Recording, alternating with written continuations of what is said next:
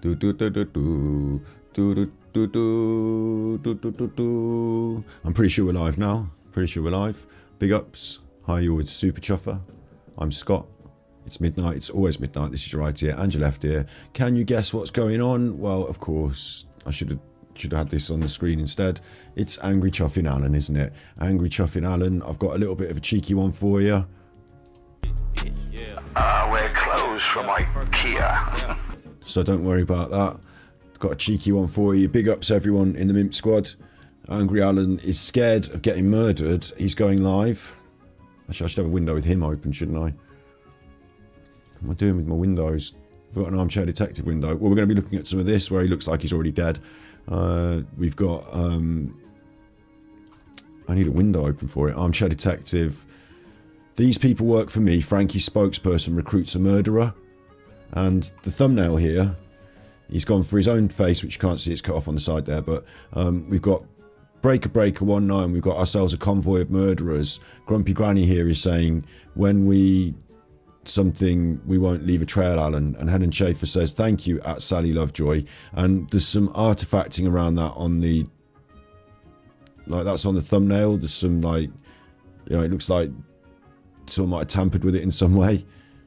It doesn't look... like, it might be just JPEG artifacts, but anyway, look, Paul Cresswell's saying hi Chuffer in chat, and then we've got one of our own mods here, Jessica, in the thumbnail, and Regardation Police has made it onto the thumbnail there. Regardation Police, that's my chat. So I thought, well, well, apparently if someone's recruiting a murderer, we might have to cover this. So Alan's going live in 20 minutes, depending on if he's asleep at the moment and if he wakes up in time. In theory, he's going live in 20 minutes. So we're live now. So have that. Enjoy that. YouTube's asking me to insert ads now. That's because I've turned off the ads in this one. You all got eggy about it last time. I didn't turn them on. It's just automatically on. And now it knows. And it's asking me to turn... no thanks. All right, chill. Although I might pop one in later. You never know. Big ups Regardation Police. You've made it into the thumbnail there. Did you see that? You made it into Alan's thumbnail. So... this one's going to be an interesting one. Of course, Alan's not live right now, and there's a couple of things. You wearing the Carson shit? Yeah. We're closed from IKEA. Yeah, and there's a couple of things that he cut out. Like, if you go to... I'm getting my windows all confused now. So we're going to get back to Angry Alan in just a second. He looks dead in this one, doesn't he, already? There's something I wanted to highlight your attention. Cats in space? Cats in space? No, that's not what I... This is genetic code and Sukhamadik, which is not Sukhamadik, right? Hang on, my calm and relaxing music's getting out of hand. That's not so calm and relaxing for me. That's all pianos and shit. Can you calm and relax me right down, please? Thank you. Much better. Space cats. Right. Genetic code is genetic code. Pathetic toad. And Sukhamadik is actually racism. It's a racist slur in a name there. And they've used a picture of Leia, Princess Leia, as if she was Asian. So these are the characters on today's genetic code. Way. Things are... she's back on the internet. As I said... I'm not buying anything that you're having to say. Ridiculous. I'm going to pull you up on the other thing, baby, if I lose contact. You know, oh, fuck, I don't have that thing uploaded. What you sent me, that was 13 minutes, was it not? Amber! I believe so. Yeah, well, I can't upload that. It needs to be 10 or less. You can't upload it. What if I just give you a link and you just share the screen, no? So why can't you upload something that's over 10 minutes long, genetic code? Pathetic toad. Whoa, pathetic toad, it rhymes. Look, why can't she upload something that's over 10 minutes long? This is one from Martin Dean. It's got me thinking. I had a look. By default, you can upload videos that are up to 15 minutes long. Verified accounts can upload videos longer than 15 minutes. To verify your Google account, open... oh, I see. Hang on, wait, but Genetic Code is surely not unverified on YouTube, is she? I mean, she's just been off YouTube for about 5 weeks, hasn't she, while her internet was getting fixed. But surely she's verified on YouTube. So I then asked Google, can you get unverified on YouTube? Is it possible for you to be unverified? YouTube reserves the right to revoke verification or terminate channels that violate our community guidelines or the YouTube terms of service.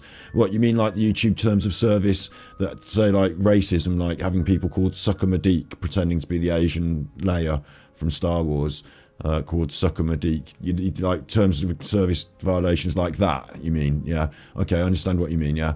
Community guidelines or the YouTube terms of service. Verification has changed over time. You may see many types of channels with different verifications on YouTube. So they can revoke verification or terminate.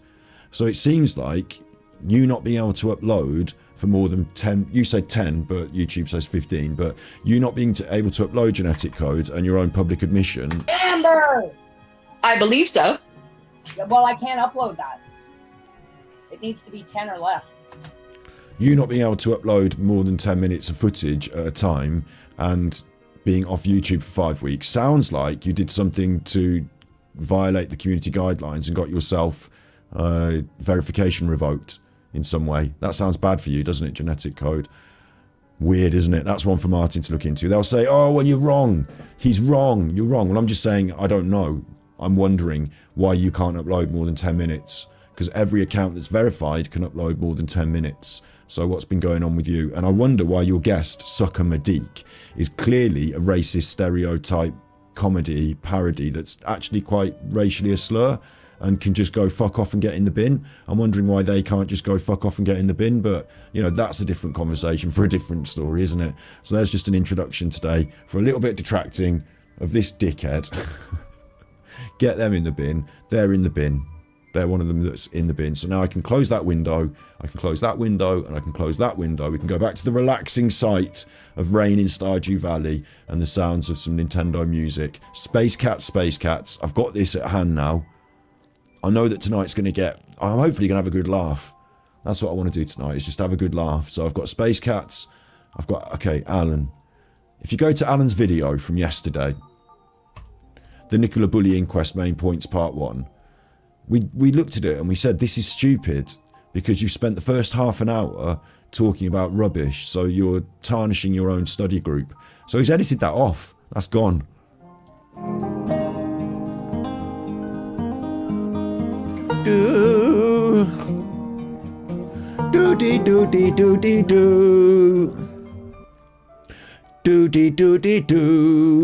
I am Hello, Alan. my name's Alan. I am the Armchair Detective. Good evening.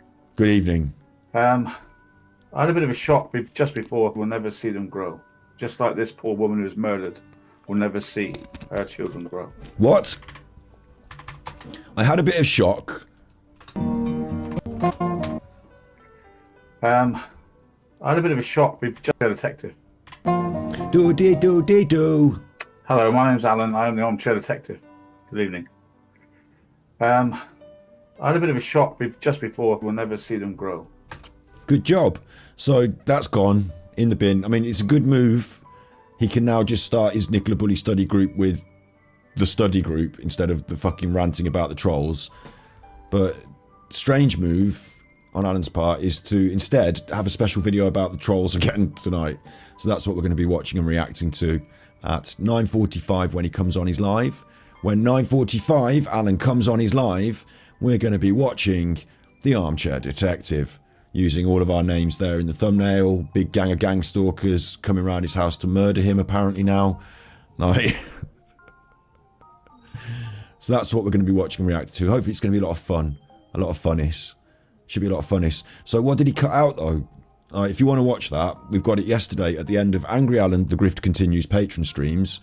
2 days ago, sorry, we did this. So this is a bit of what Alan was actually doing that he cut out. He's coming around your I'm on house. your channel. Send in the Super Chopper. Your mate, Super Chopper DM. He's coming to your It house. doesn't mean I'm excusing the violence. It means that Big D is still a friendly person. I know it with a terrible regret. Someone who hoped by speaking to strangers on a platform on YouTube might mean he could meet friends who wouldn't just see him as a killer. He could hide his past and just be normal. Whoa. Only Big D knows for sure. Big D has come to true crime. They talk about Big D's coming to your bum. murders to befriend Schaefer. Who else has he befriended? Liam? This is sick. It's sick. I mean, I'm not absolving Big D and his actions and crimes. Like, I'll give you a quick overview of that. If someone's done murders in the past, especially bad ones, then me personally, that goes against my sort of set of ethics. So it's great that they've served their time, and I think they should be able to go back into society, and they should be able to live free and successful lives. And like in general, I'm not going to be like, if I worked at the leisure centre and they came in and I was working behind the counter, I'm not going to say, oh, are you the one that did the murder? No, you can't use the gym. Like, I'm going to be like, absolutely, use the gym. Nice to see you. You know, here's your towels, whatever. You know, treat them like a respectful human being. But what I wouldn't probably do is say, I heard you did the murders. Would you like to come round to my house and have dinner with me? I'd like a nice murderer friend. Like, for me, that would be a bit of a line that I wouldn't want to cross so much. Like, I'd be a bit, bit, you know, standoffish with that kind of. But so I agree with people's ability to live their lives, and for other people that might not be. You know, they might be happy to have them around their house and have dinner with them. So that's up to other people. Everyone's free to do what they want to do and all that. And if someone's paid their debt to society, the particular murder, especially if it involves women, though, I'm particularly don't like that myself. A bit eggy about that. So I'm not a big fan of that. So I'm not going to be having it around me. Yeah. So that's my perspective on the whole Big D issue. Solved, over, done. This is all I know at the present. This is all I know at the present time. But there are some comments under this, which are interesting. Alan's panicked when he saw this stuff. I don't know what it is, but now he's hopefully finished his panic and can join us for an evening of pity, vitriol, and confusion, maybe. Yeah, that's what's going to happen. But before that, obviously, Alan's not here now. We've got 12 minutes at least. I'm still on the creaky chair. If you hear it creaking, please tell me in chat and I will replace. I'm going to replace it. I'm just going to get round to it. Talking of that, thanks for your tippies. There's the tippies link. I need to buy a new chair. Because this one creaking and annoying me. But don't worry, I've been saving up the tippies. And of course, though, it is like, you know, my job here on the internet. Thank you. I work for Google. So if you could tippy me and I'll pass on to Google nothing, and I'll keep the tippies if you tip me through the tippy link. Thank you. So yeah, we're going to wait for Alan. But before that, anything can happen on Fantasy Island. It certainly can if Alan's running the show. So let's have a little look. Anything can happen on Fantasy Island. What the fuck? It's fucking loud on Alan's Fantasy Island, I'll tell you that. It's loud. He hasn't got the nice island background music. That's me with the background music. This is Alan. Morning, campers. Welcome to Juju Island. The plane. How are you? So this intro sequence, which I did sort of skip.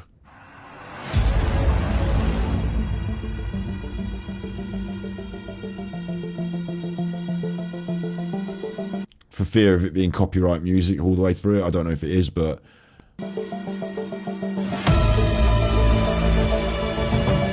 And it's got all that, you know, stuff in it. It's simple to start making fascinating discoveries about your family. What? Shut up with your adverts. Why do I do adverts now? Come on. I think it's the lighting. I'm not really as white as this. You're not? Juju Island. The plane. How are you? I'm still looking pasty white. I don't know why. I think it's the lighting. I'm not. He does look dead, doesn't he? Have you seen Weekend at Bernie's? See, now you can't listen to it with no background music. So now, here's the background music again. Thank you. It looks like he's... like we're doing the murder today's like Alan's scared of being murdered. So isn't it appropriate that I found a video of him where he looks like he's already dead? He's not on yet. 10 minutes. Not really as white as this. I never looked so white in my life as on this new house where I live, where the lighting's like, look how white. Anyway, good morning. What's with the shirt? What's with the Bond villains in the background? I'm hoping Nikki survived the night. I don't know. She was talking about jumping in the shark-infested water and ending it all to me yesterday. So I don't know how we're going to talk around. We need to talk her off the ledge. I think her cheese is sliding off the cracker. What? We need some therapy, Nikki. Who? She's still in the stockade at the moment. He's not talking about Nicole Kessinger, is he? That's from the television show Fantasy Island. They're not Bond villains. What do you mean? That one's...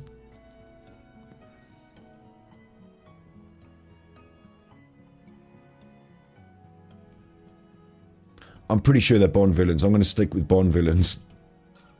No, you might be right.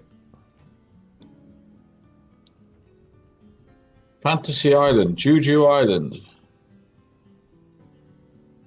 Weekend at Bernie's, mate. Just letting you all come in. We do a roll call in a minute.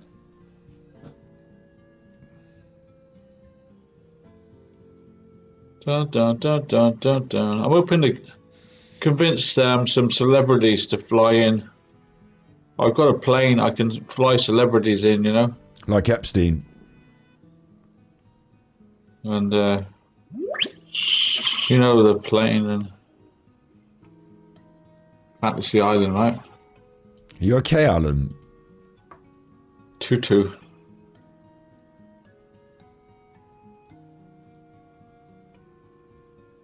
Smiles, everyone.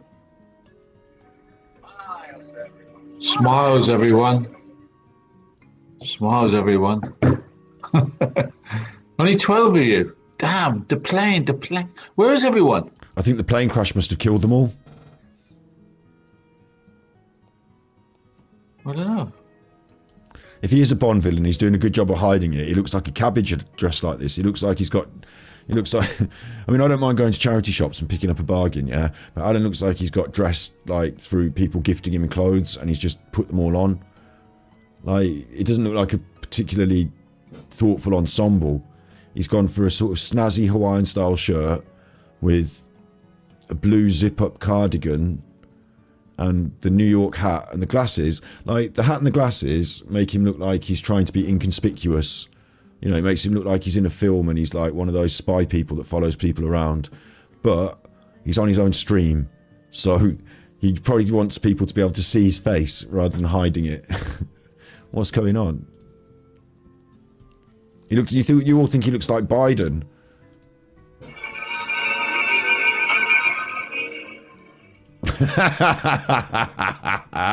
On cue. You all think he looks like Biden. And there he is on cue. You wearing Lacoste shit, bitch. Yeah. I wear clothes from IKEA. Yeah. I wear clothes from IKEA. Did he?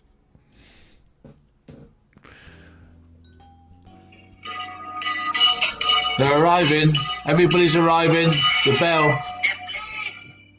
The plane. Is that off Fantasy Island then? This bell and the plane? Is this something off Fantasy Island then?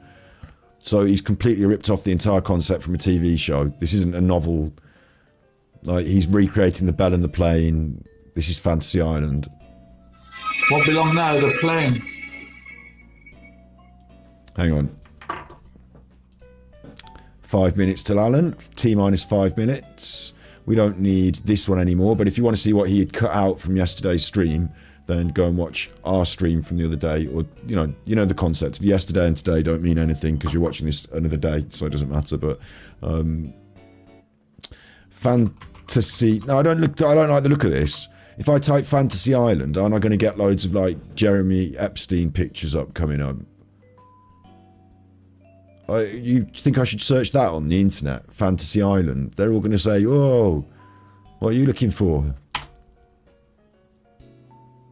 I certainly wasn't looking for a fucking go around a Skegness roller coaster with a bearded fella. Oh, here we go, look. Okay. Shush.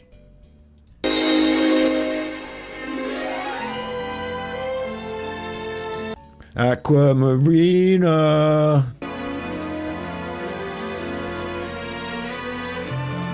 Aquamarina.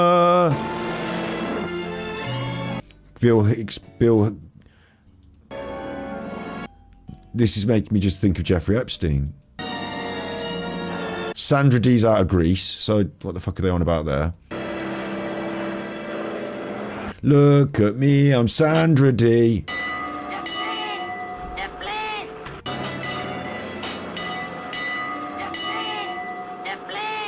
Why would you, like, I'm not being funny, but why would you need a guy in a tower with a bell to ring a bell?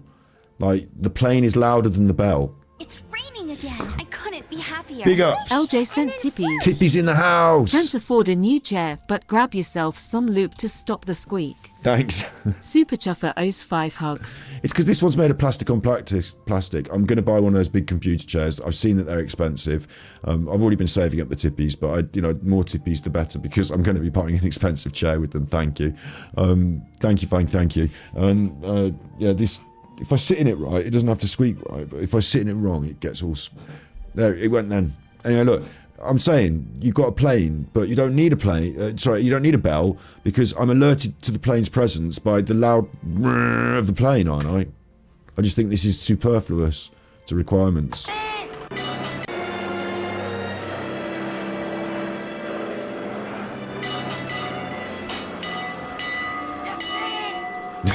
Big ups, Chris Stones. The plane. Clinton's on the plane.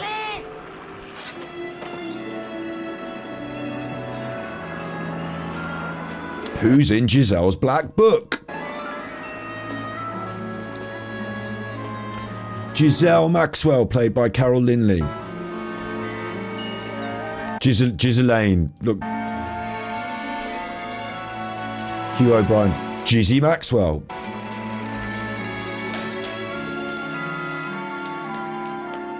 He's running. It's because he had to run down from the fucking bell tower. I wouldn't be having that. I'd be like, listen, I'll start ringing the bell from down here from now on. You don't need a tower for that bell. You're only down here. Why don't I just come and tell you the plane's here? Well, it's only you and me. Why don't I just come and tell you? Having me up the tower ringing a bell. He's fucking me about. Arriving on time. And who's done all this woodwork? Is it an architrave? This looks just like Epstein stuff. They had stuff made of wood. To the second. They always do. And you always act like it's a miracle. My dear Tattoo. My dear Tattoo. Right, okay, so this is all off the tellies, right? I've had enough of this now. That can go right in the bin. I've had enough of that. Let's have this one more time. From IKEA. Damn, you wearing Lacoste and shit, bitch. Yeah. I wear clothes from IKEA. Yeah. I wear clothes from IKEA. Right. He's not on for 1 minute 30, but when he does, Paula Parkinson, will I be buying an armchair? Thank you very much for the £5 super chat. I certainly will not. I plan to buy. People can argue. They've all got their own opinions. Right? They've all got their own fucking opinions. People say you should have a computer chair, like a special computer chair. I think a chair that was designed for office use. And when I'm talking about that, I don't want one that looks like an armchair, no. I want, because I'm going to sit in it a lot, and it's like, I want the ergonomic office chair that's for like, you know, I don't want all padding. I don't want it to look like a fucking race car. I just want like this sort of design like that looks like you would get if you were, you know, what's the thing? When you work, there's a job where you work with humans and the way they interact with objects. It's not just ergonomic design, but there's a name for it. Occupational therapist. I want the one that an occupational therapist would suggest. I want one that will just like support my back, not squeak at all, and like be good for my posture while I sit there for hours on end. That's what I'm looking for. Not something, I don't want to get something with fucking speakers in the side, and I don't need it to be a big leather armchair. I just want it to be supportive and functional. That's the word, functional. So that's my plan for that. Now you know my chair plans. We're waiting for the armchair detective. He's officially late. So until he turns up, we've got this. Listen. It's raining again. I couldn't be happier. Swish! Thank you. Sent tippies. Thank you. Love you, Scotty. Thanks for making my afternoon. Thank you. Super Chuffer owes 10 hugs. Afternoon. We're going to have a nice chill. Is it Sunday session today? It is, isn't it? Nice chill Sunday session. I'm going to make sure today's a laugh. I'm not going to get eggy about Alan. I'm not going to have him drag me down. Big ups Carol Haskington with the £3 super chat. Everyone's chipping in for the chair fund. Like, this is all good in the hood. But yeah, I do spend the tippies on stuff to make like things for the streams better, really. And a chair can count, okay? A chair can count. You know, a keyboard with wrist support. I've got a callus starting there. This is not about me, but look, you can see it, can't you? Like a red part of my wrist where I'm on with the mouse a lot. Yeah.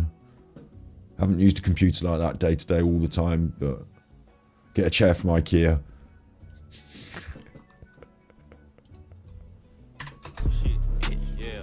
We're closed from IKEA.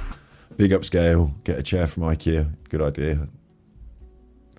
If I have to put it together and it squeaks, it's going to be a nightmare.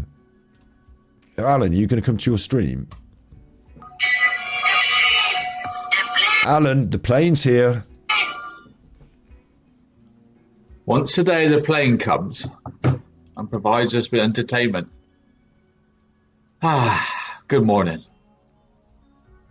Has anybody seen Robbie? I'm a bit worried about him, but he has posted a message on the island message board that he's at live, and he was kidnapped by some gay yacht or something. I don't know if he's going. I'm sorry, what? Message on the island message board that he's at live, and he was kidnapped by some gay yacht or something. I don't know if he's going to get away from that. I couldn't be happier. Sharon Wilkinson sent tippies. Thank you. I Scott towards the chair. Thank you. Super Chuffer owes 3 hugs. Thank you. Chair fund. I'm not making it an official, like, I haven't got an official totalizer for the chair or nothing, but I'm grateful for the people that are offering me some money to help with the buying of the new, because this is not acceptable, this squeaky business, is it? And the other chair over there is a salon chair that tilts, and my sister wants it and she can have it, and like, yeah, we're getting a new chair, it seems. A gay yacht. I'll have a new chair on my gay yacht. Yacht or something. Was kidnapped by some gay yacht or something. Was kidnapped by some gay yacht or something. I feel like I'm turning into regardation police, and this is just Alan talking his actual normal stuff, apparently. But if you want the best comedic edits, make sure you get onto regardation police's stuff. I really find it quite funny. But I feel like Alan is doing his own regardation police here. Kidnapped by some gay yacht or something. I don't know if he's going to get away from that. But I'm more worried, to be honest with you, my biggest worry is poor Nikki, right? Why is everybody called Nikki in this world? That's another worry. Big worry. I'm sorry, what? Anyway, I just better warn you, there is a weather warning today on the island. I wouldn't want anybody to get hurt, you know. So, is that threats? Gay cruise ship, yeah. Gay cruise ship, yeah. There is a weather warning, so just to warn you, something might happen today on the island. I wouldn't like anybody to get hurt or anything. So I'm going to give you a lesson in survival, to the okay? Armchair Detective channel. Well, I better not, in case it doesn't rain. But I'll tell you what, let's go through some things to entertain you. Some ideas. Now, I'm hoping now that you're starting to get some ideas on what it's like living on the island, and you're starting to build shelters and fires, and you're splitting into little groups. Help. Where the victim needs a voice. You've got your little groups now, you know, and you're starting to get leaders and delegates and stuff like that. Here he is. I was chased out the cave by a crazy mass killer. It's exactly like, it seems to fit perfectly, doesn't it? Thank God for the gay cruise line that picked him up.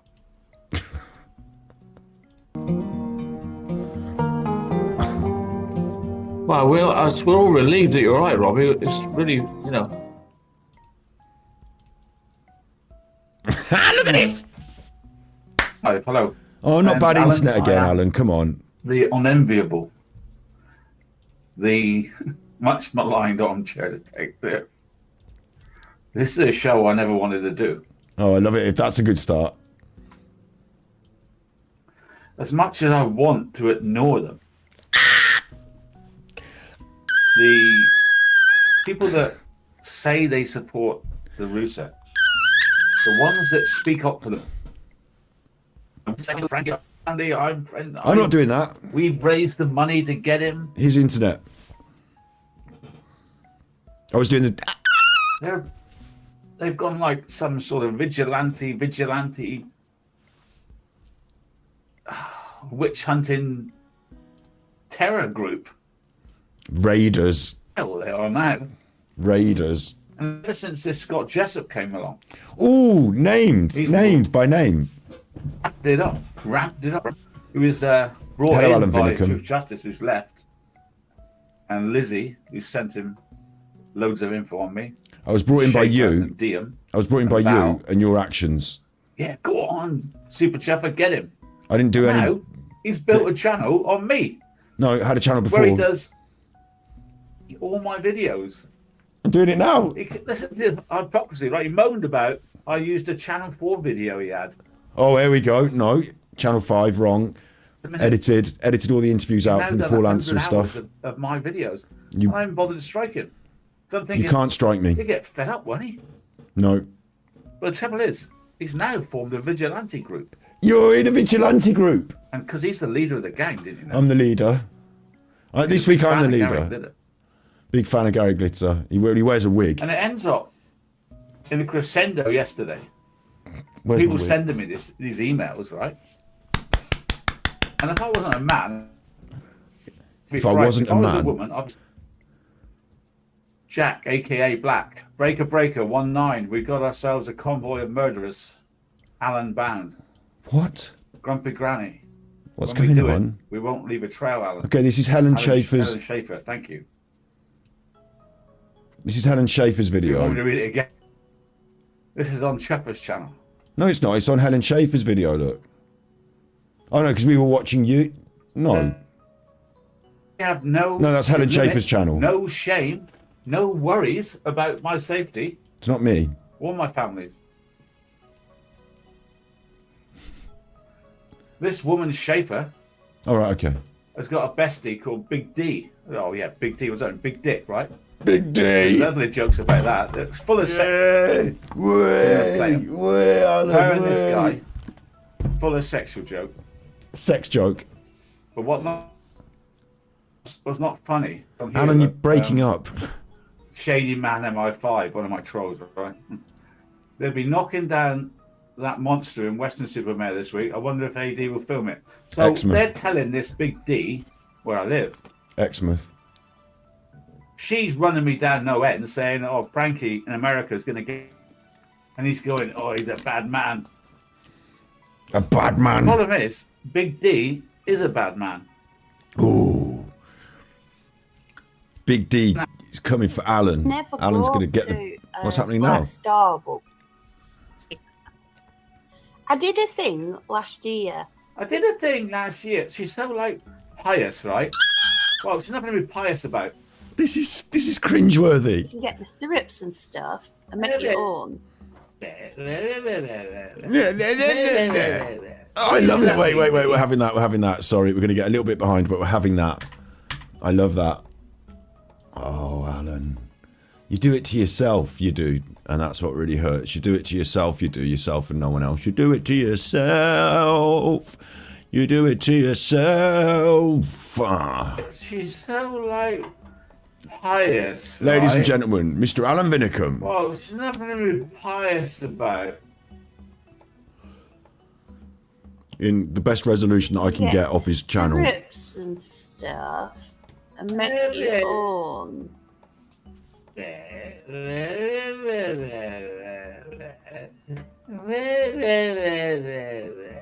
What is that, Big D? So I got... Brilliant. I mean, he's so childish. Big D. He's so childish. What is that? He's got no intellectual comeback here. He's just and he looks like a a withered old fruit, doesn't he? Like, not being ageist, he looks like you know when people are villainous in fairy tales and stuff, and they get bitter and like, you know, he looks like a shriveled bitter lemon, doesn't he? Like he says, I dehumanize him with the thumbnails, but if I took a screen grab of that and just bumped up the colour a little bit, look at him. Look at him. Welcome to Alan's stream this evening. We're not doing the Nicola Bully study case tonight. Instead, I've got a special edition of as my comeback to whatever the fuck this is. What is that, Big D? Big D? What do you mean, Big D? So I got some. Yeah. Where's Big D then? Let's have a word with him. Can you, Alan? You're going to speak, Big D? And what they've done is they've sprayed it gold or. I want to hear his voice. I want to hear his voice. Does all the work. She's doing all the talking, right? Shopping. Helen's channel there that we're watching. What's that? He's got his buffering problems. I'm not materialistic. Not materialistic, no. No. You're right, Alan. You're trying to get me murdered, don't you, Schaefer? They are Mantat presents. Trying to get me murdered. Let him speak, for God's sake. Plug socket vacuum property. Did you get this planned out and ready, Alan? Because it looks like you're not prepared. I want to hear his voice. Have you seen that Molly Galatly video? Nancy swung by. Hang on, Alan. Nancy swung by. Susan Naylor there with the £10 super chat. Big picture of a foxy with a little heart. Thank you very much for the super chat, Suzanne. Big ups. Top of the leaderboard. Thank you. Big super chat there. My Nancy. Can't find him. Daughter Georgia about. I can't find him. Say a word. Said, you know, What's going on with his internet? Why is his internet so bad tonight? Is he downloading some dirty porn? He's not saying a word. But you will notice, she's the one. I'm the one. Got a channel to bring me down because I was earning the super chat. What? You're making money at a murdered family? So are you. You're using the Ruseks. You're piously using their name, using your spokesman for the fund, using them to get what? Money. Monies. And you. Are you all right, Alan? You see, you're freezing up. you Dark Angel. That is you. You're boring. You're boring. That was. You got to wait. Guess you won't even let me speak. You won't even let the guest speak. Ugh. Alan. So I think what we need here then, Alan, right? Big ups, Austria calling. Asia Save Horses. Big ups. Austria calling. He's streaming me in another window with closed captions, so you can see what I'm saying. Alan, you dickhead. Alan, you dickhead. Alan, you dickhead. Alan, you dickhead. That'll come across now while he's doing his streaming. I'm a little bit behind him now. I need to speed up and get up to him. But I did really want to highlight. Thank you, Asia Save Horses. Got another super chat, Alan. Jackie sent tippies. It's my Nancy. I want to be Nancy too. No, my Super team of chat for Nancy's. 10 hugs. Thank you. I think it's at the point now, if Alan wants to have a debate in some way with Helen, doesn't it? It seems like he wants to have a debate with Helen. Is it that he's ripping off our style of content as well? Is he playing her stream and pausing it and talking about it? Is that what he's doing? And doing a critique and commentary? Because his critique and commentary seems to be lacking in some aspects. But if this is what he wants to do, this is good. I like it as a step forward because we're one step closer to having a stream together talking about it. Alan, if you've got a problem with Helen, why don't I'll have Helen on the show, I'll have you on the show. You can have 10 minutes, she can have 10 minutes. You can work it out. I'm going to get flack for this, but how many pedestrians have women drivers killed, for example? Oh my dear! Just go there. I think there's just one other male in chat. The male in chat. Yeah. So there he is. Who's gone to The bed? famous Big D. But sorry for the mo. What's sitting on top of the freezer? Murderer. I can't hear it properly, Alan. Murderer. Is that? Have you got proof Allowed of on YouTube. It won't be. I guarantee it can't be close. that? Have you got any proof? I thought he was going to come out and he was going to be like, I've got this evidence and I've got this thing and I've got these documents and this is what he's done and this and that. But no. Powdered up. So Let me tell you something about having a guest on, Helen. he says, let me explain that. I wore a dress as a challenge. You're allowed to let them speak, Helen. Well, Dark Angel said you can make a good few. Good grief. Is it going well, Alan? Yeah. This seems to be going badly. I don't think I'm... Alan, your show is bad. He's a If murderer. it's coming up on closed captions. Okay. Alan, your show And is these bad. people in chat are hating on me. So, right. Meg, Is it going well? Because it's from our end, Alan, it's like a disjointed mess. It's hard to react to because in a dress. I'm not getting any coherent points. Trisha keeps having a go at me about... Okay, so that's Okay, right? so that's introduced Big this first D, character, Big Big Dick, D. right? We've, Oh, int- very fun. we've introduced Big D by not. We heard his voice very briefly, and I couldn't really hear what he was saying. Funny, big dick, yeah. And they sorts of sexual jokes I won't even. Oh, and if Alan is trying to do what we're doing and he doesn't have he's bottlenecking his bandwidth, he's not going to be able to do it, is he? Like, I don't know if Alan understands what he's doing with his internet, but he's got real problems tonight. We're trying, he's broadcasting in 720, we've got it set to the highest quality. My internet is running powerful. You can tell because I'm not glitchy and, you know, herky jerky. I'm coming through nice and streams nice. Alan himself, I can tell you about. not. I know I had David Carter on here, who was a sex pet. What? I wish he was in full glorious 1080p while he confesses that he had a sex offender on his show. I know I had David Carter on here, who was a sex pet, Sex pest. but we told you what he was. This bloke. It's not just that you told them what he was, it's that you gave him a free pass and said that it was fine, and like, you know, you found yourself to be on the side of having a relationship with a 13-year-old girl to be absolutely acceptable in your eyes, Alan, and that you suggested some of your people should write him as a pen pal while he's in prison for doing his sex crimes. Like, Is a different league. here we go. Gazette and Herald. David Kimber. This is what I thought he would 4.5 do. years in prison for being found guilty of murder next year. After the jury decided the killing of his common law wife, Mary Bettinus, was manslaughter. After a week-long trial before the jury in Bristol, which is just up the road from me, 10 miles away, Helen rejected the charge that Kimber had murdered and had changed it to manslaughter. Unemployed Kimber, 30 at the time, he's now a lot more. He lived in Dividers. He tried. He says his wife provoked him, and that's why she's dead.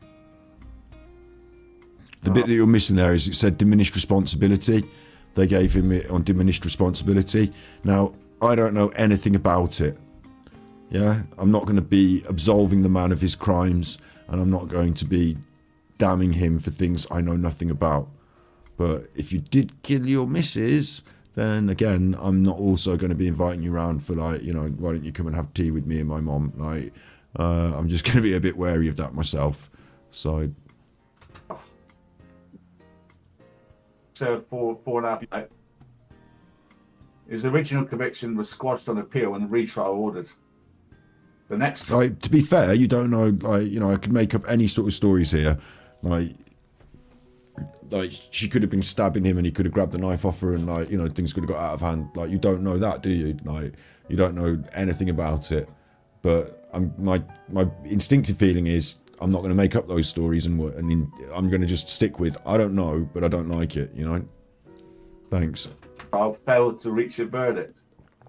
Last week, the court were told the couple, who had been together since 1983, had split up in 1997. The following month, Miss Bettinus was born and brought up in Swindon, returned to live in a flat in Eastleigh Road until custody of their baby daughter, Sarah Jane. Miss Bettinus' son, Daniel, who was 8 at the time, were determined. There's 2 children in the house. It's a bit of a move, this is, right? If Big D's watching this, you know, I'm not on the side of anyone here in the Big D trial. Like, I've got nothing to do with any of that, yeah? But it's a bit weird of Alan to be bringing up this guy's past and, like, airing it like this. Like, we talk, like, Alan's a true crime YouTuber, isn't he? So he can cover true crime, can't he? But the way he's sort of decided to cover it today by a particular person who's in a chat and to bring up their crimes on the stream, like, you would think if you were the man that had done this, you know, if you were this man, and I don't know that this man is Big D or anything, I'm just going on what Alan's saying, but if you were, you would see that as quite an insult, wouldn't you? 2 children. The couple had been locked in a bitter custody battle, and the day before Miss Vitinis was killed, the couple had been to a custody hearing in Dividers. But they still live together, which is... It was in the early hours of March the 5th that she was fatally stabbed. Kim... I mean, it sounds bad to me, that does, doesn't it? Again, like... I'd have to hear the cases, wouldn't I, to make a reasonable judgment, but my instinct is to be on the side of fucking hell. Like, that's bad. And in a bid to stop the argument, he got a knife... It may have been 25 years ago, right? And someone, to just take the comment in chat there, and someone may have served their time. So if that's the case, you know, what, you know, the judiciary system, I have to defer to the judiciary system in some ways and say, like, as a societal person myself, I can just allow them to live in, you know, allow them to get a job, allow them to live somewhere and do their life, yeah. But do I want them as part of my life, you know, as a close personal... You know what I mean? There's like different levels of society and who's close to you. Like, no thanks, not for me. So it's a bit of a... Like, I think we should have a big episode on crime and punishment one day with Steve. We're going to do a really good one tomorrow about cults. We've got some more stuff about cults tomorrow, but yeah, it's a big interesting topic. Trisha, big ups Trisha Gelder in chat. She says he's making the lady's death about him. That's true, isn't it? This whole thing, all of this, is to whip up the idea that Alan might be in some way at threat or subject to threat. So it's strange that he doesn't have any air of compassion about this. Instead, it's condescension and anger. AUD bot sent tippies. Big up. Towards your new chair, Big S. Thank you. Big loves Red Heart Hash. Thank you. Big ups. Super Thank you. Chuffer owes 3 hugs. Thank you, Wardbod. Thank you. It is really interesting that his attitude and like, that's what I mean. Like, is that as well? Like, you know, this choice is to bring up this guy's past in this way on his channel, and these stories have some, like, there's victims involved. There's sensitivity that you might want to consider before you talk about these stories. Alan has none of that. This is weaponized for his own purpose. From the kitchen and returned with it to the living room. 2 children in the house, right? He said he lunged at Mr. Tennis with a knife. In fact, 2 children in the house, right? So some of the aspects, like the children, are being... I believe I've said this about Alan before. Like, the children there were weaponized so that you would feel more angry about the acts this man committed. And I'm not happy with the acts this man committed. Like I said, I'm not down with that. I think that's totally in the negative. Like, no thanks, not for me. But Alan, instead of saying there's 2 children in the house, God, they must have been worried. Imagine what it would have felt like to be the children. This is terrible for them. He said, there's 2 children in the house, isn't it? So you should be more angry now, shouldn't you? Because there's children, like, they're another one on my tick list of things that make these women angry. Like, do you know what I mean? In an effort to scare her and to stop the row, but he cut her wrist. She signed for it, it's my words, by saying, you've lost the kids. This deemed provocation by the jury. Provocation. I'd have said a lot more than you've lost the kids, wouldn't you? That's what she said. And for that, she turned and tried to get away. There's absolutely no acceptable reason to draw a weapon on a loved one. This is my opinion. There's absolutely no acceptable reason to draw a weapon on a loved one. And it doesn't matter what someone says to you who loves you and how much it might hurt. You have to just sort of accept the things are being said and not turn it into some violent conflict. That's not acceptable in any circumstance. That's my opinion. So that's why I would say people who have been, you know, doing that are not my big friends. He remembered stabbing her in the back after she'd gone into the hall. What the fuck? After Mr. Turner said to him, Orianthe sent tippies. AD should leave this alone, but he can't. Great show. Super Chuffer owes 3 hugs. Thank you very much. Orinathi. I can't say words. Thank you very much. I was thinking we were going to have a good laugh tonight, but Alan's going dark. It's just like weird now. I'm just going to settle in for the ride. Definitely loves the kids now. Squeak a Afterwards, he chair said all he could night. not remember anything else until she collapsed and died in the kitchen. We only have his word for it that she made a horrendous threat that you won't see the kids anymore after he plunged a knife into her back. She provoked him by saying you won't see the kids. That was his storyline. This is domestic violence on a grand scale. After the jury's verdict, Neil Ford Kimber's defence counsel told the court David Kimber is by nature a shy, retiring, and a potentially non-violent man. It's raining again. I couldn't be Alison happier. Fox sent tippies. Hiya Scott, me and my mum watching you whilst having a girly night. She's now a fan too. Big ups. AD Weirdo. Super Chuffer owes 3 hugs. Generational detractors. Big ups. Nice to have you on board. Danger to the public. It was a danger to his wife. He stabbed her in the back 8 times. Oh, yeah, Alan, yeah. Justice Hallett said, I appreciate that life has become very difficult for you and Maria in the weeks before her death. No, weeks before her murder, Judge. I appreciate this is a result of you being very unhappy. Good grief. But what you had to put up with, there's no more anybody all over the country put up with. You reacted by stabbing a woman 8 times in the back. Raining again. I couldn't be Jojo sent happier. tippies. Here's a tippy to make Alan jealous, Scott.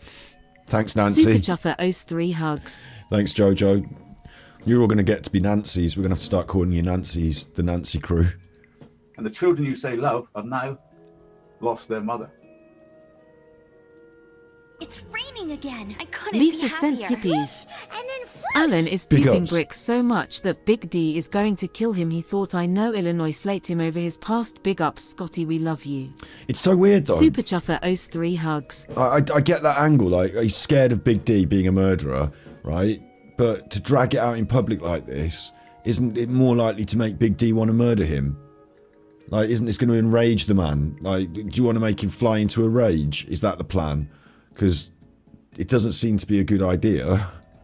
I shall, of course, be true to the jury's verdict, but I did note that the provocation in this case is not of the gravest kind.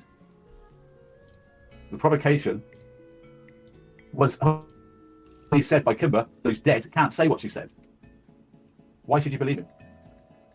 It came after you fetched a knife, which you lunged at Maria, cutting her. It was only then that she uttered the provoking words that you have lost the children. You call the police. Wow, no wonder he killed her. Fancy her saying that? Before said he'd taken into account Kimber's remorse and his admission that he killed her. Wow. Great. Her mother, Georgina Wallace, said she did not wish to comment on the verdict. She's too busy bringing up Mr. Taylor's children in Oxfordshire. Kimber's parents visit the children. After the verdict, Detective Inspector Paul Jennings, who led the investigation, said, I accept the fact. There was no doubt there was a frenzied attack on Maria. She would have experienced severe terror in the moment Kimber came at her with a knife. This is not very nice, is it? Maria's family have been terribly affected by her death. The children have lost their mother and father. Kimber's family are also victims. How are we going to have a laugh about this? Experts, meanwhile, could have conflicting views. Only Case against David Sunday. Kimber by 2 experts. Psychiatrist Robert Reeves and Dr. Elaine Wilkinson gave conflicting views of Kimber's state of mind at the time he killed Maria in March 1997. Dr. Reeves, a defence witness, examined Kimber in prison 7 months after Maria was murdered. They say killed, I'm saying murdered. He believed at the time of the killings. So now you're going to go into slander and libel, like official, because this man's had a verdict. So you can say what you want on the internet, of course, free speech. Yeah? But now you're reading out the fact that you've learned of his legal verdict, that he didn't officially murder her, it was manslaughter, but you're going to call him a murderer anyway. I mean, it's interesting, it's a point, it's a perspective, it's a point of view.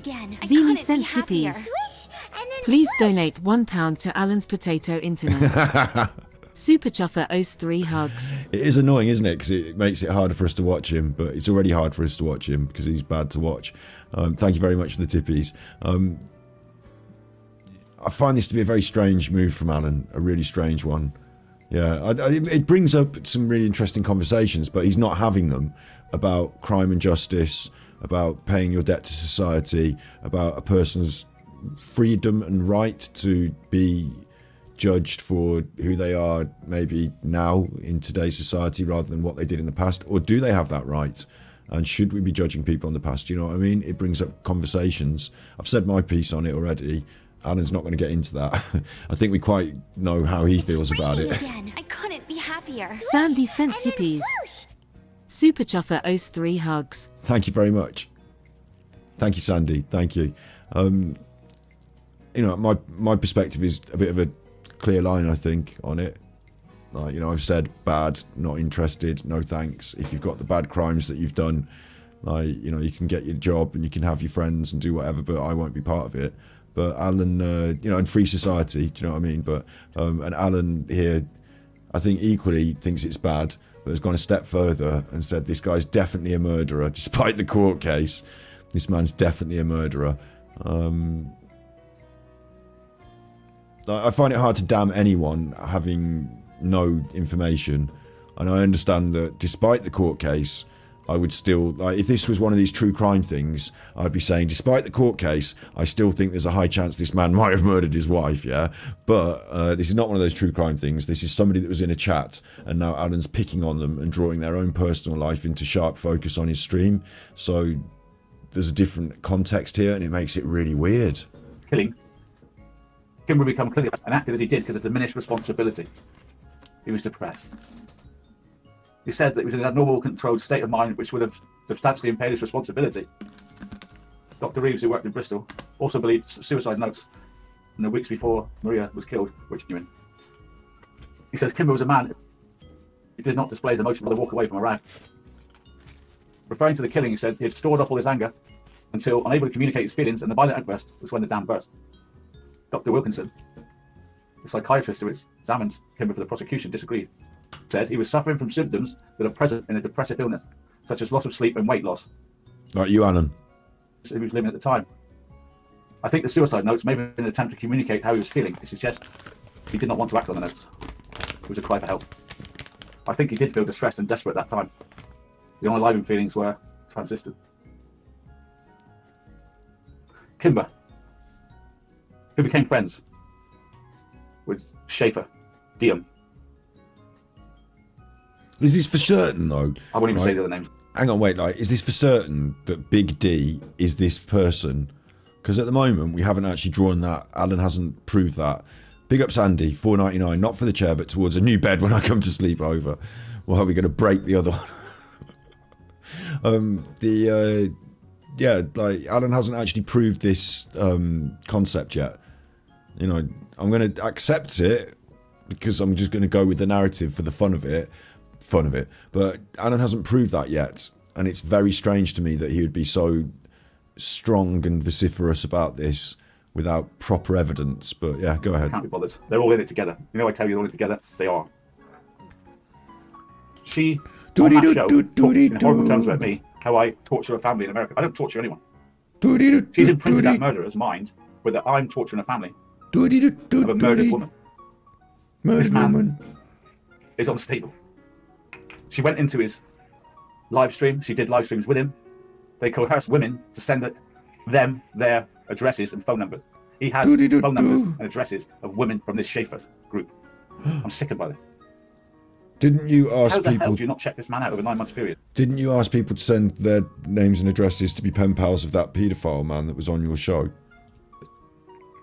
How come he know all about me, but they can't check out this Kimber? Bristol. I'm in Bristol. And they're telling him what a terrible man.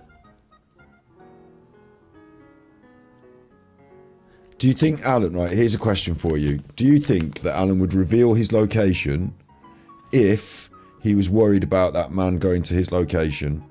So the poll in chat will be, do you think Alan lives in Bristol? Start a poll. Where does Alan live?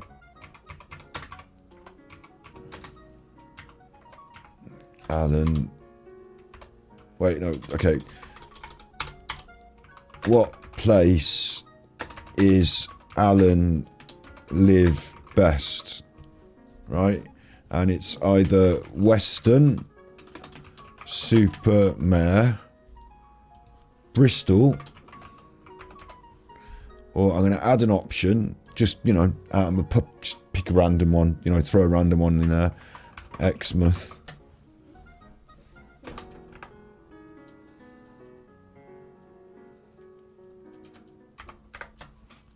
Just around, you know, just throw a random one in there. So you can pick which one you think it is on the poll, which places Alan live best.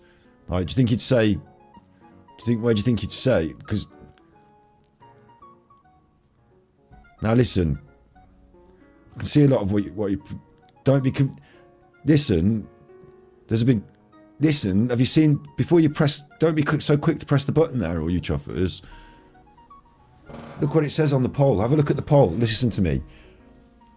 Does he live in Weston-super-Mare, Bristol, or Exmouth? Does he live in... Listen, does he live in Weston-super-Mare, Bristol, or Exmouth? Exmouth. Shocked about your poll. I'm shocked with your poll. Thought I'd given you enough. Look. Anna. Thanks, Ellen. Spokeswoman for Frankie. Now I want the Ruseks to hear this. Mrs. Rusek especially. This is Mrs. Rusek's channel, Sandy's Kitchen.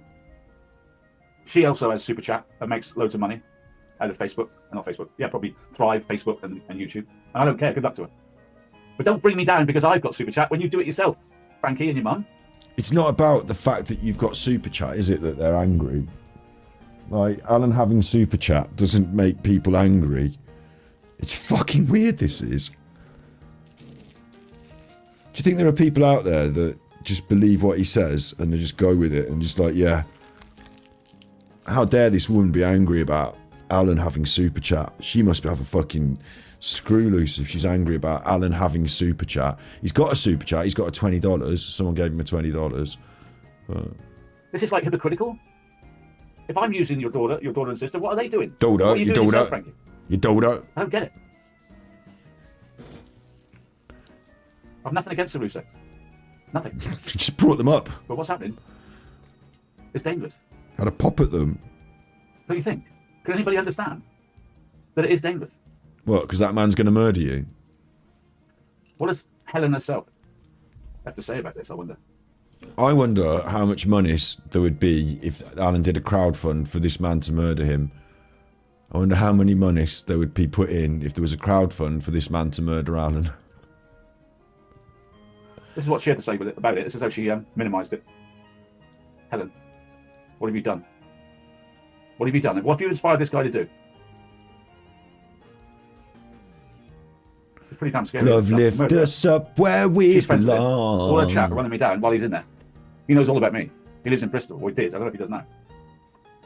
So she says, I've been thinking a lot about what to post about this subject. On hearing someone I knew as a friendly, funny, down-to-earth person committed a horrible killing 25 years ago. That's all right, it's 25 years ago. She didn't say it's all right, it's 25 years ago. She's stating the facts in her thought-out post. Let's hear it. It's a shock. Big D wasn't a close friend, but we previously paddled on each other's channels and commented on each other's posts a lot. Just by looking at a person or speaking to a person, you can never know what they're capable of. Are we truly aware of what we're capable of ourselves? What's that an excuse? I think I remember Dave, what's he called? Dave, I know his name. Big D once said he didn't drink anymore. That speaks volumes on regret. His crime was committed under the influence of alcohol against his ex-partner and left 2 young children without a mother, as I've just told you. The courts declared it manslaughter. It was a terrible, violent act that affected numerous people, but is it forgivable? Here she goes. Sanctimonious. He's God now, she can forgive him, right? For me, other people can forgive him. I'm not, like, you know, make that forgiveness with God, but don't come around my house, like... Quite happy for you to have your own life, and if I was, like, I'd be polite to you and pleasant to you, but that inner circle level, not for me, really, if you've done that, like... If it was someone I already knew and loved and they did something extreme, then I'd have to have a much more... I couldn't be happier. Swish and then whoosh. Big ups. Body Sculpture sent tippies. Big D is landing down to break his back doors in. Then has gonna whip out his tool and whiplash him across the face a few times. And leave a pair of tram lines down the side of his cheeks for future reference. Don't mess with the D, armchair predator. Super Chuffer owes 5 hugs. That was the most scariest, threatening tips I've ever had. Thanks very much for that. But yeah, like, you know, I've made my case very clear anyway, haven't I? But Alan, yeah. I think Helen's going to forgive him. How does she counteract forgiving him? Everyone, I do know that Sandy Rousek. Right. Also, if someone joined a church and they got forgiven, and like the church people were nice to them, and like, you know, like that's up to them and the church people, isn't it? Like, they're not in my church, so I can't really complain about it. But in a way, maybe I could. I don't know. Like, it's all throwing up really difficult, confusing ethical conversations which thankfully I don't have to have because none of my mates have done a murder. Forgiving Chris Watts. Now she's using the Rouseks again. She's already built a channel on the Rouseks. Now she's using Sandy as a way that she can forgive Big D. Even though Chris had mercilessly slaughtered her only daughter and grandchildren, she still found the strength to forgive him. They knew Chris before the crime and knew him as a lovely to the family. They can't ever forget his actions, but they can forgive. The Rouseks have way more to forgive than I have any right to with Big D. Let that sink in. Big D hid this aspect of his past. I think most of us probably would too, if we'd been in that position. Does that mean he is fake or just ashamed? Oh, he's probably ashamed, isn't he, Helen? We can forgive him because Mama Sandy forgave Chris, so we can forgive Big D, can't we? He stabbed his wife in the back 8 times with 2 children. The thing is, you're not going to come forward when you first meet people and say, oh, hello, it's me. This is the worst thing I've ever done, and it kind of taints my life. Would you like to, you know, be my friend? Like, they're going to say, what the fuck? So, like, meeting people on the internet and talking in chat, and this goes for all of you in chat as well, who are nice people in the main, I assume. But, like, you know, just everyone has to be a little bit careful, don't they, on the internet? But, like, it's why also meeting people on internet in chat and just, like, having to be judged as a chat name and not an entire lifetime, and, you know, to be able to do that might be quite freeing for people. So, like it's interesting, isn't it? There's loads of interesting ways to think about that, about how people in chat can be themselves without guilt or taint in a way, but whether everyone else would like, you know, things to be flagged socially is a different question, isn't it? There's really interesting conversations we had. We're not having them. Alan's just well cross. The house, in the back. Can you get more cowardly?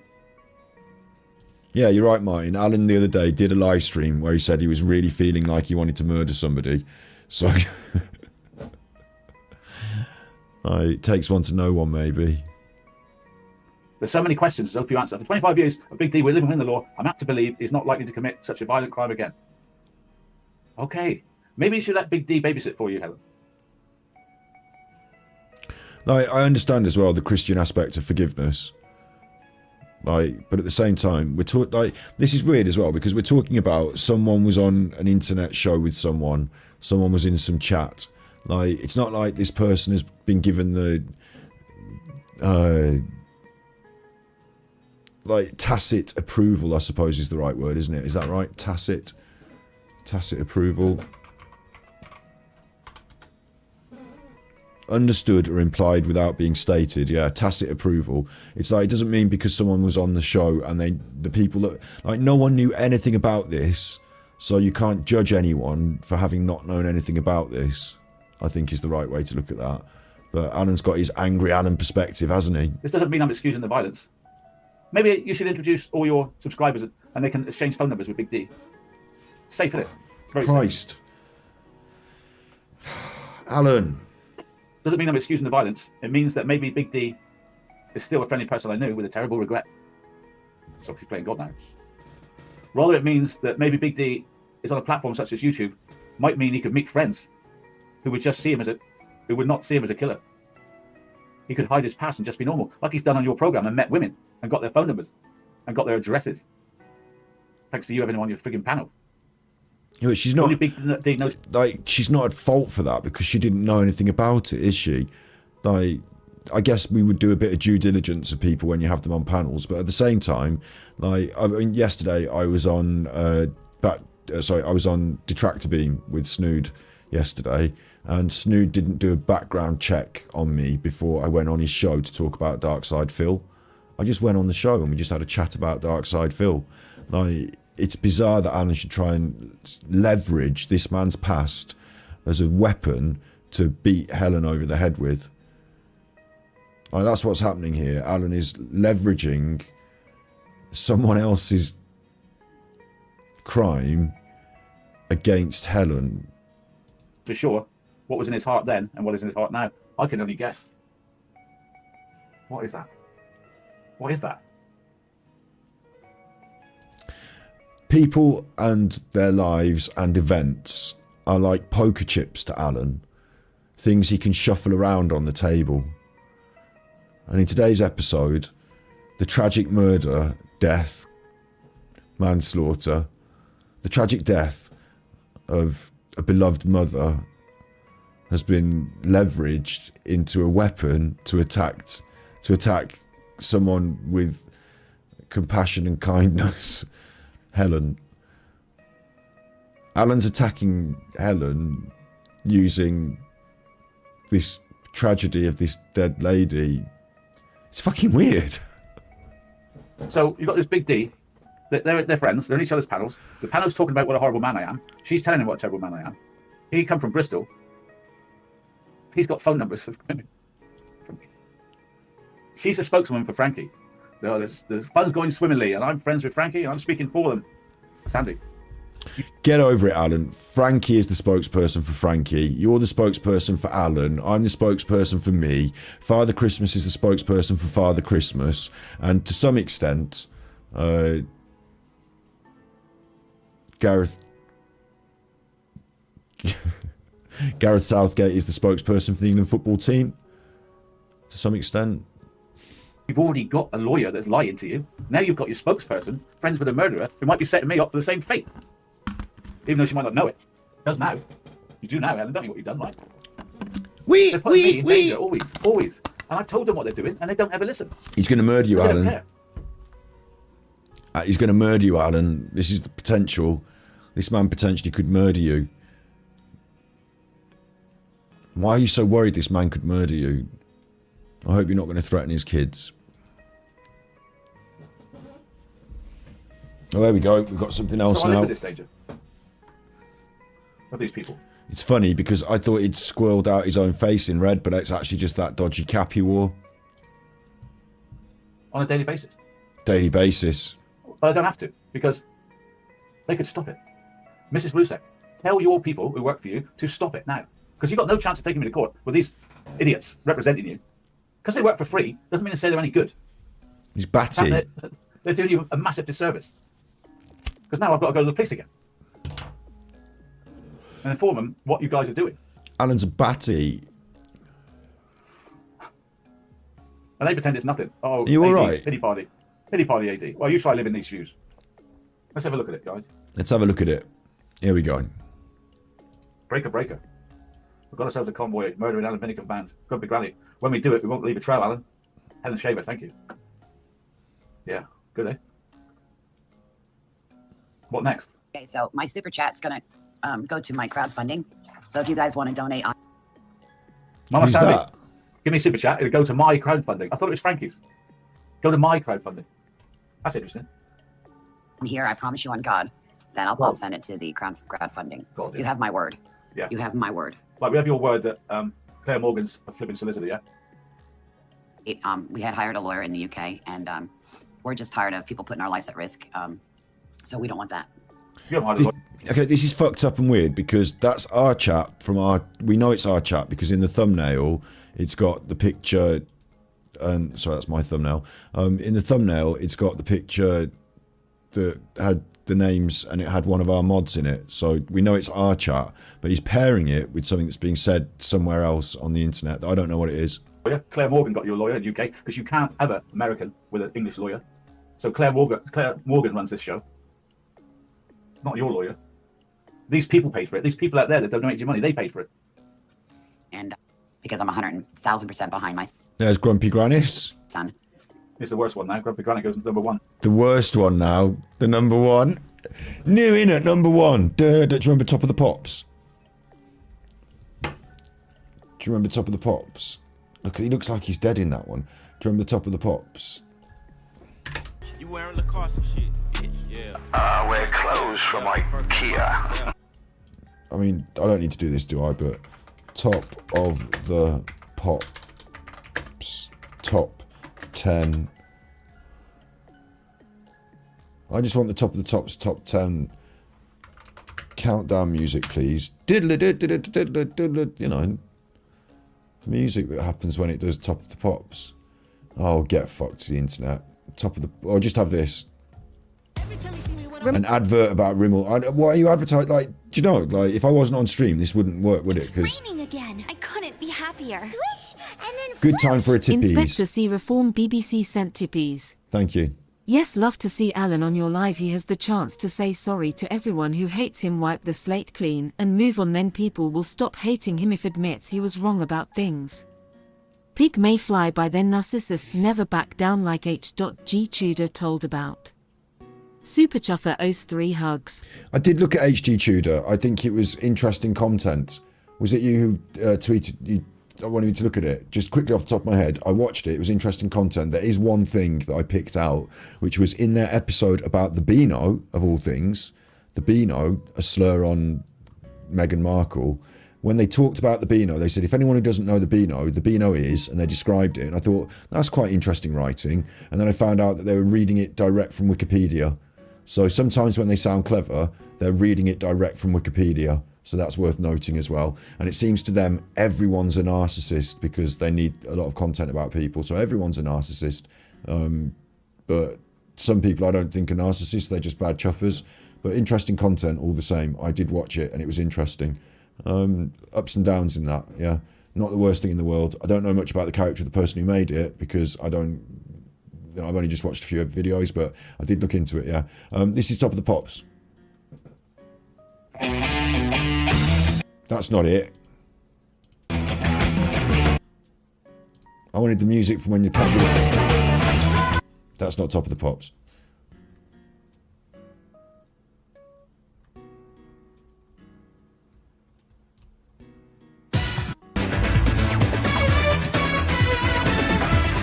That's Top of the Pops.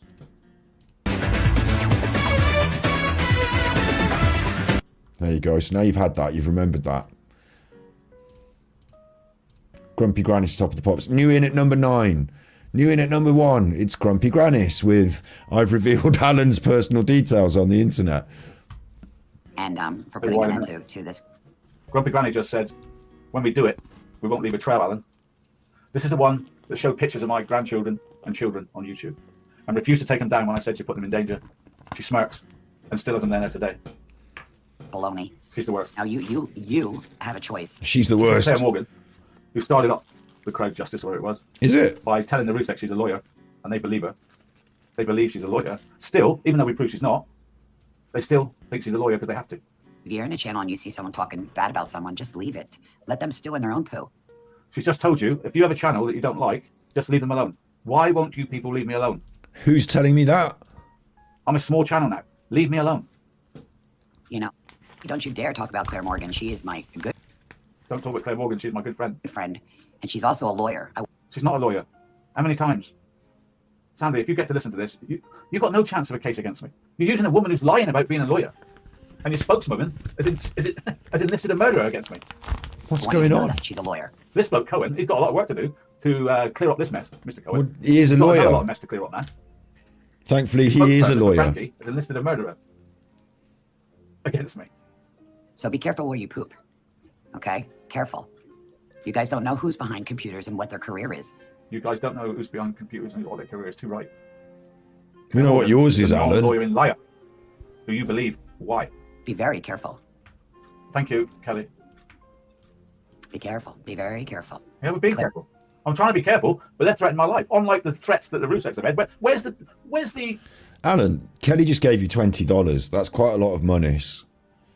You said thank you, Kelly, and then you moved on to get eggy again. Like, where's the gratitude, Alan? Troll Rusek channels. I've never seen one. I haven't seen anybody threaten the Ruseks, have you? Who's threatening them? I'm the one who's getting threatened to be murdered now.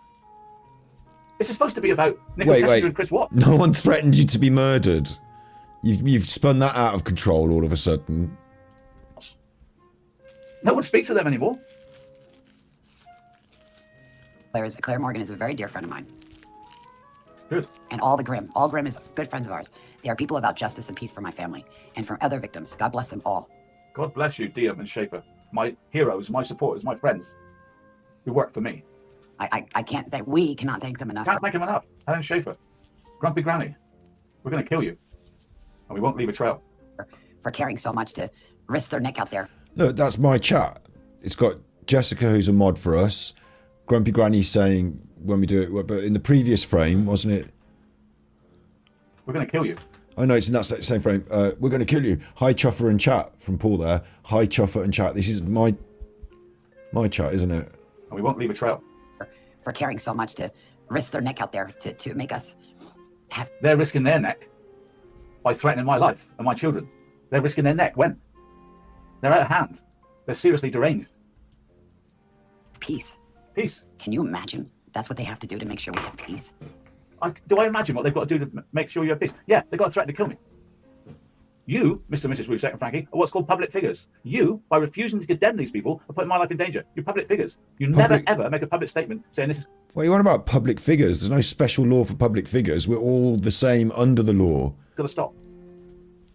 Ever. And that's to exploit the people who are bad? That shouldn't happen. She's welcome to her channel. And she's welcome to get Super Chat. But don't condemn me for getting Super Chat.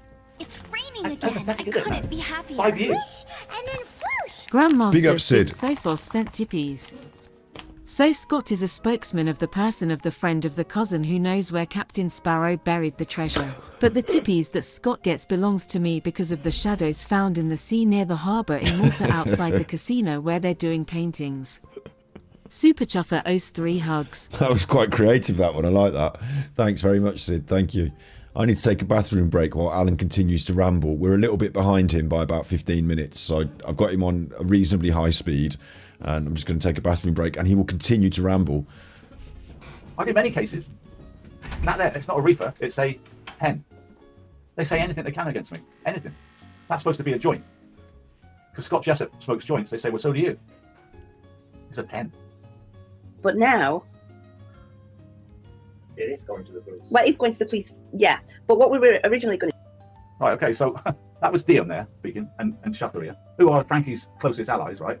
The spokesperson, and the one that lent the money to Frankie and says, pay me back when you get his money. Dion gave money to Frankie, and he's got to pay him back when I get raided for my money, which I don't have, right? Don't believe me, it's out there, I've got it on my shows. I'll lend you some money, Frankie, you pay me back when you get his secret stash of money. He must be crapping himself, Dion, because I ain't got any money. Frankie must be crapping himself now, because he's 20 grand in debt to Cohen. Before he even starts to try to take me to court, he's got to find 20 grand in arrears. Where's this money going to come from? So now they're desperate and threatening my life. They've got nothing else to do with threatening my life now because they know I haven't got any money. So what next? Let's scare the life out of him. You're going to scare me. They do was going to keep it very hush hush and just do the police and let them causing. So do you know what they did? They said that someone's put a hit on me. Dion and his lovely girlfriend have decided to tell people that there's a price on my head as a hit, just to try to frighten me. It's not true, but they're saying it. This is the spokesperson for Frankie. Right, I'll tell you what's so funny, right? I was just in the bathroom. I could hear it in my headphones. And when he said, they're 20 grand in debt to Cohen, I felt like, could you imagine if you're at the local pub and there's this guy and you meet him and you talk to him and it's Alan and he goes on about this, and like 2 or 3 weeks go by, you've seen him up there a few times, and like, 3 or 4 weeks go by and you're just like, as I walked in and Alan was there at the bar, I'd say to him, you're right, and he'd go, you're right, and I'd say, are they still 20 grand in debt to Cohen, are they, mate? And to one of my mates would say, don't set him off. And I'd be like, no, don't worry, I know what I'm doing. Are they still 20 grand in debt to Cohen, are they, mate? And like Alan would take the bait and he'd be like, they fucking and I'd just set him right off. Are they 20 grand in debt to Cohen, are they, mate? Are they still 20 grand in debt to Cohen, are they, mate? How's the court case, Alan? You're right, how's the court case going? Just ask him about the thing that makes him the most angry. This guy would be in the pub saying this, like, weeks and weeks of, like, ranting and going on about, like, it's just a fucking broken record. Causing. So, do you know what they did? They said that someone's put a hit on me. Dion and his lovely girlfriend have decided to tell people that there's a price on my head as a hit, just to try to frighten me. It's not true, but they're saying it. This is the spokesperson for Frankie. No one ever said that. Can you please show me the evidence of them saying that? And Dion, who lent Frankie money, saying there's a hit on me to try to frighten me. It doesn't work. And this woman here, Lizzie, is the one that pretended I was earning 30 grand a month off patron when I was earning 3 maximum. I showed her my highest earnings, 3 grand. Show your fucking bank details. Show irrefutable. Show the ins and outs. You know, show the statement. So she's told the Ruseks I'm earning 30 grand. She's told the haters I was on 30 grand. They hate me more because of that, don't they? It's not true. I was 3 grand. Doesn't matter. The truth gets in the way. Who cares? There's no truth until you show the evidence, Alan. They don't care about that, do they? I'm not daft enough to drop information in that would compromise another already going parallel investigation. This one here is Jan Frost, who's another pretend lawyer who pretended that I'm going to be arrested for... You can't just play someone's voice for about 30 seconds and then say, right, this one here is Jan Frost and this and this and this. Who is who? What is what? Why are we having this again on your channel? Why are the people that watch you putting up with it? What is going on here? all sorts of investigations. I'll come to that in one moment. But what really, really made me extremely angry was that I had, out of the blue, 2 undercover CID officers rock up on my doorstep asking to speak to me. Oh, did you? Jan Frost? Mr. Cohen, you got a lot of trouble. They're threatening to murder me, Mr. Cohen. And the information that they were under a duty to pass to me was not very good. And does he sound like a lawyer to you guys? Information about what? What is happening? This is Jan Frost, who said that I had children with another wife that I'm not allowed to see because I abused them when they were children. What? Why would you throw that out there now? You're not really setting me up to be murdered, are you guys? Not really, are you? You just said they weren't. There wasn't. They said there was a hit, and there wasn't a hit. It was all fake, and they're just doing it to wind you up. And now you're eggy because they are definitely trying to get you murdered. So I don't know which side you want me to be on, but I don't know which side I'm supposed to be on anymore. Either you are getting set up to be murdered, or you are not getting set up to be murdered. But both are your side now, Alan. So you're basically having an argument with yourself. In areas of the country who are desperately trying to find my location and my address. And it has come from a very, very credible source. I couldn't care less where you live. You're a disgrace, liar, absolute liar. Via the police, and the police had a duty to warn me. Oh yeah. Well, good luck with that one. So there they are. Right, this is Alan's ranty hour about like this fucking whatever. Like I don't know who's broadcast that woman talking this week, but Alan's been watching that obviously, and it's made him cross. And it's time for an episode about Alan's ranty hour. And if you're in the Nicola Bully study group or the Madeleine McCann study group, fuck you. Sit through this. It's time for Alan to get this off his chest again. Another week of, fucking Martin and fucking this and that and fucking, and there's no money for the court case and I haven't got any money and even if they win, I haven't got any money. And like, you know, for God's sake, at what point do the people in his chat think, like, I've had enough of this? There's too much of this rubbish for me. I've had enough of this. There's actually quite a lot of grey names in his chat this week. Not so many spanners, I guess. What point? The 2 at what cretins, point? Jan Frost, Cretins now. and Claire Morgan. Cretins the 10 again. lawyers who are now whipping up enough hatred to get rid of me for good. Well done. Amazing work, Claire. Big frog. Better get hold of Mr. Cohen and tell him to clean this mess up that they made yesterday. Big frog on a lily pad. You too. The guy there is Martin Diem, who stalked me for 5 years and makes 8 to 10 videos about me a week. Not really a stalker. This is Frankie's best mate, who lent Frankie money. There's Martin. He's got a smile on his face. Here's Alan. Not happy. Not happy. And here she is. Here's Grumpy Grannis. Smile on her face. She actually is a teacher in Australia. Here's Alan. Not happy. She is the one that put pictures up of my children and me. Take a good look at her. What are you doing? Anita Kennedy from Australia. The one that started to GoFundMe for £100,000 house because she was depressed. The one that complains that I take super chat and I must be stopped at all costs. And I mean all costs. He was what he was doing then. He was looking on his phone at like something where he's got saved on it like her name, and he found her name on his phone and then read it out. You're so wrong, Anita. This guy here, the one, comments under the pictures of my family. You think this is an attempt to get the police to do something? Like, is Alan that naive and delusional that he believes that the police would watch hours and hours of his drivel? Like, maybe, because he is a big narcissist, but, like, if the police watch this, they're going to laugh.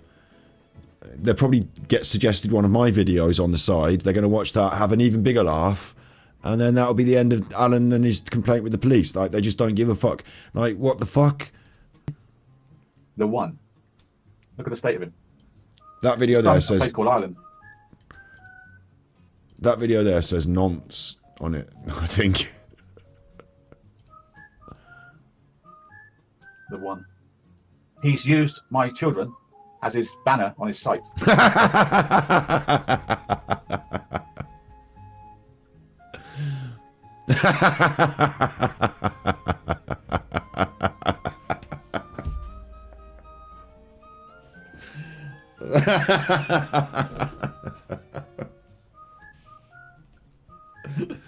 Oh, there we go. He's used me and my children on his banner on his site that Grumpy Granny gave him.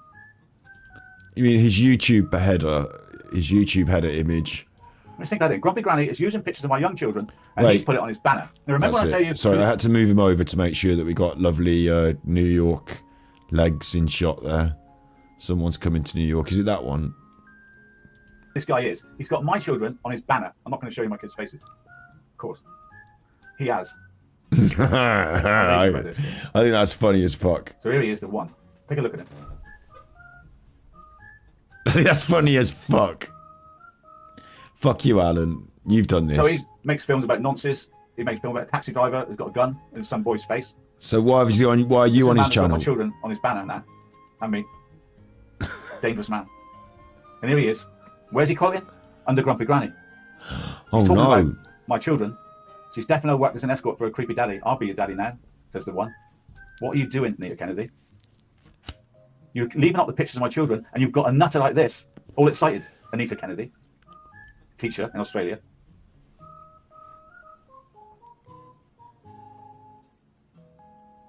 Teacher. I think someone's dealing with that, I think.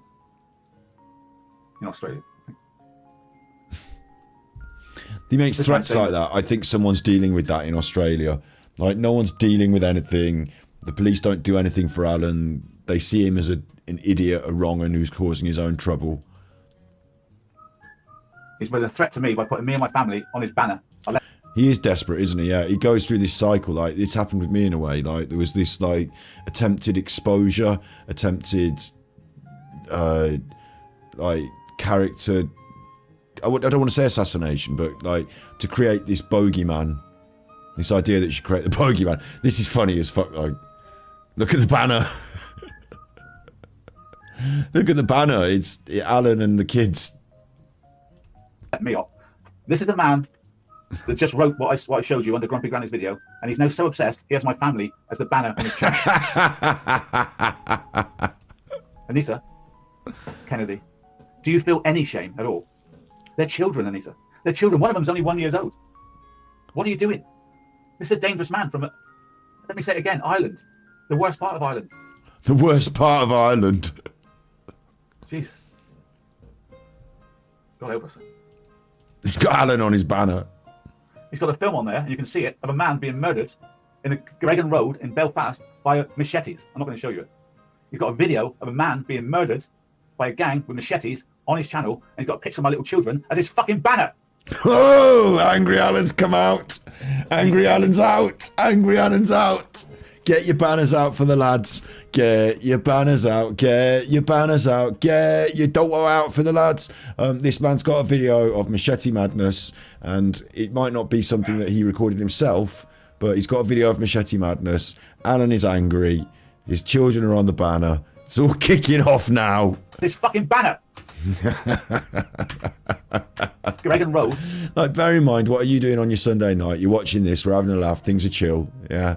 Narc rage, Alan here. Narc rage. Like, Alan's getting well eggis. My dogs are getting eggis in the back there now. I might need to check that. Angry Alan's losing. Like, imagine your Sunday. You know, you're enjoying yourself, you're chilling. You've got this on, we're having a laugh. Alan, on the other hand, no. No. Jeez. Angry Alan. God help us. He's got a film on there, you can see it, of a man being murdered in the Gregan Road in Belfast by machetes. I'm not going to show you it. He's got a video of a man being murdered by a gang with machetes on his channel, and he's got a picture of my little children as his fucking banner. Anissa Kennedy. He's made comments on here. He's banned, of course. Of course. Super Chopper loves it. He's going to lose his mind over this, and the fact he cannot do anything about it. This is Super Chopper. Thinks it's funny. He's probably live now, thinking it's funny. It's not funny. Not at all. It's friggin' dangerous. So this is from Scott's channel. Now he's set me up to be murdered by... I am live now talking about it. I do think it's funny, you fucking knob. This man from Belfast I just showed you, and this man from Bristol I just showed you. What the hell have you come to? You're supposed to be truth channels. You're supposed to be helping the Ruseks. You're making the Ruseks look like mafia. You look like a mafia group. Have a laugh. Now. Alan, you said there was a murderer after you, and we were laughing about it, and now we're having a laugh. Like, can't you understand things properly? Truth channels. Thank God for genetic code. Oh, also, you might get murdered, and that'd be funny too, you fucking nutter. Can't you see how wrong this is, Helen? Look at this woman smirking. Jesus Christ. Do you know what you've done?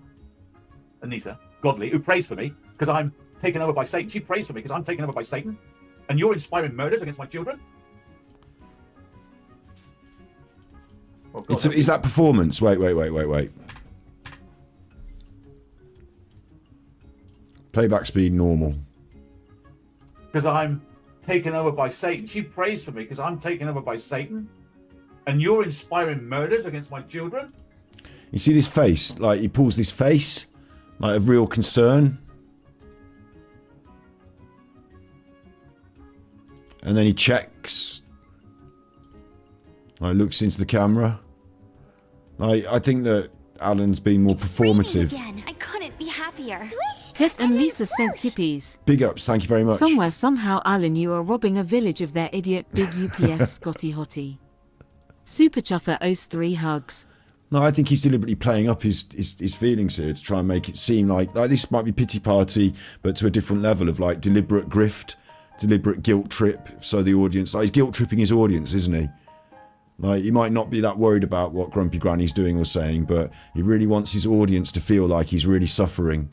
So he's guilt tripping them. Like, he's basically on a con job.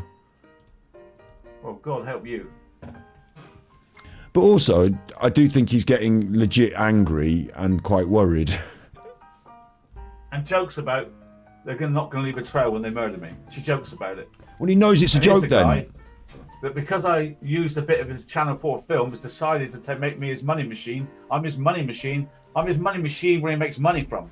Daily now. Cha-ching! Cha-ching! There's my lower half of my face. Cha-ching! This is Scott Jessup. The worst of the worst. The finest of the finest. The best of the best. The one that encourages all these death threats. Better than you anyway, Alan. Encourages all the hate. Better than you anyway. The one that caused me a pee. Pedo. At the drop of a hat. It's dropped. No one's took a hat. That leaves comments like this. Pedo. In his chat. What sort of moderators would leave stuff like this in the chat of a creator? You just said it was a joke? Do you think my spanners would ever leave something like this? No. What is their plan? What is their end game? Get you murdered. It looks like it's this. Get you murdered. They want them to come to my house. Yes, in Exmouth.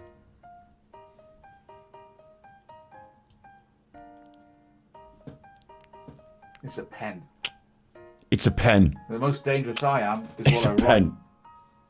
write. I'm not a vicious person. But you're trying to paint me as something I've never been. And you are endangering me and my family by inspiring murderers and madmen to come to my house.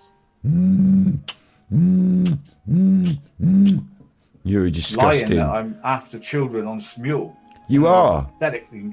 You were on Smule doing that. There you are. Look, there's you and the kid. You know, there's no lies there. It's actually what happened. You are doing that.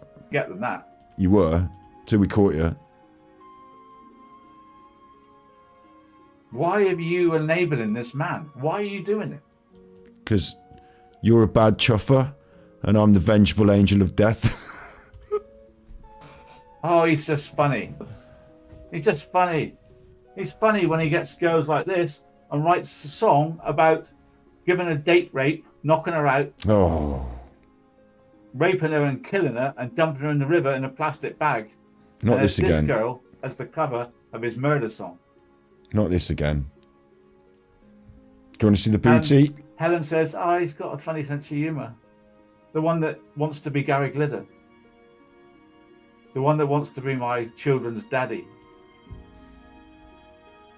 The one that puts his hands down his trousers and pretends to put his willy in my mouth. Little Alan. The one that's so funny. Little Alan. The one that uses all my content every night. Little Alan. So if you guys... All my content. Little Alan. Go to bed, little Alan. Every night of the week. Pat you on the head. Inciting hate. Go to bed, little Alan. Leaving up threats to murder on his channel. And my address. You're going to need to shush, little Alan. Shush, little Alan. You're going to need to go to... He knows what he's doing, guys. Shush, little Alan. He wants the end game, which is me dead. That's what he wants. Like this. Like this sort of picture he portrays me. That's the ending he wants for me. This is his artwork. That's what he wants. This is the end game. That's you, your actual face? I don't know. It's not going to end well for somebody, is it? And here's DM, 6 years stalking me. Daily. Lying about me. Daily. Any lie I do. Naughty Alan. Naughty Alan. Naughty Alan. State of him. Look at the state of him. Jesus Christ. Sorry. Use God's name in vain. How do they live with themselves? This is Frankie's friends. And of course, we've got Val, who backs him up left, right, and centre. Val, who speaks to me every night on her channel without me listening. Who will repeat any lie about me she can find to get me in more trouble with the murderers. Suits her agenda, doesn't it? The murderers do.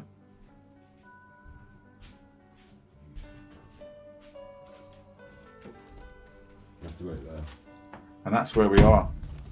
Oosh, and that's where we are. That's where we are. I'm going to have to eat some crisps. What do I do? What do I do? What can I do? I can live with danger. Live with danger. You need to see this. If I'm going to be done away with, I want you to know who's the instigator of these death threats. It's this guy here. I want you to know what he is. I want you to know what he is. If anyone murders Alan, come to... It's my fault. This is Scott Jessup, who makes films about me every night, using my live stream. He's a disgrace to the human race. Come on then. Scott Jessup on the left, on the right is me, Alan Vinnicombe, 69-year-old, 68-year-old grandfather and father. You got your own age wrong. I'm doing this through great pain because I've been on YouTube for 5 years and I've seen things I don't want to see.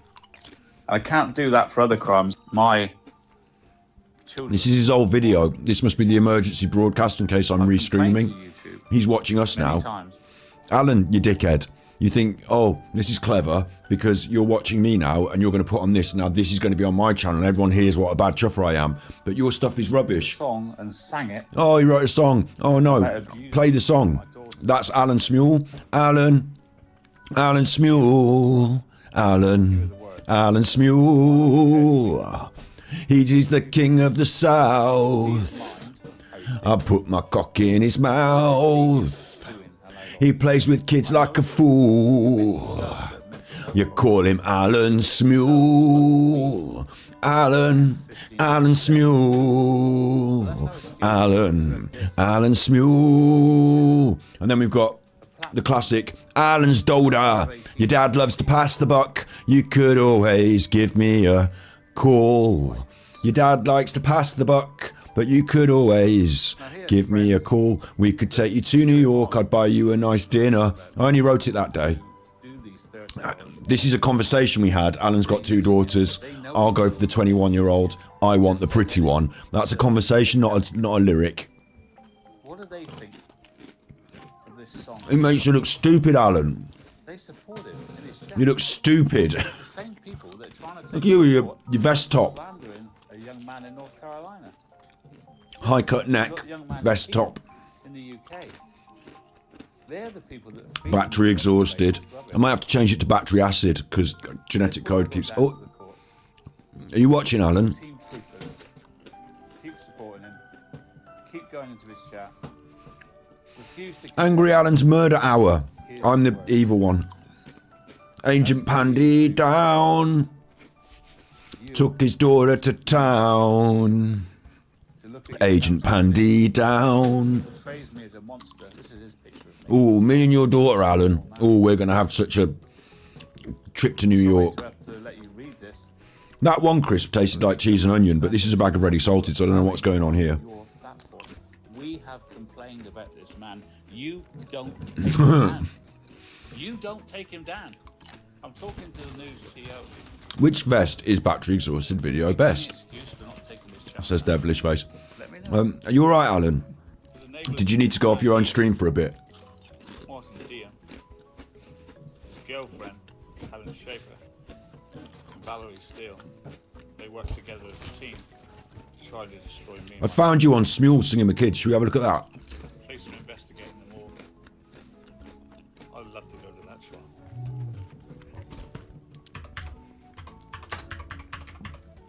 These are the people raising money to take me to court for defamation. They want to take me to court for defamation. Whoa, the dog. Hang on. The dog's going to attack me now in a minute. These people that represent you, these people that are using What's this, Alan? try to get me taken off the planet. Is there any way you can say, I don't think you should be doing this, guys? A little bit too far. A little bit too far murderous. And that's really. It's just a little bit over the edge, right? That's not right. Because they can't get rid of me, because I'm the That's not right, Alan. They're so frustrated, we can't do it, we can't get rid of him. Oh, I know, we'll kill him. That's what it's come to. Oh, wait. I realise I've got now. that. I realise now that we're sometime in the past. So, like, for Alan, it's not exactly, we're not live, so he's not watching me. Oh, he's finished already, actually. Short broadcast today. We're over the edge, right? You're a public figure. Can you stop these people that represent you? These people that are using your name to try to get me taken off the planet. Is there any way you can like say, I don't think you should be doing this, guys? It's a little bit too far, isn't it? It's a little bit too far murdering him, isn't it, really? I suggest that they murder him. I think people should go out and murder Alan. I think if anyone's thinking of murdering Alan, now is the best time. Now is murdering season. Between now and November, we can't... Christmas is going to be busy. Okay, so between November and Christmas, it's too busy. But between now, the end of summer, and November, things lull at the end of summer. They get back, like YouTube picks up towards Christmas. So between now and November, now's murdering season. What do you think? Should they murder him? Should they murder him? Oh, well, you'll have to translate that yourself, Alan, in your delusional, narcissistic mind. Just a little bit over the edge, right? It's frustration because they can't get rid of me because I haven't done anything wrong. They're so frustrated, we can't do it, we can't get rid of him. Oh, I know, we'll kill him. That's what it's come to. We'll kill you. I've got to laugh because it's so serious. I have to laugh. I've never heard nothing like it. It's your delusional... Luckily, I'm getting more support from people who used to hate me than I am from anybody. Watching Detective, Cuff CV. This is Helen Schaefer. My biggest professional achievement is getting Frankie Jr. to accept my friend request on Facebook. This enabled me to grow my YouTube platform. Like Claire Morgan, I shoved my way into the murder victim's family orbit to use them for my own ends.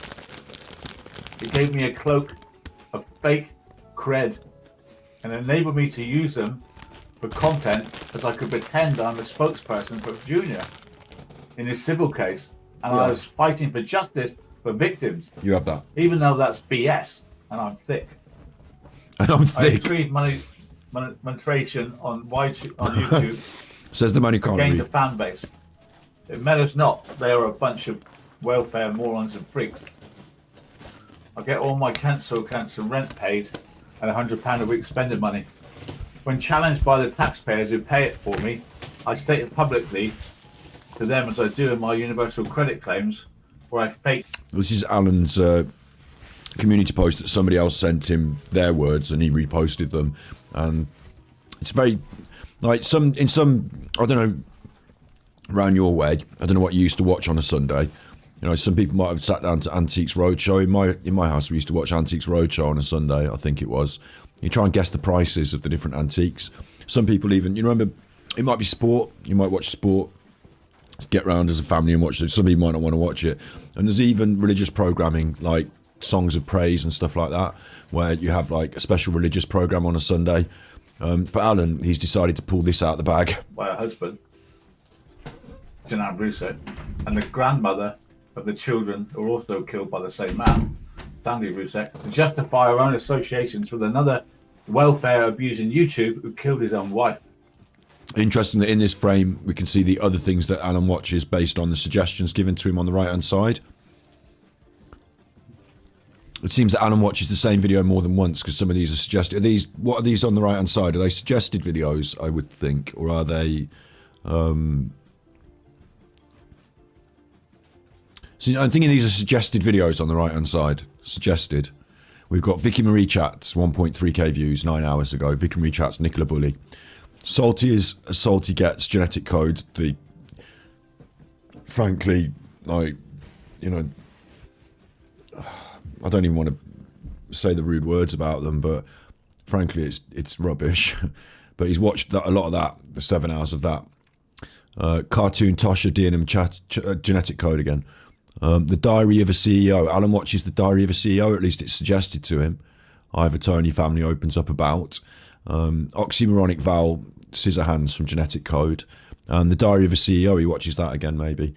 Alan breaks his time up between troll content that is primarily used to be aimed at him, now aimed at other people, and The Diary of a CEO.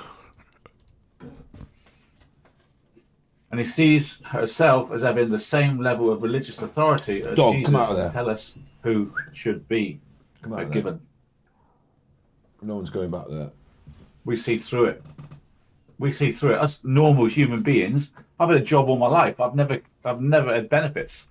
You faked the taxes, got disqualified, and you've been a con man all your life. You've not had a job all your life and never had benefits. I assume you went to a school that was paid for free.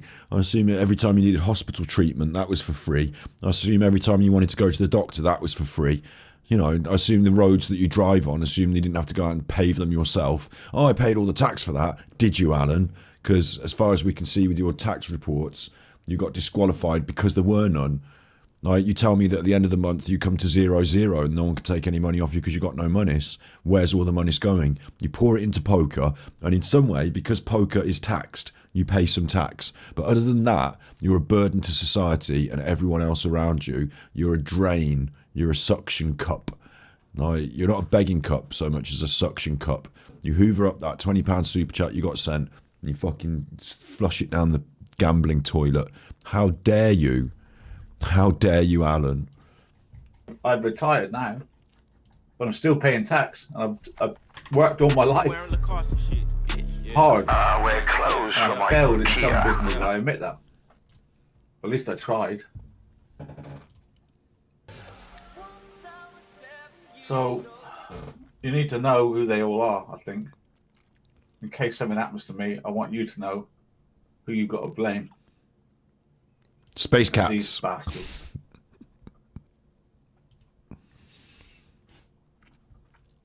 Pictures for my Shadow Man book, and I got my agents in America You can't see any of this. to do it. Why am This I is having to go old. through this? This is Alan's old episode. I don't know. But it should be said that people have donated good money that they can't afford to this fruitless exercise to take me to court. There is no court date. It's a load of crap. You're a load It's of crap. taking your money. This has been done before. This is a repeat. Because if you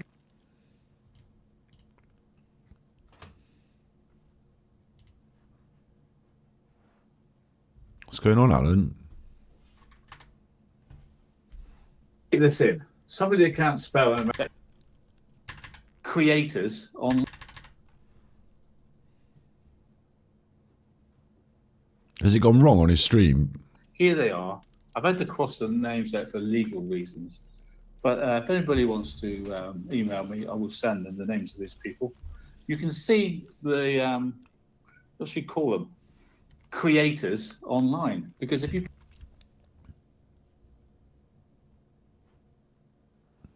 Hello, Alan. put the word armchair detective in, I think what happened there is I think he paused it to talk over the top of his video, but he hadn't. I think he was muted. I think that's what happened there. Is he was muted, as is my background music. I'm just realising that is. I'm looking for it, trying to find it. The background music. There it is. Let's have that back. Thank you very much. Oh, a lovely advert. I'll let that allow it. It's Nintendo. I'm listening to Nintendo music. You know, well done, Nintendo. Thanks. Whee. Okay, nice and calm in the background then. It's raining again. I couldn't be happier. That's loud. Grandmaster Sid Sophos sent tippies. Scott Colombo AD owes the taxman £56,000 56k. Blubbering fool. Super Chuffer owes 3 hugs. You wearing Lacoste and shit, bitch. Yeah. Wear clothes from IKEA. keep this in. Somebody that can't spell in America. AD's latest video, as of this moment, is nothing short of big F up to all you, our family. Give me a reason not to go to the UK and slit his effing throat. This is what they've done. They are public figures. They've incited this sort of violence against me. What? And yet they're taking me to court for harassment. Mr. Cohen, I hope you watch this video. they all come, and you click on them, expecting to listen to Armchair Detective, and you listen to this vile step for directed hate at one person, hell bent on ruining my life. I'm not doing it just for me. I'm doing it for weaker-minded people than me that possibly would commit suicide at the barrage I'm under. I won't. What? I'm strong. But a weaker person would not be able to put up with the charge of hate I'm receiving on a daily basis. For what? For talking about crime. This is from a while ago, isn't it? This is his montage from like fucking ages ago about this. They call me a... Again, we're getting the bit where he pauses it. Or he's moving around in the video. He's now moving around in the video. I get knocked out. Sent by the...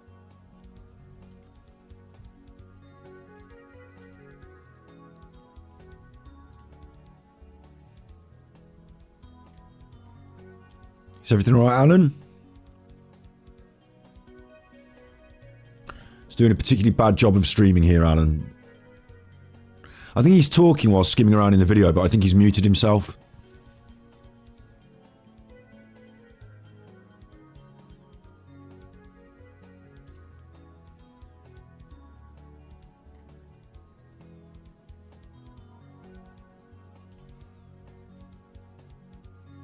It's raining again. I couldn't be happier. Sharon Raven sent tippies. Sending you some money 'cause it's my birthday showed my house and you in make Western my day Supermare. every day. Thank you. Big Sorry hugs about and the kisses. interference there. I'm back. Happy birthday. Super Chuffer owes 10 hugs. Happy birthday. Have a nice birthday. Thank you. Nice chill Sunday birthday. Or you might be, I don't know, you might be running around on the bonnet of a car throwing bottles of champagne up in the air. I don't know. Have a good birthday. Big ups. Alan's silent movie. my Yeah, house in West this is weird. And now the video kicks in again, and it's the old video about his house. So we're going to skip on from that, because that whole segment there was just fucking weird, where his entire stream just totally fell apart, and he ended up on an old video of his own. Dealing with. That's the lawyer I'm dealing with. I'm living with this danger. So now you know where we are. Exmouth. I wanted you to know in case anything happens. These threats, hopefully, they're just idle threats, right?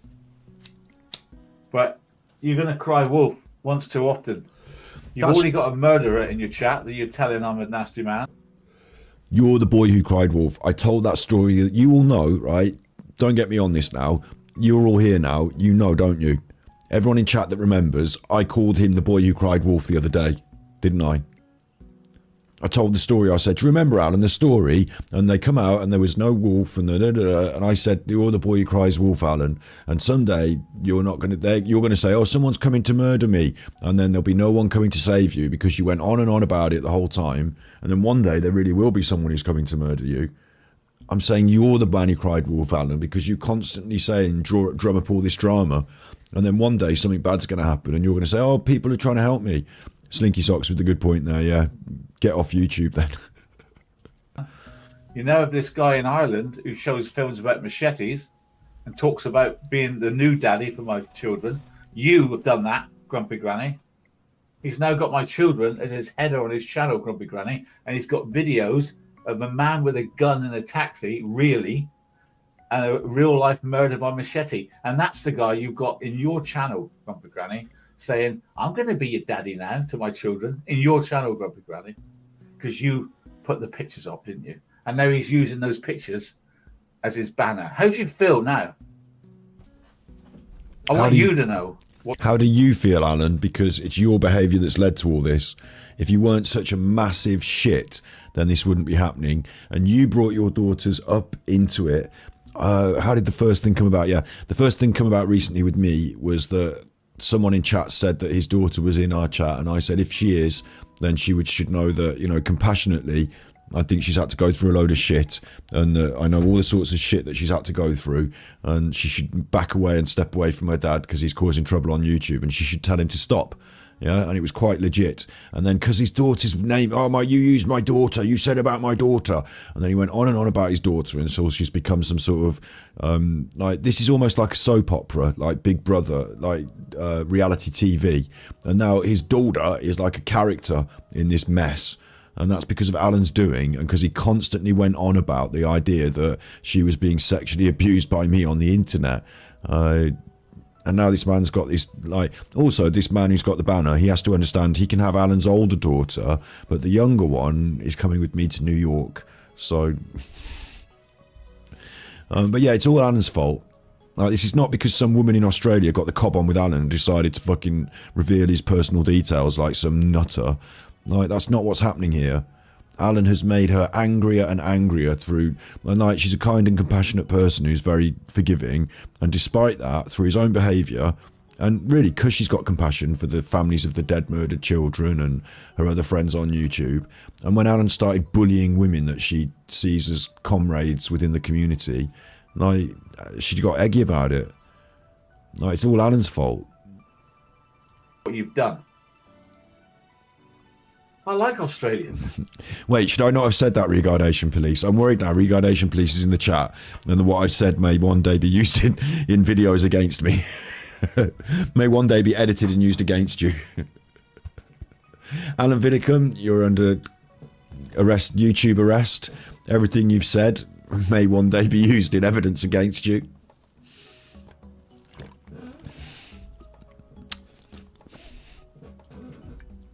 But this is like, she's a teacher. She inspired this madman from Belfast who has films about machete murders. He's spinning this up. He's spinning it up. You've got the madman from Belfast and the machete murders. You've got the Australian woman who does, and like, he builds like blocks. He's like, there's this one thing, and then it's this next thing, and it's this next thing, and it's this next thing, and like, he builds, to coin a phrase that I heard on Trisha Gelder, he builds a tower.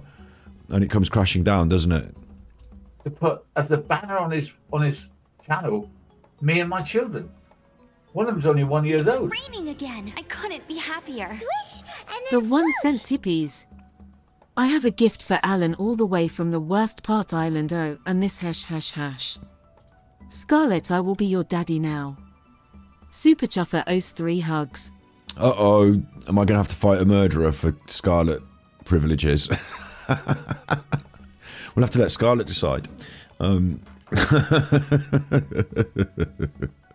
Uh-oh, we said a name, Alan. Alan, that man said a name on the tippy. That was the murderer that just tippied me, Alan. And he said that he's coming for Scarlett, whoever Scarlett is. I think that's your daughter, isn't it? I think it is, isn't it? Uh-oh. Trouble now, Alan. If you weren't eggy before, Alan, maybe this egg was all just fake egg so that you could get some money on a Sunday. But if you weren't eggy before, you're going to be exceptionally eggy now because someone just did a tippy and they said your daughter's name and about the murderer, and I played along with it then. And I actually said her name as well. So he's going to be so eggy he could cook an egg on his big old head. He's going to be so eggy that he could cook an egg on that big old head. What are you doing? Scarlett is also lots of other things, that's true, but I think it is his daughter's name. Grumpy Granny, actually, Anita Kennedy, Australia. Because he's doing all the names tonight, isn't he? He's doing all the names tonight. Scott Jessup, Anita Kennedy, Alan Vinnicombe. It's raining again. I couldn't be happier. Swish, and then whoosh. Grandmaster Sid Sophos sent tippies. Scott'll tell them the term from the film SCUM in the daddy now is street slang for I am the boss now. Has taken the street term and rammed it up Battiole. That's true, we had that. We had it as our thing, didn't we? Super Chuffer owes 3 hugs. I'm the daddy now. He doesn't understand, yeah. He's an idiot. But I will be a daddy if I want. Alan, Trisha says he's building a city of towers now that will come crashing down. I wonder if this puts off the people in his chat, if it gets them all worked up and it gets them all like, ooh, you know, drama for Alan Hour tonight. Oh, it's the drama again. Oh, I enjoy it when he talks about Martin. Tell me again about how Martin's this and doing that. Oh, Alan, oh. I'll come into Patreon later, finish myself off. I have a problem to deal with her. I can't believe it. I have a problem with deal with her in Australia. Like, you've got agents. I can't believe it how she can just smirk there as if she's done nothing wrong. He was saying all the names as well, wasn't he, tonight? I think he's trying to deliberately say the names. I have a problem, didn't have her name revealed. I have a problem as one of his friends. He didn't deliberately say the names because... I think he says the names because he wants people to feel threatened that he's saying their actual names. Oh, I know your name.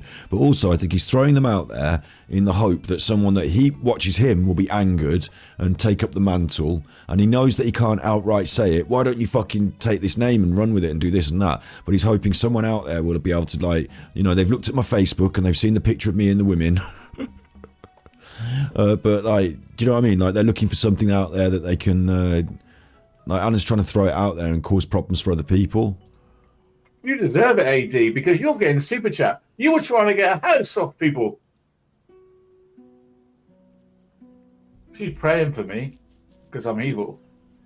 And she's got a crazy guy from Belfast using my little children as a header on his channel. And his channel's about murder. Real murder in Belfast.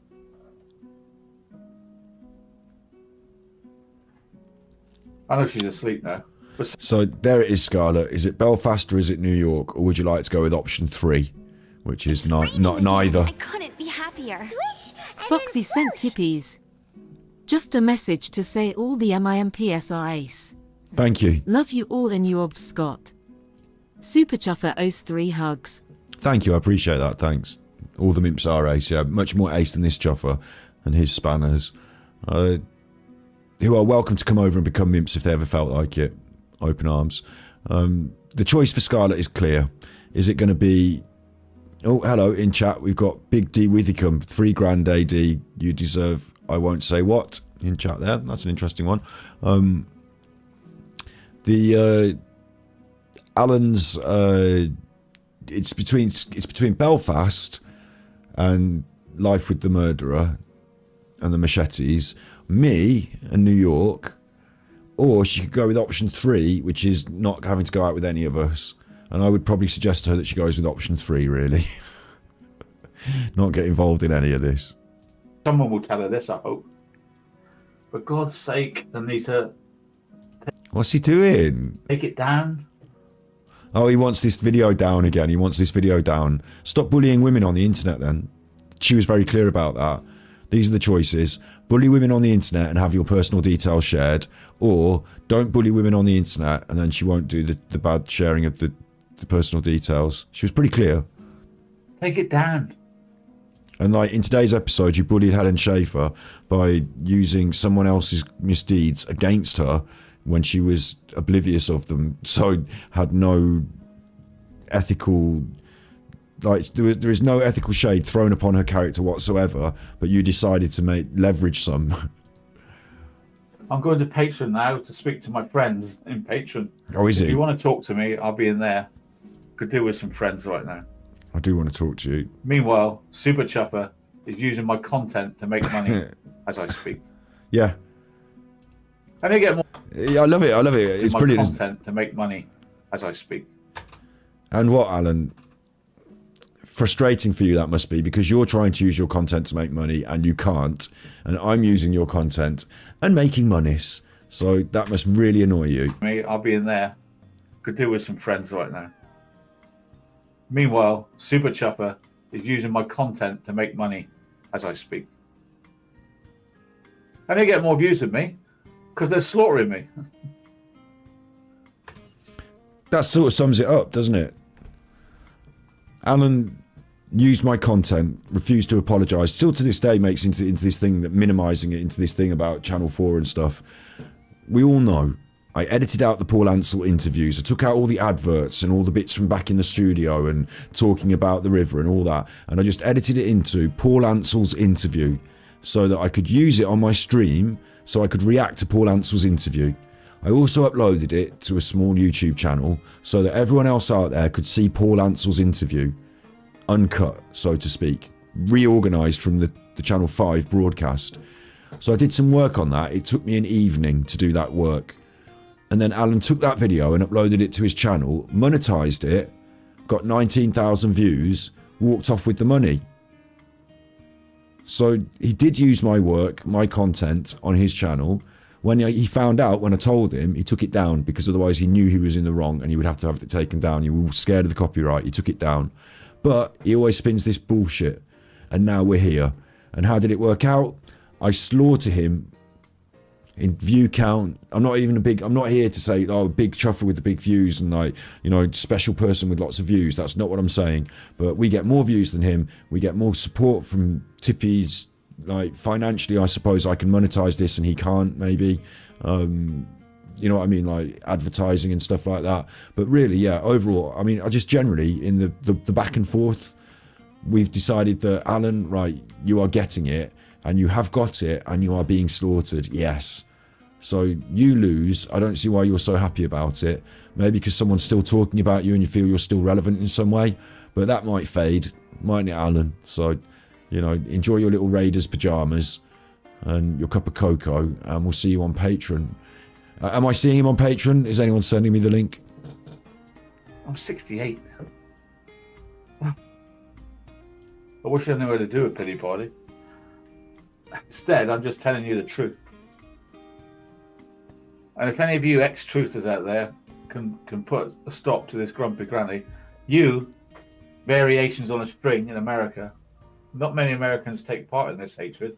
I'm quite surprised that there's one American called Cartoon Lady that participates in this gang stalking. At least she can see. Cartoon Lady, for the love of everything's sacred. Get her to take down the pictures of my children, please. Grandmaster Sid Sofos They don't sent deserve to be on tippies a man from Belfast. in giving Scott more money because of Alan Vinnicombe. Super Chuffer owes 3 hugs. Man, sorry, I don't want to, thank you, yes. Thank you for the tip. Thank you. Thank you, Slinky. Thank you, I've got it. All good in the hood. We are going to his Patreon next. If that man's already got the picture, Alan, it's because she put it in the public sphere, or someone put it in the public sphere, and that man's now got it. Those questions have now been answered. The removal of the video will not change the fact that man's got that video. He's got the, you know, he's got the pictures. Channel where he shows people being hacked to death by machetes, does it? Hang on, wait.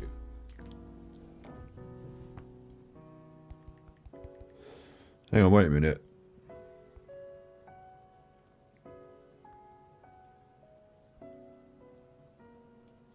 Talking of having pictures. Pictures. Pictures. It's appropriate, this bit of song, isn't it? Oh, Alan, look.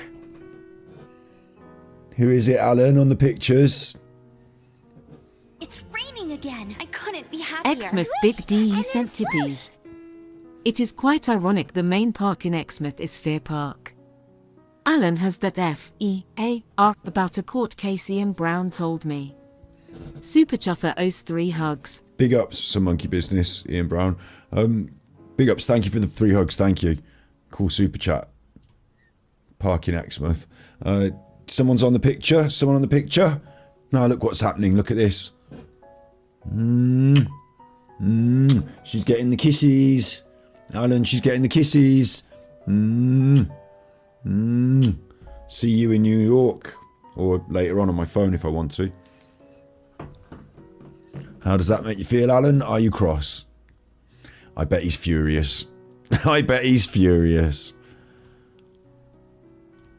Variations? You wouldn't like your children, would you? That's... I don't know. Every day I say it can't go any lower, and every day it gets lower. Well, the fact that you're using your children here as a weapon and both a weapon and a shield is pretty fucking low, isn't it, Alan? That someone else has got a picture, like this man's got a picture of your children on his header of his Facebook or whatever, yeah, on his, sorry, of his YouTube. And you are saying to Tosha that because this man has got a picture of your children, that Tosha should moderate her behaviour. Like, what the fuck are you doing? Like, you're using your children and their anguish on. They probably don't know, and they probably don't care about this man until you bring it up and make it a big thing on the internet. But now it's a big thing on the internet. Their dad's talking about how this other man's got their picture on the internet. Like, you're making a big thing about it. You're making a big stink in a scene about it, not considering their feelings.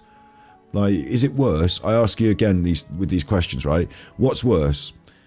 This strange man in Belfast has got a picture of your daughter on his YouTube, or like for Scarlett, like for Scarlett, what's worse? This strange man's got a picture of her on his YouTube, right? That is bad for Scarlett. Or her dad is going on and on about her being sexually abused on the internet and how her picture's out there and everyone's got a picture and this man's got it on her thing and this Australian woman's got a picture, and like her dad going on about that on his own YouTube channel, which is supposed to be about true crime, like week in, week out. Which one is worse? I would contest that having your dad going on like this, like leading to these problems, is probably the worst thing. And every time some nutter in Belfast, sorry, apologies to Big D if you're like, or whoever, like the one or whoever, what they were called, apologies to them for calling you a nutter there, but you know, if you're, I mean, in general terms, if her picture is on someone's header, then it's Alan's doing and he's leading to it, so she should be more angry at Alan for being the source of this problem than the person who has ended up with the picture. So the only thing left is my death. The only thing left is my death. That's the only thing left. It's very dramatic. Please join me in Patreon where we'll have a chat. Apologise for tonight's video, but I mean, you don't have to die, do you? You could just stop doing YouTube. That's another option. death threats are serious. I've got to live with it. Thank you. Good night. So today's episode had to be about it, didn't it? And it was just over an hour long. Make sure he gets just over the hour for his views and his numbers. And then it's over to Patreon, isn't it? And he did change the background for this. which is interesting. I've had a headache with this stuff tonight. It's giving me a damn headache. I thought it might. The microphone is slowly creeping round into shot, isn't it? He's slowly learning that he has to talk into it. Still not doing a good job, though, obviously, turning his face directly away from it at this moment. I don't know how much I can take. No pity party here. No pity party in the patron. I think there might be. I don't know how much I can take, followed by no pity party. I'll tell you how much you can take, Alan, depending on whether I spit on it. I'm just like a bit worried because we're dealing with really seriously evil people now. It's not like to deal with Chuffer and Deal, right? Harmless. But this murderer from Bristol, who they poisoned against me, this man from Belfast. Am I harmless, or did I do great detriment to your YouTube goings on? They wound him up so much that he thinks he can have my daughters, and he's like put them on his page, and he's got pictures of machete murders, and well, it never should have got to this, should it? It never should have got to this. What it'll get to, Alan, right? What it'll get to, here's an option. What it'll get to is there'll be people stood out of prisons with flyers printed up with you, your family, and all of their details.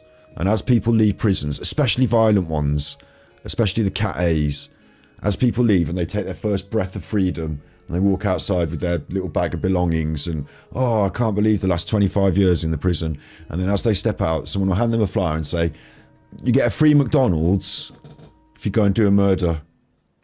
Just one of these chuffers, really. Pick one. There's all their details. Free McDonald's. That'll be what it gets up to, Alan. Free promotional, free McDonald's if you do a murder. Just for the violent criminals who step out of the... We'll have someone stationed outside of prison with the flyers. I finished Riff Raff. I finished your dog. I'll be posting it tomorrow. Riff Raff has given him £90 to paint a picture of her dog. I'm really pleased with it. You're really pleased with the £90? If you could let us know as soon as you get it, because I want to use it. I want to show people, but I don't want to show anybody till you've seen it first. So let me know the minute you receive it. How has he painted a dog in oils? It's dried and he's posting it. I want to use it. I'm well pleased with it. You'll be pleased with it. I'm worried that he might be using acrylic paint and saying it's oils. That's one bit of good news. I thank God that you people in Patreon are here. You know, it's like, so it's all right having 100,000 supporters.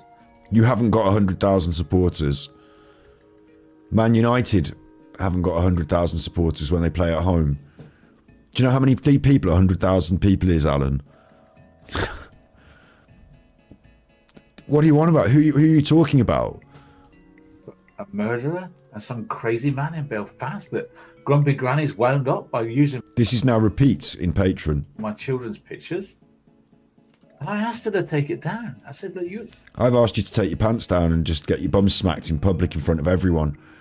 And thankfully you've obliged on many of an occasion. Your bum's been smacked so raw it looks like a traffic light that's stuck on red. All the traffic parked up behind you as you walk up the road with all the traffic stops. Oh, I thought it was a traffic light there. It's actually Alan with his bare bum out getting smacked in public again. All the traffic stopped and queued up behind. Is it going to go green sometime? It will go green, but only after a couple of weeks of festa.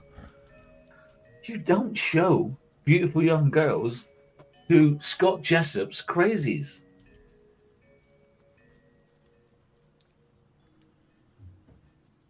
I've had it. I'm going to have to hire some beautiful young girls to come on the stream. It's going to blow his fucking noodle in. They might blow my noodle in. I think it would be fucking cool. I'm going to get a new chair, right? I'm going to get myself a new chair, and then I'm going to hire someone to come and lap dance.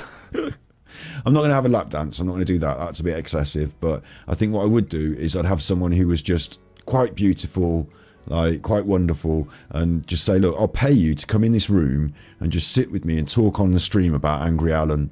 Here's some headphones. talk about Angry Alan with me, and like he would get so angry about it, wouldn't he? Don't let beautiful women, don't let the crazies look at some beautiful women. What about you look at them on my stream, Alan? I've got to tell you what, as well, in my chat, there's loads of beautiful people in my chat. They're all beautiful people. They're not withered up lemon raisins like you, Alan. Alan's so bitter he comes lemon curd. And it comes out all lemon curd. Oh no, not again. At least it come out this time. At least you managed to keep it up, eh? Yeah. I suppose there is that. Not sweet lemon curd that you could have in a nice key lime pie, but the horrible lemon curd that comes out the end of his weenus. They're nuts. They're all on. What's it? I don't know what they're called. There's different channels, dangerous channels they're on. They're all on. I don't know what it's called. Dangerous channels, though. You know, the bad channels, dangerous channels.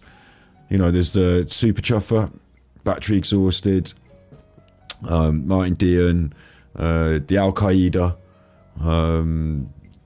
Val, Tosha. Did I mention the Al Qaeda? What dangerous channels? What are you on about?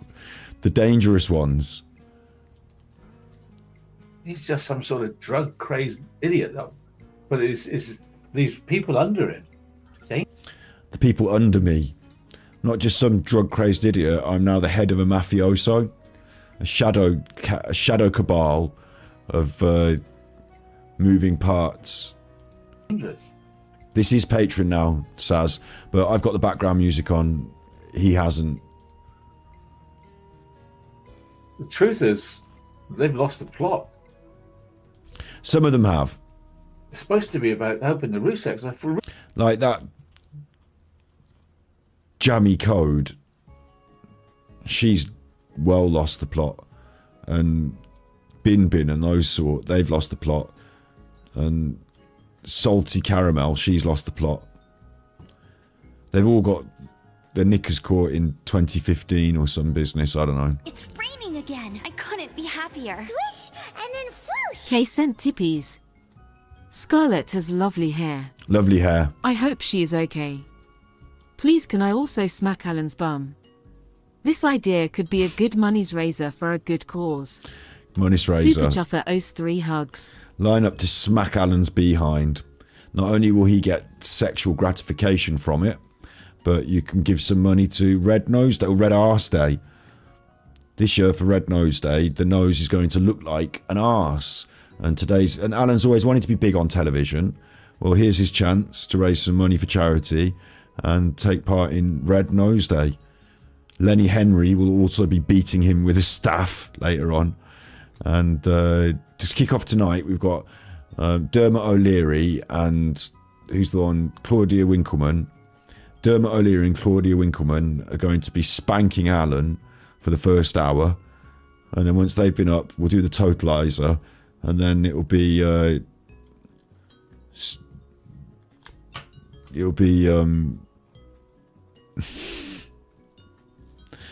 name celebrities that go on the thing, and they come up one at a time, and they all have turns at smacking his ass. Zoe Ball. Ruseks are long gone, forgotten. I just got to show you this. What? Not on the Patreon.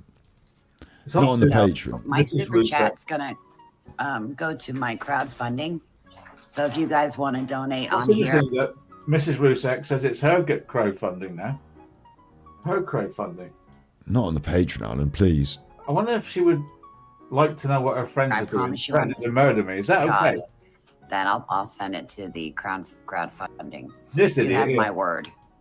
This idiot here streams all my work and never gets any trouble for it. I can't my believe word. I know you've all reported him, but nothing happens. You had hired a lawyer in the UK. Yeah, you've hired a lawyer. So this 1000% thing here, behind. I'm gonna call her a thing now. She's beyond human.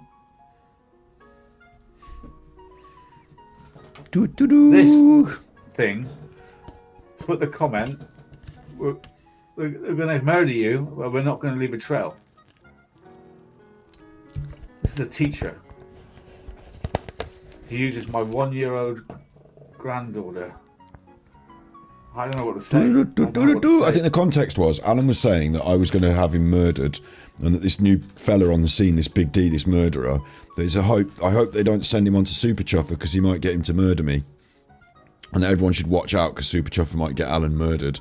And I said that if I was going to murder you, Alan, I wouldn't talk about it on the internet, and I wouldn't like reveal like how I'm going to murder you, and I wouldn't have the person that I had hired to murder you in my chat on the internet.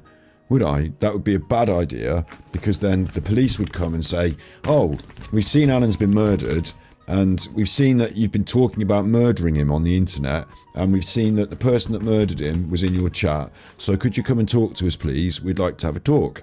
And I'd say, oh no, that was a mistake. I see what I've done here. My wonderful plan to create the perfect murder, I foiled it myself by talking about it on the internet. That's a big mistake. So instead, I suggested that if I was going to murder Alan, then I wouldn't talk about it on the internet and say about it, and I would probably have not, and etc, etc. And so Grumpy Granis has written in the comments, yeah, we wouldn't leave a trail, like you wouldn't even know about it. And also, it's funny that Angry Alan is scared that people are going to murder him. So it's funny to talk about it in this way. So there's Angry Alan and there's Grumpy Granis. This is Sunday. Alan's patron. It just is tiresome and drab, but it's the way he wants to live his life. We have to respect that at least. You know, some people just want to have fucking awful, horrible, like a malignancy. Like, you know, he just wants to be malice embodied, doesn't he? He in some way thrives off it. It's pretty sad. Look at her. Behind my son, and for putting an end to this baloney. Now you have a choice. If you're in a channel and you see someone talking bad about something, This is the idiot that started it, Claire Morgan. I am a solicitor. No, you're not. This is what you just did in the last episode, but now people are watching on Patreon and you're doing it again. You're a liar. someone, just leave it. No, she's Let not. them stew in their own Sandy, poo. she's not a solicitor. She's a liar. Someone in his Patreon has said she is a solicitor. Never been a solicitor, never will be. And there's the other one, Jan Frost. It's even worse.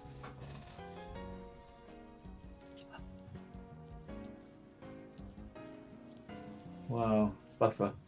That's good, isn't it?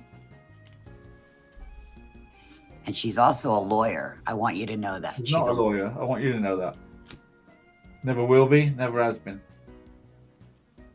She's assumed the identity of a lawyer. Claire Morgan, who was going to take me down. Mr. Lawyer. Cohen is So going to be take me careful down. where you poop. Okay? Careful. You guys don't know who's behind computers and what their No. career is. No. Be very careful. Yeah, careful, yeah. Got to be careful, haven't Be careful. Be very careful. we? Yeah. Claire Morgan is a very, This is exactly what he just showed on his thing.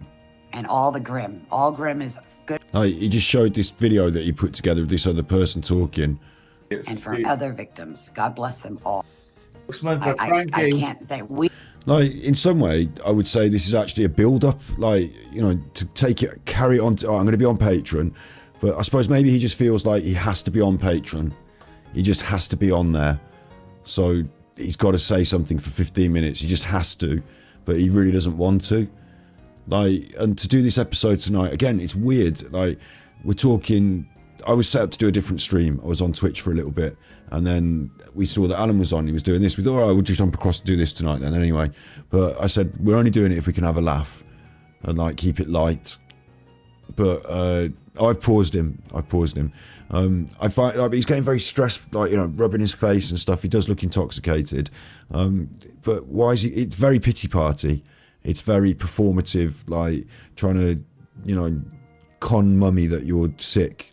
You know, oh, I'm so poor. Oh, it's so bad, mummy. You know, I need the money. But in other ways, it's like Sunday night.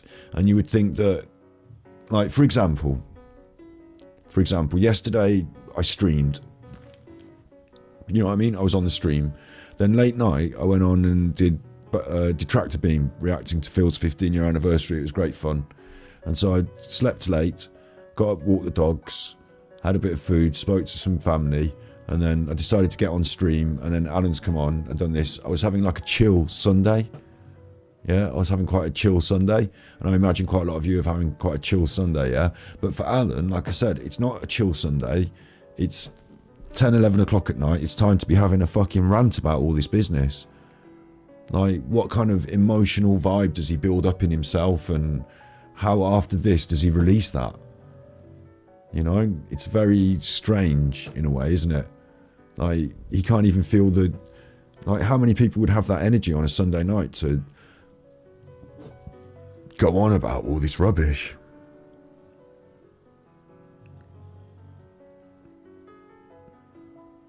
It's very strange energy, like, in terms of rhythm, like life rhythm. Like, you know, things come and go in waves. You have routines. Sunday evenings for Alan have turned to this. We cannot thank them enough for caring so much to risk their neck out there to make us have peace. It makes me feel that this desperate move that he made to try and get enough money, to try and get a big, like, it makes me almost feel like the money didn't come in the big enough quantity that he'd hoped over the last couple of weeks.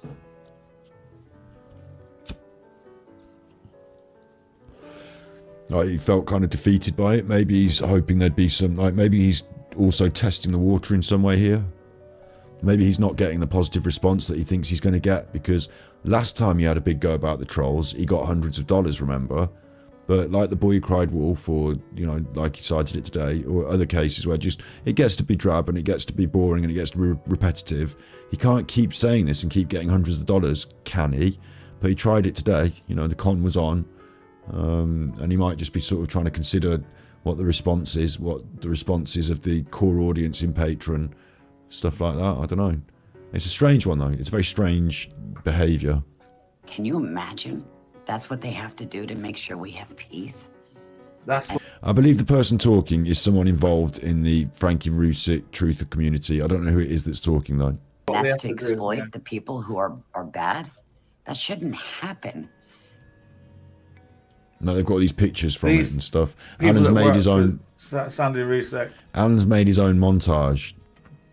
They've got to lay themselves on the line to get peace. To destroy this poor bloke. Oh. Destroy. But now... This one here, Jan Frost, who went all over the internet pretending she had an international fraud squad, put me in prison, who pretended that I molested children from another wife and I'm not allowed to see them anymore. They're crazy. It's going to the police. Well, it's going to the police, yeah.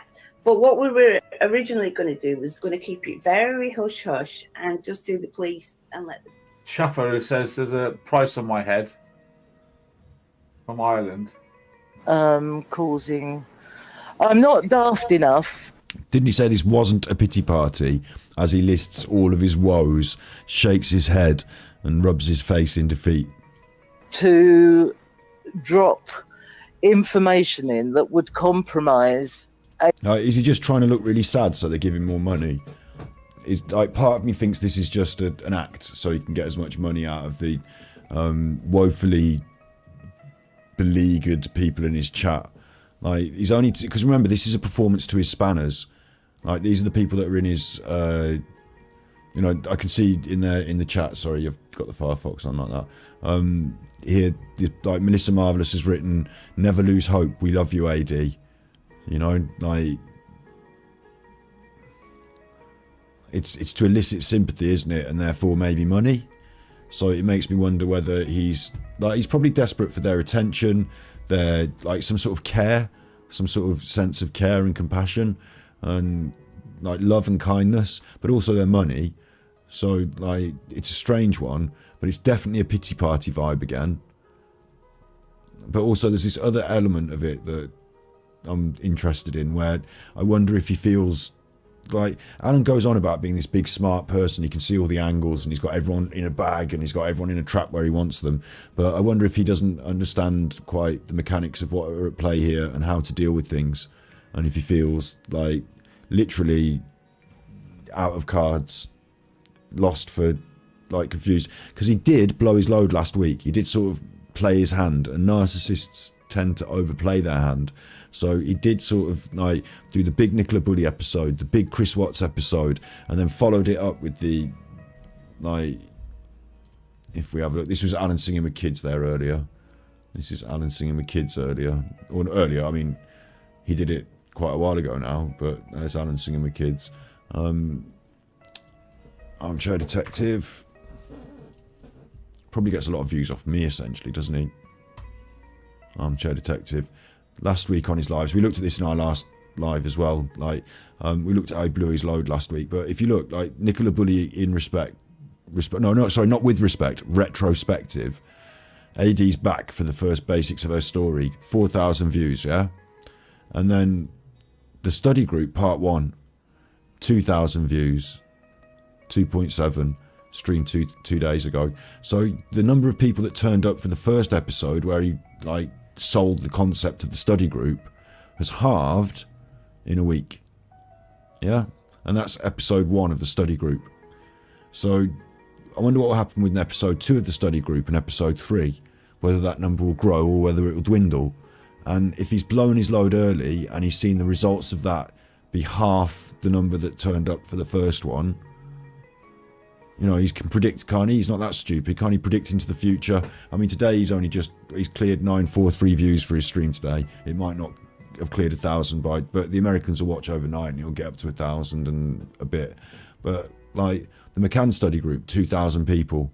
So they're not all there to watch and think he's great, remember. There's a lot of us that watch and don't think he's that great. So he blew his load thinking he was going to do the biggest, best thing he possibly could on YouTube, get it back, you know, get it all back. I'm back on top. And also, I felt that he was really under pressure to make a bit of money. I felt whether he was under some sort of debt, maybe he'd borrowed some money somewhere along the line or lost some money, and he was in some sort of pressure to get money in, and he didn't want to directly beg, but instead he used every different mechanism he could. He threw everything at it. You know, it was going really badly the week before, and before that he'd been trying the ASMR and all that fucking rubbish, and he's like, right, this is my, like, what he always had in his back pocket or in his mind is that if I go back to Chris Watts, I'll get 10,000 views, 100,000 views. They say I can't talk about Nicola Bully, but if I did, I'd get thousands and thousands of views and loads of money. You know, I'm really good, really, but they won't let me be good. But what he decided to do was to say, fuck it, I'm going to do what I want. And the result of that was not, you know, it was basically the same number of views as his other rubbish. So it's not going that well for him. He hasn't got this in his back pocket anymore. He thought he had an ace up his sleeve, and he played it, and it hasn't gone that well, and he hasn't won the hand. So now what? Like, so things are pretty bad for Alan in some ways. So for that reason, I feel like he looks, like, in this scene particularly defeated and confused and at a loss. At a loss would be the right kind of words I would put it. But I don't know if that's really the case. You know, I don't know if this is just the portrayal of that or if that's how he really feels. But there is definitely a strong tone to that. And Alan's not a very good actor. But then again, he is quite good at manipulating people. So manipulating people to make him feel like, for them to see, like, this is pity party. He said it's not a pity party, but it is, because he just listed all his woes, and here he is with his hand, his head, like, head in his hands, pity me, pity me. So strange contradiction there. Another already going parallel investigation. Shut up, you stupid liar. What? Stupid people. Maybe I got it wrong, you know, shut up, you stupid liar. You know, maybe this is like brooding resentment instead. Like, maybe it's brooding resentment. I feel like if you were playing a game of poker with Alan at this point, he's losing, he's got his egg on. I feel there's a moment, like, if I push it too far or a little hard, then he would flip the table. Like, I feel like there's a table flip almost coming up. False teeth. Not in this episode, but, False people. You know, I feel like there's a table flip coming up. People. I quite like the buffer, and it's quite relaxing. I expected it tonight. It's going to be one of those days, isn't it?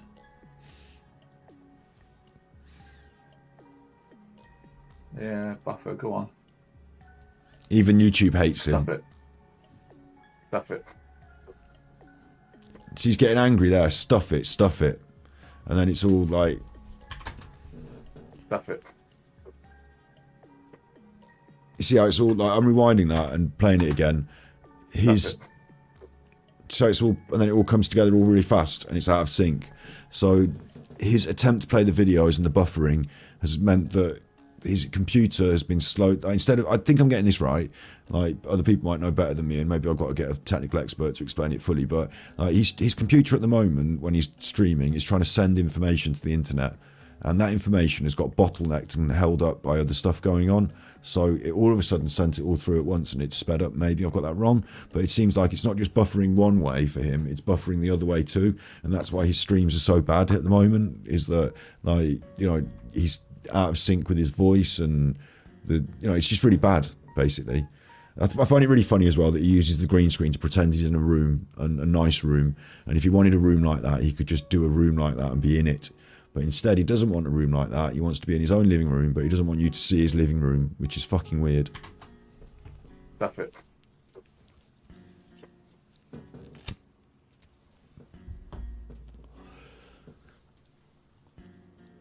I think the internet's going to go down in a minute. Maybe.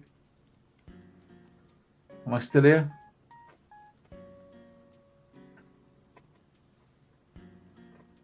I hope I'm here. Got a terrible headache. I'm going in a minute. I just wanted to I don't know what I want to do, to be honest. Exactly. This is what I mean, at a loss. Like, confused, disoriented, made himself that way. Because at some point he thinks, oh, right, I've got a good episode tonight. I'll tell you what I'm going to do. I'm going to start talking about this and this and this, and then, yeah, I'll give it to them. But he doesn't understand, like, he doesn't follow things through, he doesn't plan forward or ahead. So he gets himself talked into a situation. I would say that. Alan thinks he's a good talker and thinks he can talk himself out of a situation, but he doesn't realise that he gets himself talked into a situation as well. You think fake as well, fake headache. I wonder though, like, you know, if you spend an hour going on the internet about people who are on the internet, and I fucking hate this one and this one and this one's really bad and this, you know, if you spend an hour getting yourself worked up, and like I bring genetic code back into this, like I started today's episode pointing out that she's probably got herself violated off YouTube. She's obviously on YouTube, but with an account that has its privileges terminated. I think. But her and her friends, and the same with Bin Bin, is like, you know, for an hour, like, we're doing detracting, but I try and make it fun. Sometimes it gets a bit, and sometimes I get a bit eggy, but in the main, I try and make it fun, way more fun.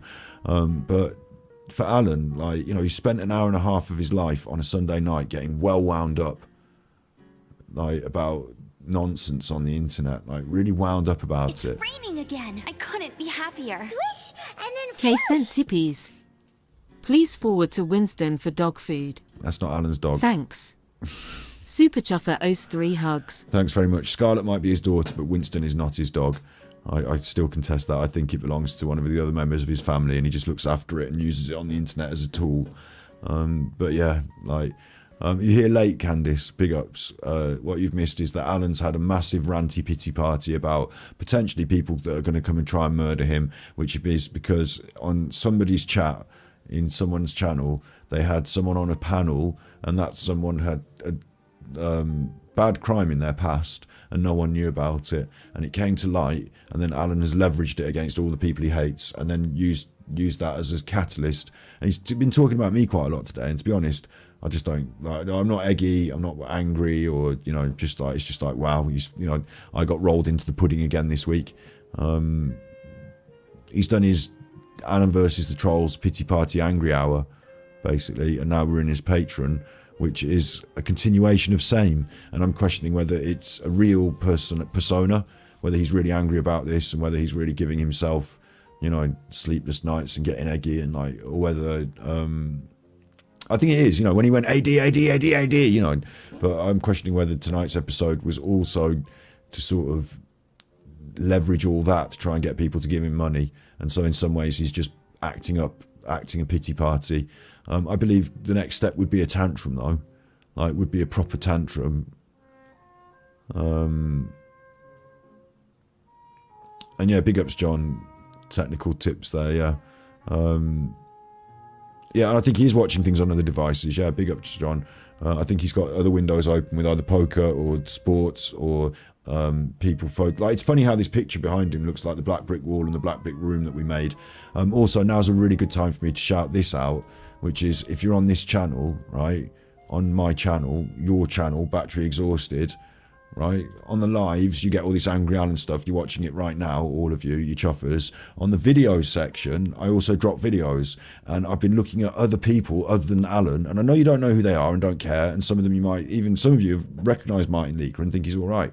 I want you to look at these videos, and I'll be dropping another one about another lady, and I'll be doing more of these videos about other people, and I want you to tell me if you think they're worth a bit of a live stream event. You know, like, there's other people other than Alan out there. There are other Allens out there, I'll say it that way.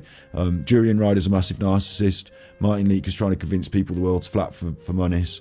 Like, there are other people out there, and there's another one that I'm going to be uploading probably tomorrow or the day after. So check out the video section of this channel and see some other different interesting people. There's Darkside Phil as well, because I'd like to try and filter in other lolcows and start working other people into the system. And whichever one does best on the videos, I'll do the live stream event, restreaming them and talking about them, you know, or watching their videos live and talking about them. So, like, I'll be doing it on Twitch behind the scenes, like on my gaming channel sometimes, just randomly looking into it. It's like Nutter Watch, isn't it? And we'll do it here on the stream as well, Nutter Watch. So, like, these videos count as Nutter Watch. Like, look out for more Nutter Watch. Tell me what you think of those videos. Yeah, shouts out me. Back to my main man, Alan Vinnicombe, in the studio. I've never felt like this before. I've never felt such hatred. Oh, so They maybe it's actually not. want to kill me. Maybe it's not an act. It's like watching some sort of horror film.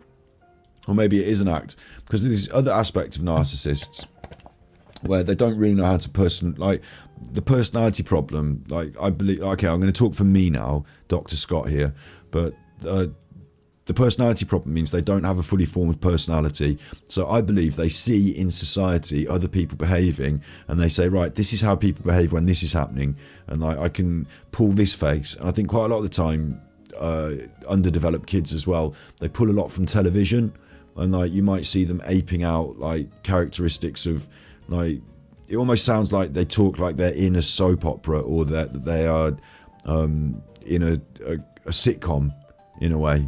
Like, and I feel like, well, do you think there's a laughter track to life? Like, why are you acting up? Is there a camera on? Like, it's only me here and you talking, but you're doing the big face and the big, like, you know, the big gestures, and like calm down. Like, have you learned to behave through the television or something? And I think Alan and the narcissist falls into that in a way, like the performance actions and the egging things up. So, like, it's like a child pretending that, you know, oh, I'm very sad, or oh, this is very spicy, oh, it's all spicy, or, you know, acting everything up, and actually not inside feeling and really living these emotions. It's like, because this laughter as well, this duper's delight laughter after he's made the statement. dude, to be honest, I've never felt like this before. I've never felt such hatred. Because I think maybe, though, he thinks the statement is, I've never felt so much hatred from other people. He's trying to say, I've never felt other people hate me this much. I'm deserving of pity. But what he actually says is, I've never felt this much hatred, which means he's hateful and full of hate. And then he laughs at it because he thinks, shit, I've dropped myself in that there. And when he drops himself in it, he likes to make it like, it's not so bad. Laugh, laugh, big joke, Alan. Like, you know, naughty Alan, you know, stuff like that. But he laughs because I think he's been caught rather than the duper's delight. But maybe therefore he is intending to be duping, because how can you be caught if you're not duping? So it's all rolled up. And with narcissism, it's not as straightforward as standard body language, because narcissists are special cases. You know, like I say, like, it's like with serial killers or sociopaths or stuff like that. Like, sometimes people might appear to behave normally because they've learned how to appear to behave normally. But really, they don't behave normally. So, they actually want to kill me. It's like watching some sort of horror film that's real. That worries me because Alan would be the protagonist, wouldn't he? The murderer. Sorry, the antagonist, the murderer. I suppose in his own horror film, he would be the protagonist, the one who's so afraid of being murdered and watches everyone else get murdered, but then at the end does the murderer in and wins.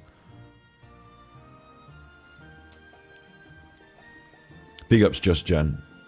Yeah, we have a good chat, don't we? I feel like I'm in a horror film. Shout outs to the Mimps. I used to feel I was in a film, but it was a Truman Show. I now feel I'm in one of those horror films.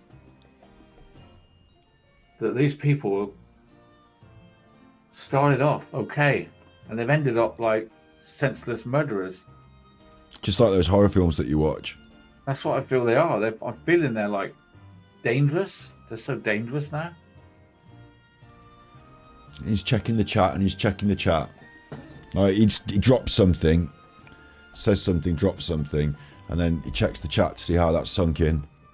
So I don't know if this is just manipulation. Like he wants to change the narrative up. It's like a turning of a screw. Like the same with gaslighting, isn't it, with narcissism? Like once the preliminary idea is seeded and sold, then he starts turning the screw and amping it up. So now we've gone from being like non-threatening, and earlier in his actual broadcast he said, you know, battery exhausted and whoever, at least they're not threatening, but this guy's actually a murderer. So like, but now he's turning the screw and saying like we could also be threatening. Like, it's interesting. Alan's like a psychological study. Oh, I know you guys don't hate me. That's not the point, is it? That's not the point, is it? You guys, you love me. Riff Raff, Welsh Pam, Melissa, Mr. Pickle Diddy, you love me. Just takes one crazy.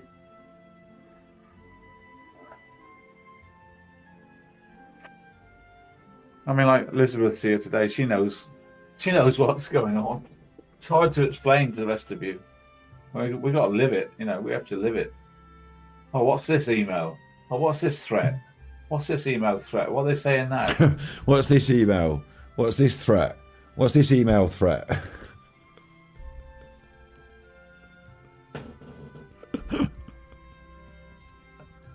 What outrageous allegation they're doing this week?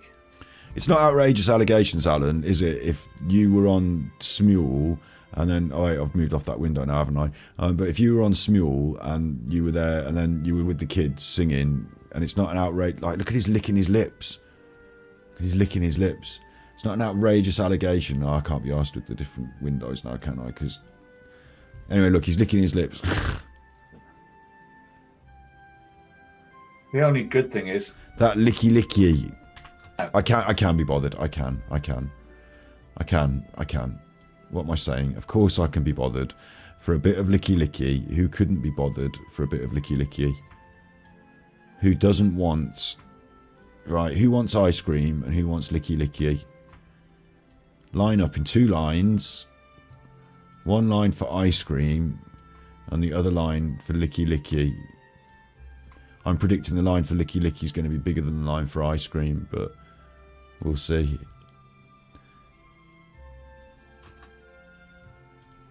what outrageous allegation they're doing this week?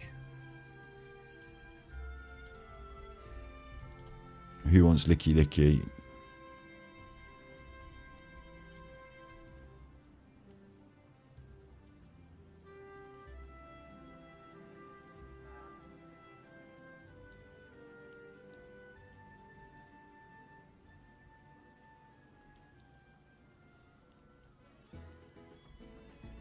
Yeah. Who wants licky?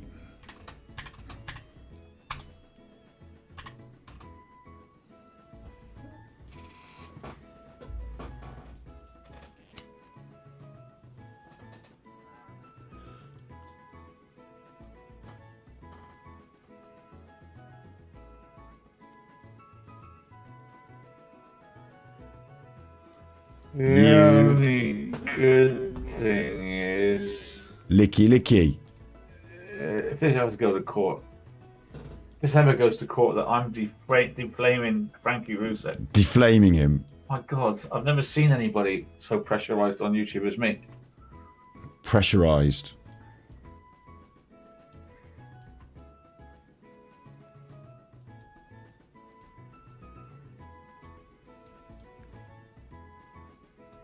It is, isn't it? It's okay. So what I'm seeing is a narcissist. Like the thing is, like I say about the body language being masked and strange, is I'm actually seeing someone like he got the feedback in the chat. Oh, we love you, AD. Oh, it's bad. And then he's like, I've never seen anyone as deframed as me. And then he's waiting for the feedback and the love. And he's checking the chat. Like, okay, time for another one. Like he's literally like pressing the button, saying the stuff, poking the bear, so to speak, but in a weird way, like, mummy, please give me attention. Oh, I've never had such a bad bump on my head, mummy. Like, it's never, no one, they said that no one else in school has ever fallen off the high bars from so high. Like, he's just so fucking desperate. Like, this is self-serving ego massage, elicited through pity and drivel, isn't it? In his patron, like the patron, he should be paying them to be in his patron and listen to this and say nice things to him. Like he should be paying them.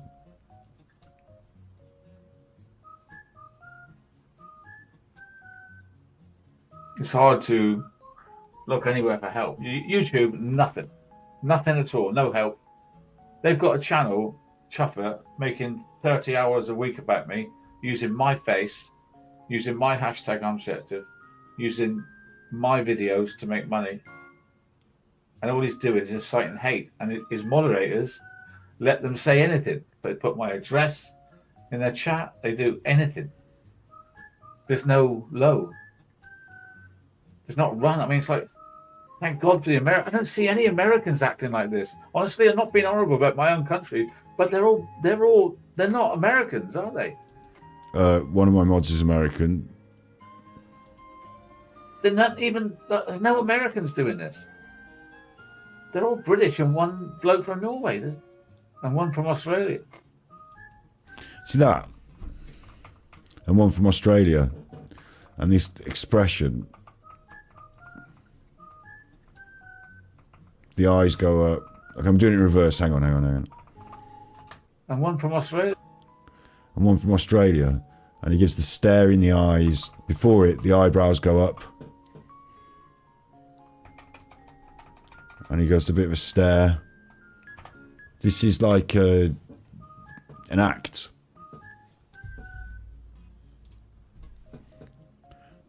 And there's one from Australia. Like it's like, so I'm seeing a cluster of things as well. I'm seeing a combination of things. I'm seeing the gesture with the hand, the cock of the mouth, the rise of the eye, and the look into camera, the stare. I'm seeing, like, imagine, like, you know, you're booked to play the Artful Dodger in Oliver Twist. Honestly, Governor, there's one from Australia.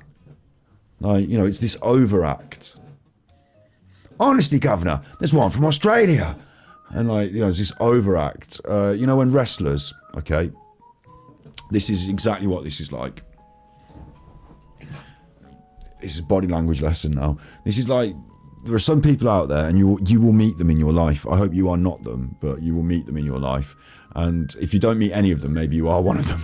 No, but honestly, you'll meet them in your life. Like I said earlier, wrestling promos is the one that I get closest to with it, for seeing people like it. But it's like they've learned to socialise, or they think they know what's funny or cool or good because they've seen it on the telly, or they've seen enough of a certain style of comedy on sketch shows, or and like they're not doing their own personal who they are. They're like acting out what they've seen on the telly, like not like literally doing just the catchphrases and the thing, although these people might do a lot of that. But I'm saying that, like, and it comes to wrestling promos for me, it's like lying with your personality. And like wrestlers aren't really real, are they? Although they seem quite real when you're a kid, but wrestlers are not really real.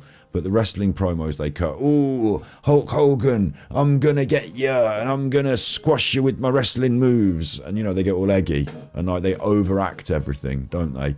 And they have to overact when they're in the ring as well, because when they're in the ring, they have to sell to everyone what the concept of what's going on.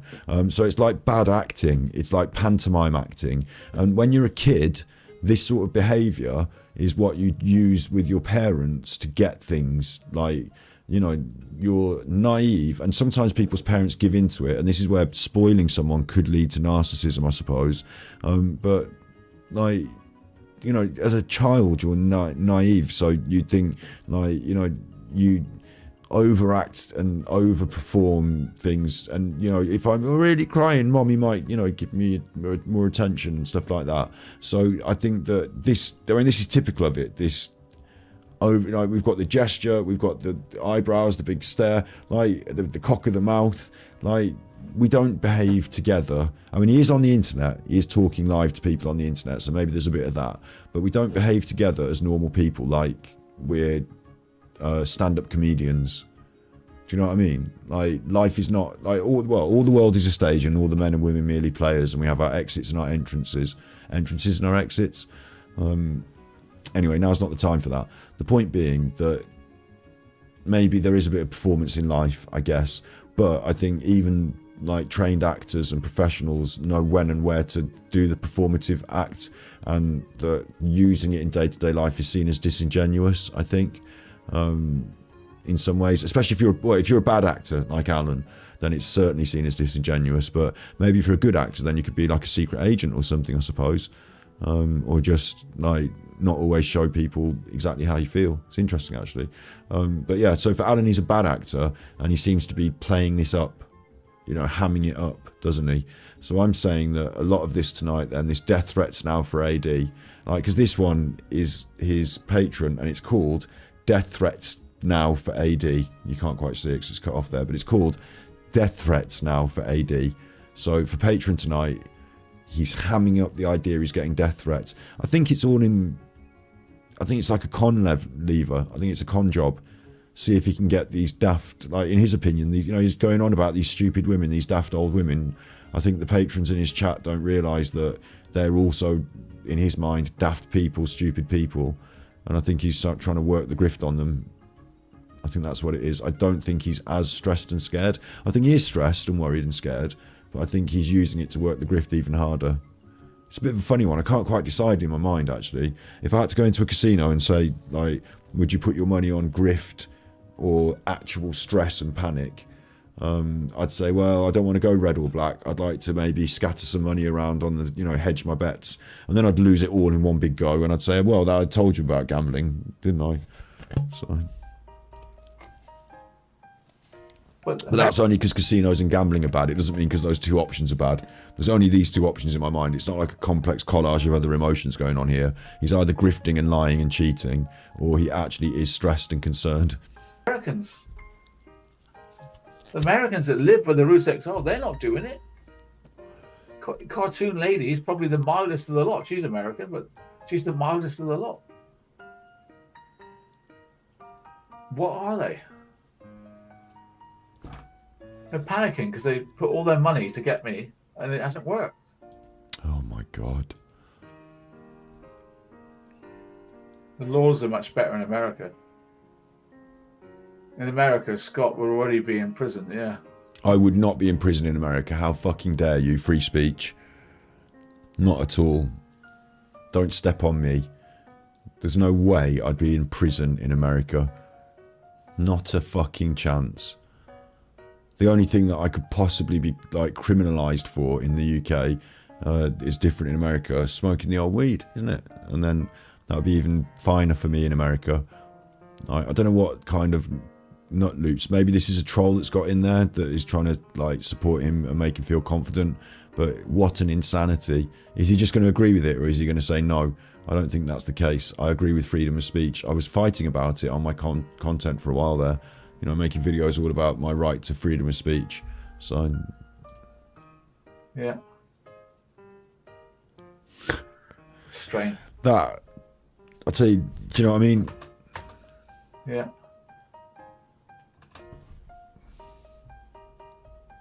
Darkside Phil does this occasionally. I'll have to try and catch him next time he does it and highlight it for us all. Look forward to that next time Darkside Phil does outright condescension of his audience. So Scott will be in prison in America, and he does this because it's like, I can't believe you're that fucking stupid.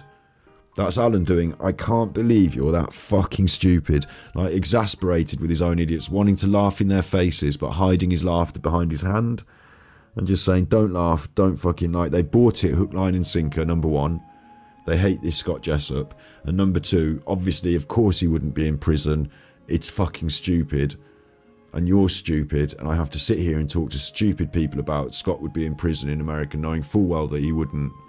Like, you know, he's thinking these people are fucking stupid.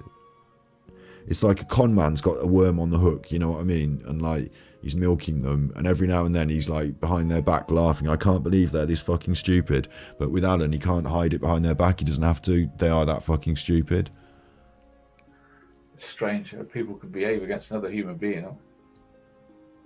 I don't even retaliate, do I? I don't make videos like... You just did for the whole fucking episode, and now you're doing it in your Patreon. Like, you literally...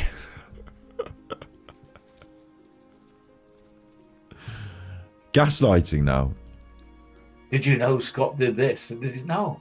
Because you can't do videos like that, because I haven't done things that are bad that you could bring out. It must frustrate him, mustn't it?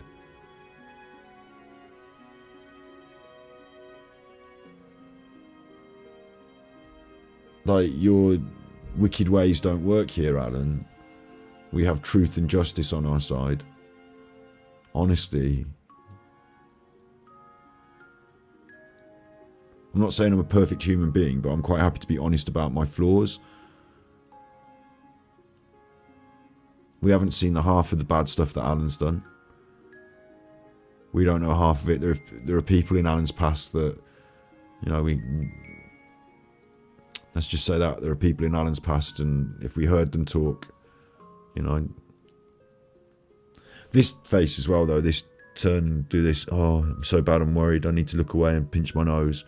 Again, yeah, perfected the act, says Laurie. This is an act as well, isn't it? This is what I mean about the wrestler. You know, think about the wrestler who overacts and oversells everything, overperforms everything. Oh, look away. You would see this on a soap opera on the television, and if you weren't sharp enough as a child, you might think that's how people really behave. So you might ape this behaviour when you want to express an emotion, thinking that this is how people would see it. You know, I've seen this on the telly when they do that, and, you know, but actually to normal people, it looks like a bizarre overact. Like, are you really worried? Like, at first, though, people are sucked in, and like, because it's strange and different, they go, are you okay? Are you really worried? Are you, you know, shit, you seem really upset. Do you know what I mean? You seem really upset. It's the boy who cried wolf, isn't it? Like, Alan is not particularly upset. He just wants that money coming in, that sympathy raining upon him, and he knows that this is an avenue to the brainwashing and the manipulation. And being a poker player, or he's not a chess player, but, you know, trying to think a few moves ahead here. Okay, I've got them where I want them in one aspect. It's not that he's got them where he wants them, so to speak, but he's found, like, the narcissist's probe for weaknesses, for emotional weaknesses. Like, they probe people, and because he's not able to probe people one-on-one directly, or maybe in his chat, he's got his eyes on Melissa because she's like one of the new ones. Like, this is something that I worry about with Melissa, is she's been inducted as a spanner recently. She started out as a fairly new person, then she's got a picture and he likes her pretty hair, and then she's been giving him nice tippies, and now she's a spanner. Like, she could be a troll in there, you know, doing a LARP, live action role play. She could be, but she's in there as a new friend now. And I worry that, you know, he might be focused on her response above the others in chat. You know, the others are all there in chat, but to Alan, he's zooming in on one person. And maybe he's zooming in on one, you know, this touches the nerve with Melissa. This doesn't work with Melissa. You know, like, maybe he's doing some of that. There was a lot of purple hearts for him in chat from Melissa there. They would have been in jail. Comes from Melissa. More pink hearts. You know, she's amping up her love for AD in a way, getting closer to him. You know, maybe he's like focused on that in a way, and like this momentary pause while he solicits emotion from them is also a moment for him to try and think, okay, you know, because the narcissist is both subconsciously and consciously doing these manipulation techniques. Like, where do I want to go with this? What's my next push? What's my next angle? Like, and then that, and the rub of the head. Come on, this is like Coronation Street acting now, isn't it? They have no shame about the song he made up about my daughter. There's no shame. These women that support him, they have grandchildren, and yet they support him. And there I said, you know, probing, looking for these avenues. He's gone to what he knows works best here. Grandchildren, children, shame, songs about his daughter. You know, the women in his chat really don't like these buttons being pushed, do they, for themselves?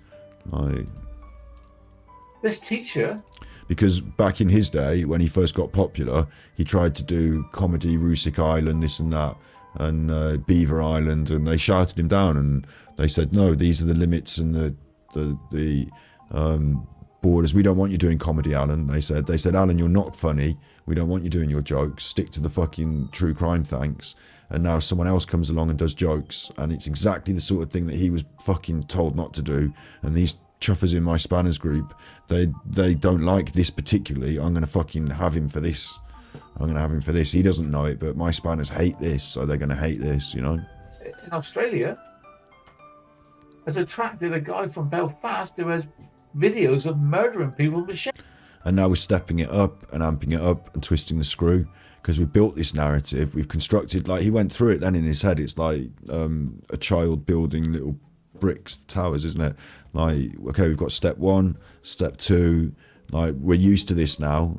We're used to this sort of narrative now. This narrative is, and it's the sort of thing that gaslighting, this is pure gaslighting, because in 6 weeks down the road, he'll be like, yeah, but remember this, and this, 1, 2, and 3. And you'll be like, no, I don't remember 1, 2, and 3. And he's like, no, I remember, because I said 1, 2, and 3 over and over again for weeks, that 1, 2, and 3. We're past 1, 2, and 3 now. We're on to 4, 5, and 6. And then like 6 weeks later, it's like, remember 4, 5, and 6? And they're like, well, hang on, what about 1, 2, and 3? And they're like, listen, 4, 5, and 6, 1, 2, and 3 are historical record now. They're established. I've been gaslighting you so long. Like, the screw has to be turned. The narrative has to be amped up. And, you know, 1, 2, and 3 no longer that effective anyway. But, you know, if you go right back, it was never 1, 2, or 3. Like, Alan's just like building lies upon lies, layers upon layers here, isn't he? And he's got my family, including my little ones, on his banner of his frigging channel. You don't have any little ones. You don't have any children that are 1 year old, Alan. If somebody could tell her, I mean, she's not listening to me. If anybody knows her, there must be some feeling in her. She says she's religious. I hope you don't have any children, Alan. She says she that are little. Prays for me. I don't want you to pray for me. Take down the pictures of my little children. There's all sorts of nutters looking at them, all sorts of sexual deviants looking at my children. They're beautiful children. These sexual deviants. You're advertising it all the time. And this is him on his Patreon again, remember? So he's already said all this on his main channel. So this again is trying to utilize, like, these are things that he thinks will anger these women in his chat. It seemed to have not worked on his mainstream, but here's one final throw of the dice to try and elicit some donations, I guess. Ogling them. Grumpy Granny, don't you know that? No one's going to ogle you. Grumpy Granny in his Patreon, is she?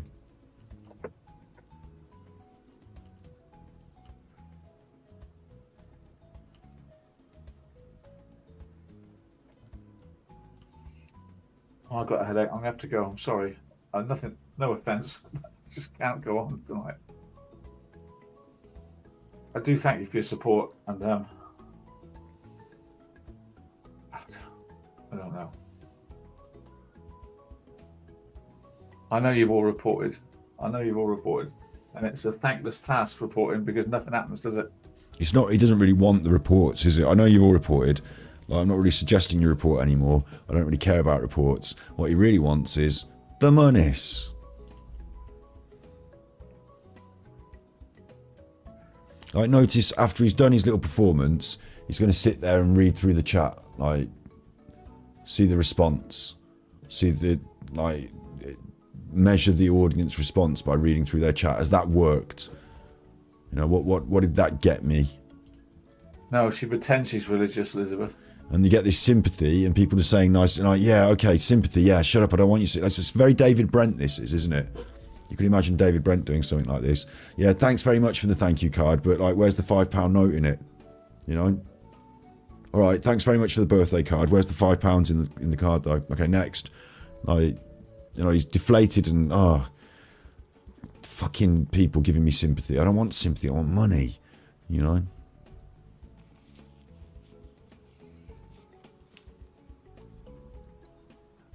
This is America. Those threats to murder me would be dealt with by the police instantly. I know it.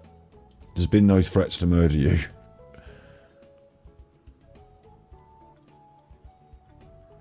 Canada's, yeah.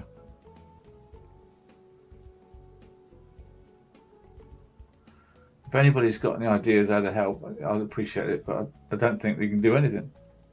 Again, these pleas for help on his Patreon, very strange, aren't they? Because like he's not collected a group of like international hackers or international defamation lawyers, or you know, he's got his own. I think he understands that the people he's collected are people that are not that, like, by merit of being susceptible to his manipulation, not that. Well, I suppose I don't want to say not that smart. I think everyone's susceptible to manipulation at some point in their life if they're going through certain stuff, maybe. So maybe it's not a measure of being smart, but you know, he views them as not being smart, easy to manipulate, pay pigs. They're not paying up tonight, but you know, he thinks that, like, and everyone here, my intellectually smart, wonderfully diverse and beautiful chat have been very generous with me tonight, so thank you very much for that. But Alan views his as like a resource, doesn't he? So I don't think he's very happy with them, and I don't think he's very like, they've disappointed Daddy in a way, haven't they? And he doesn't really care for their emotional support. But if there's anything anyone can do, but like I said, he's not collected a group of, like, what can these people do? And why would you solicit them to, like, if people are paying you to be in your Patreon, asking them if they've got any plans how to troll people that you don't like on the internet seems like a strange move to me. Yeah. Well, have you got any plans on what, you know, can we make any plans? Make our little conspiracy group. We'll start a criminal conspiracy together to commit some acts. Have you got any ideas? Like, what's going to be the next heist? Like, what are you on about? They're here on the Patreon to sort of listen to you, give them something extra, not solicit them for something more.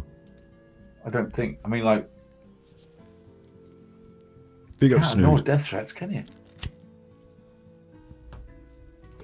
We had a big old night of it last night, didn't we, Snood? I'll tell you something, you don't know this, no one knows this, but it went on last night quite late, and it was like 6 a.m. nearly for me, and towards the end, because I didn't have my face on, I was sitting here with my eyes closed sometimes, and in my brain I was thinking, I'm here and I'm talking and we're talking, and, like, you know, it's quite late, and if I keep my eyes closed too long I might fall asleep, and then it'll be bad because I'll be asleep on stream, but no one would know it, but I would be. And then sometimes I'd open my eyes and watch some film and join in more.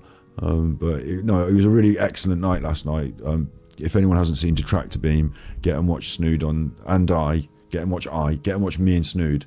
Get and watch me and Snood on Detractor Beam for a massive, I mean, Snood did the massive marathon, I joined in a bit at the end. Massive marathon of field attracting, and a very sad occasion, to be honest. Almost like a somber resignation party.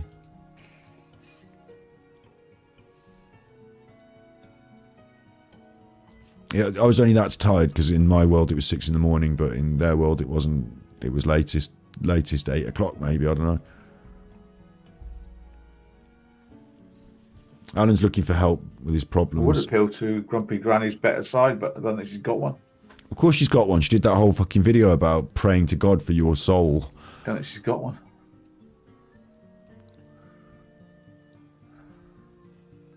I appreciate your help, and anything you can do to help, I appreciate that as well, but I don't have much hope. Pity, it's just pity, isn't it? Not much hope. Not much hope. Oh, if only I had something that would give me hope. You know, if only I had something that would give me hope. I don't know, something that I could, spend that would give me hope. if only I had some, you know, symbol of the if only I had some symbol of the hope. You know, if only I had some symbol of the hope.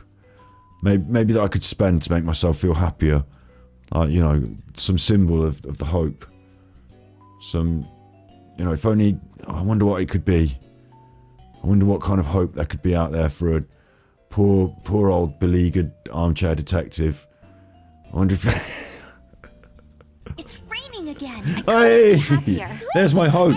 Miss Sarah sent There's my hope. You deserve the support though. Much better content and common sense here. Thanks. Thanks for a good time. Super Chuffer owes 15 hugs. See that, Alan? It was like, that was pure poetry. Thank you for that. Thank you for the 15 hugs. That's quite a big load of hope, that is. That's a very generous amount of hope. Thank you. But it's pure poetry, isn't it? Because I was doing the, you know, the comedy bit, but that is punctuated it perfectly. That's what Alan is hoping for. That's exactly what Alan is hoping for. If only someone had, like, you know, I used to have, when I was a kid, right? Listen, when I was a kid, I used to have a little black dog, right? This is a true story now. This is a true story. When I was a kid, I used to have a little black dog. It was my little, like, toy that I used to suck my thumb. I used to rub the ribbon on the black dog's collar. It was a little red collar. I used to rub the ribbon, hold the black dog and suck my thumb. It was my little, like, you know, I was a little tiny babis. And as I was growing up, just early memories, this is early memories. My parents went through a divorce, and at one point we moved into like a hotel for a bit. Essentially just moved into a hotel for a bit, yeah, while the house was sold and the new house was rented and a different house was decided upon and bought and the money was divided and stuff like that, right? So we moved into this hotel for a bit, and during this hotel stay, my little black dog went missing, and it had gone. And I think it was the day that we moved out of the hotel into the new house or something like that. The black dog had gone missing and it had gone. And all the people in the hotel had looked for it. And, like, you know, my mom had been like, no, I remember because we were at the hotel. It was during the hotel stay. And all the people at the hotel were looking for it and helping. And, like, I was out in the, like, have you seen it by the play swings? And, you know, looking for this black dog. And I was very upset. And I was very upset about this black dog and that it got gone missing. It had a little ribbon. It was my thing. And am I going to suck my thumb now? And so, you know, obviously, you know what's coming, right? Is that, well, there was one thing I didn't mention, is that the black dog had been a gift from my mother's ex-boyfriend, I think. And my dad had seen it as like a symbol of like one of my mother's ex-boyfriends in some way. Anyway, my dad had disposed of the black dog. The black dog had gone bye-byes. My dad had taken it and just binned it off. And then years later, like, obviously it was revealed to me, I think that he'd binned that off. I don't know if he's ever admitted to it. Anyway, the point is, he just binned it off. It had just gone. Black dog gone, yeah? So,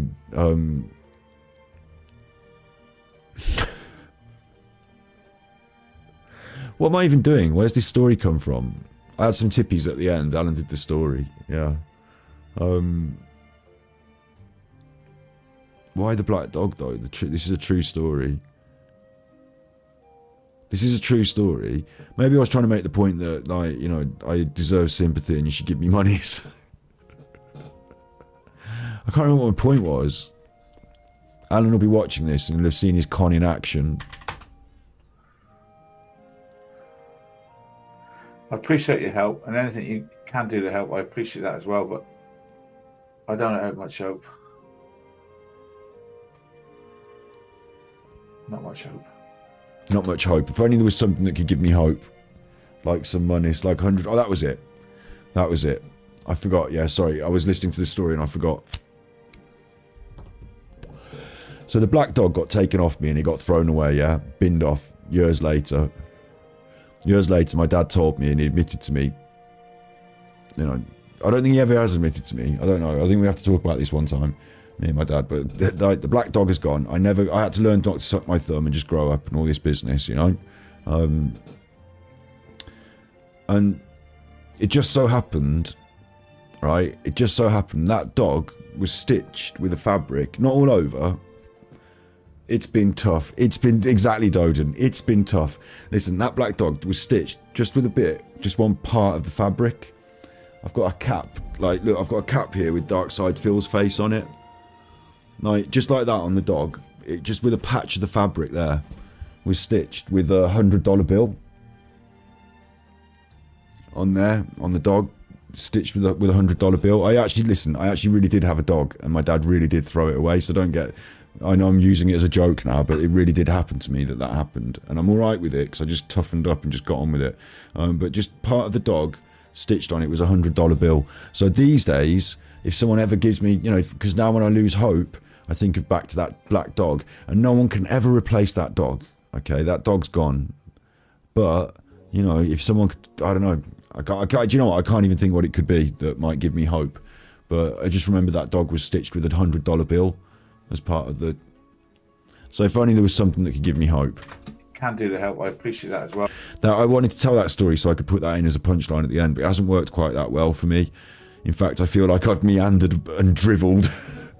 Oh, but I don't have much hope. I don't have much hope, but also not much money either, so if you could supply one or the other. I've seen your nice comments in chat there, says Alan. Alan's saying, I've seen your nice comments in chat, but I still don't have much hope. So hope to rhyme with dope, to rhyme with dough, to rhyme with monis, please. Can you, maybe? Not much hope. Thank you very much for your support, continued support, and I honestly do appreciate it so much.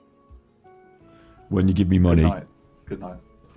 But you didn't, so I'm off. That's his Patreon episode, right? That was 15 minutes of pure Patreon, that was. 15 minutes of pure Patreon, in which he went full double down on all the things he said on the episode, forced him to watch the video again, had a little chuckle at one point, then he got his, oh no. I think I've left that girl locked in that room again. Fuck. Did I charge that guy for an hour or 30 minutes? He's been in there too. I'm not going in there to tell him. I'll try and get him to pay more money when he comes out. They're going to tell me off for this. Maybe I can get some monies. Let's have a little look at what Melissa's saying on the chat there. What are you saying, Melissa? Let me check what you're saying with my eyes. And then This is America. Those threats to murder me would be dealt with by the police instantly. Instantly. Poor Alan. Why would you possibly do this for your Saturday, Sunday night? It's Sunday night, isn't it? Why would you possibly do this? You made me do this. You made me do it as a response stream. Detract. I feel like I'm a retractor today. I feel like in some way I've gone backwards in my own brain for having to sit through that, Alan. It was wild at one point, wasn't it? While there was a murderer after him. I mean, there still is a murderer after him, isn't there, in a way? So that's something to be taken from it. Like, if anything, Alan's angered the murderer. I don't know anything about this guy, right? But apparently he's done this bad murder, and Alan's brought it all up on stream and said about what a bad chuffer he is, and that he shouldn't be trusted. So, if anything, that will anger the murderer more. Alan's tried to make a real point to say that he lives in Bristol, but I don't think he does. Hasn't got his monies. Back to work on Monday for the Nicola... Which one is it on Monday? Is it Madeline McCann or is it Nicola Bully? I don't think even Alan knows. Or is it the Rue 6? Back to work on Monday. I hope I don't have... Don't make me cover it, right? What I want from you chuffers is I want... If anyone's watching this all the way to the end, which a lot of you are, or you're up all night like a lot of you are, what I want from you chuffers is to not watch his stuff. I promise I will watch it and I will make notes when he's particularly stupid. And then I will have it all in order for an end of the week Angry Alan roundup show, okay? And in the spirit of that, I'll try and do Nutter Watch instead, and it will not feature Angry Alan unless he's being particularly weird, okay?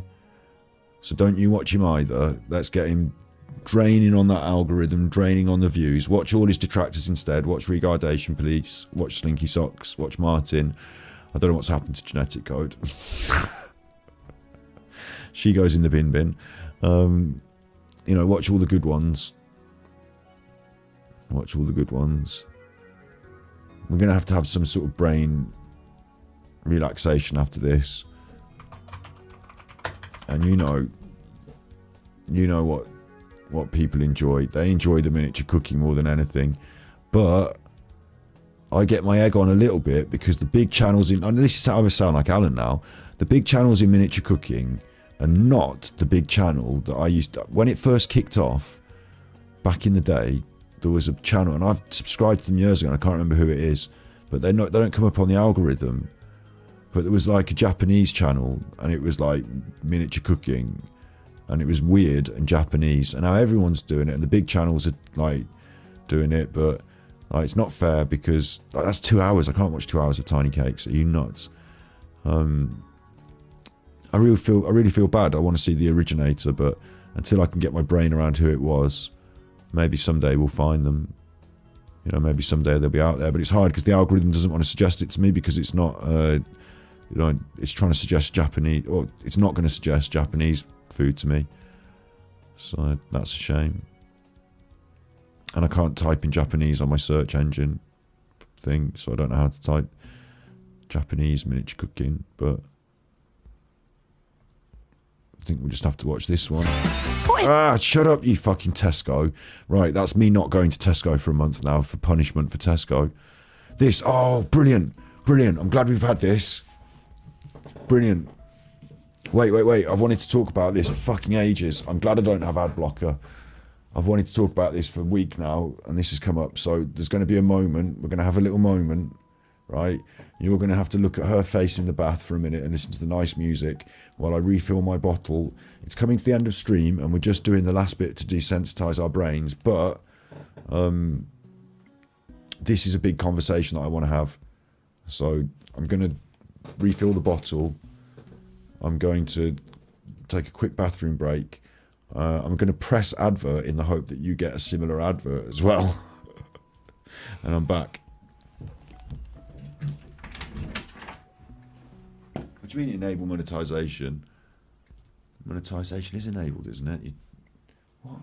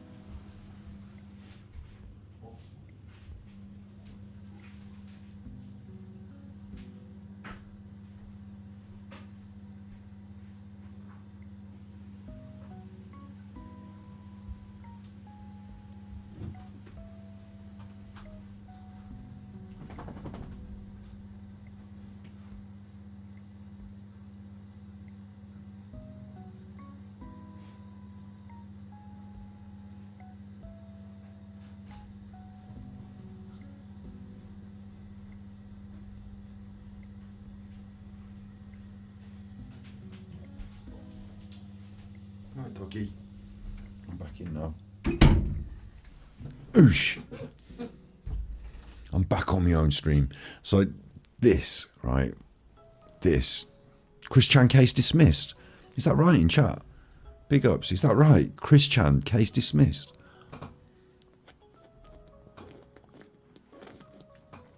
Does that mean we can't call him an incestuous motherfucker anymore? This advert is going to play now for a minute, and this is what's happening in the UK. Is there's a new game on the phones called Royal Match, and they have put fucking big monies into the advertising campaign. And the advertising campaign here, I think it's Stacey Solomon. She's famous, and they've also got Amanda Holden, Simon Cowell, Dermot O'Leary. They've got all the top ones from the tellies in the adverts. We'll look at Chris Chan in a minute, Jackie Rice, if I have to, but who is this woman? She is Stacey Solomon, and she is famous, and they've got all the big names, and like, this is the advert then. Let's have a look at the advert. It's so peaceful. It's a little bit of me time to play my favourite game. I also feel like I get the royal treatment every time I play. Hey Stacey, are you finishing the bath yet? It's the perfect place to get some peace and quiet, solve all the puzzles, and get through all those challenging levels. Stacey? I love it. Hello? So they put a lot of money into, that's the advert, it's gone now, but they put a lot of money into getting the big famous people. I kind of want to follow it, I want to have a look at it, because they've put heavy money. So maybe I can get this up actually. Maybe the internet will give it me. Royal Match advert. Should it? There we go. Damn, I'm good. Another level smashed. What a perfect match. Hi, Simon. We're ready for you on stage. I'm busy playing Raw Match. I mean, come on, like, Simon Cowell's loads of money, isn't it? Like, he doesn't play Royal Match and just enjoy it and think it's brilliant. Like, they've spent fucking loads of money getting Simon Cowell on, haven't they? Like, whoever runs Royal Match, and there's a reason for this, isn't there? It's not because, like, this game that's on the tablet is going to be popular amongst the Fortnite generation, is it? Like, they've aimed pointedly at whoever watches Britain's Got Talent. Like, Amanda Holden, and This Morning as well. They want people who watch This Morning. I think the next one they'll get on is Alison, won't they? Match. You play it, Andy plays it, fucking hell. Oh, okay, but they're all waiting for you. Well, you better figure something out then, hadn't you? Boom.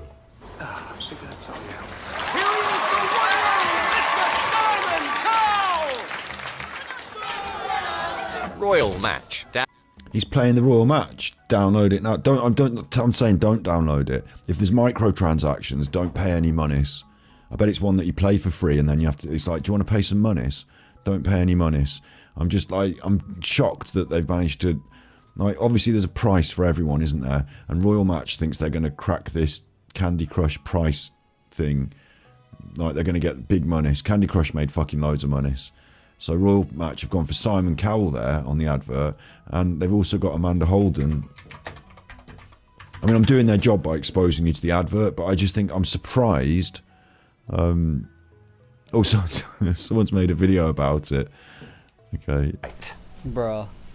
Royal Match is fantastic, but you were wrong about level 125. I completed it in seconds. I saw this advert and I thought, what the fuck is this? I mean, it's not a very good advert. Like, it's like a soap opera they constructed about Royal Match. And obviously, Simon Cowell and Amanda Holden are not playing Royal Match, and don't you ever believe they are. But, like, they've constructed this weird soap opera. It almost makes me think that this is going to be going on at the end of, you know, in between, like, the X Factor and Britain's Got Talent at the end. It's, like, sponsored by, they do it on Celebrity Get Me Out of Here. And it's, like, sponsored by something. I can't even remember what it's sponsored by, but it's, like, Bugs doing some shit. And they're the sponsors. And, like, it feels like this is supposed to bookend. But it's YouTube content. It's YouTube adverts that it's going on. Wrong. I've gone blurry on your screen. That's not that. I'm sorry. That's your end. My end's going quite well. Everything's fine. Sorry. What? Oh, Simon's replied. Simon's replied. No, he hasn't. This is an advert. Simon Cowell is never wrong. He's just less correct. P.S. How did you get past level 125? She's never seen fucking level 125 on Royal Match. She's never even opened the app. Don't get me started. Level 125. How did you get past level 125? Well, in reality, if she wanted to, I expect she could spend fucking loads of money for, like, you know, Royal Match gems. But the most of us shouldn't be spending our money on Royal Match, and I'm surprised that these chuffers are on the adverts. It's a real weird move for me. Like, but it's kind of like, it's where it is now with gaming. Like, targeted marketing from the mobile gaming department of Royal Match PR have hired Amanda Holden. Do I help him? Fuck you, Amanda. I don't fall. Switch to Chrome. Whoever that is, gaming's my thing. I've uploaded that. It's a weird thing to be. It's not weird actually. It's, oh, hello. What's this? This girl is on fire. Someone likes Amanda Holden. Obviously the music is problematic, so I'm going to turn that off. But someone likes Amanda Holden. Up North Boxing 8133. Someone likes Amanda Holden. They'll be cross at my dislike of her and using reactionary content. But look at that, Amanda in the dress. There she is in England with someone like Cheers. Stinky Socks. You got past 2. How many levels? How many fucking levels are there? Like, it never ends. The man who made it made a lot of money, and he used the money to do good things in the end. So, like, that's part of it. And he didn't know he was making what he was making. He was just making mobile games and trying to do good things, like trying to create games that people would be hooked on. But like the microtransactions, monetary policy of the big companies that bought the IP and pump it out, and they're kind of almost predatory, aren't they? So, like, I don't agree with people having to buy lots of little things in games and it all adds up. And he's never paid any money. It's good for you. But like, it going forever seems a bit mad. Like, you know, most games that I know of don't have thousands of levels. like even at one a day, how long is that going to take you? Like, okay, let's say you're at level 2000, right? And I want to compete and get on. Oh, okay. Well, I'm going to start playing and I'm going to get to level 2000 as well. And I'll do one a day. Then it's going to take me like years of my life. Saying this, I play Genshin Impact, so who am I to talk? But I feel I get a little more out of the experience than messing about on the phone. But on the other hand, the idling time messing about on your phone is absolutely fair. I think if it wasn't for the monies, it's actually quite fine as a game to have little games that you play on your phone that help you to distract and, like, you know, idling away little bits of time. I think that's actually okay as a concept. But the monies, I'm not so happy with the way it like goes on forever. And if you just want to have a little bit of extra, you can get your monies in, and like people end up spending a bit more money than they think. But yeah, Amanda Holden is now selling a mobile game. Her and Simon Cowell.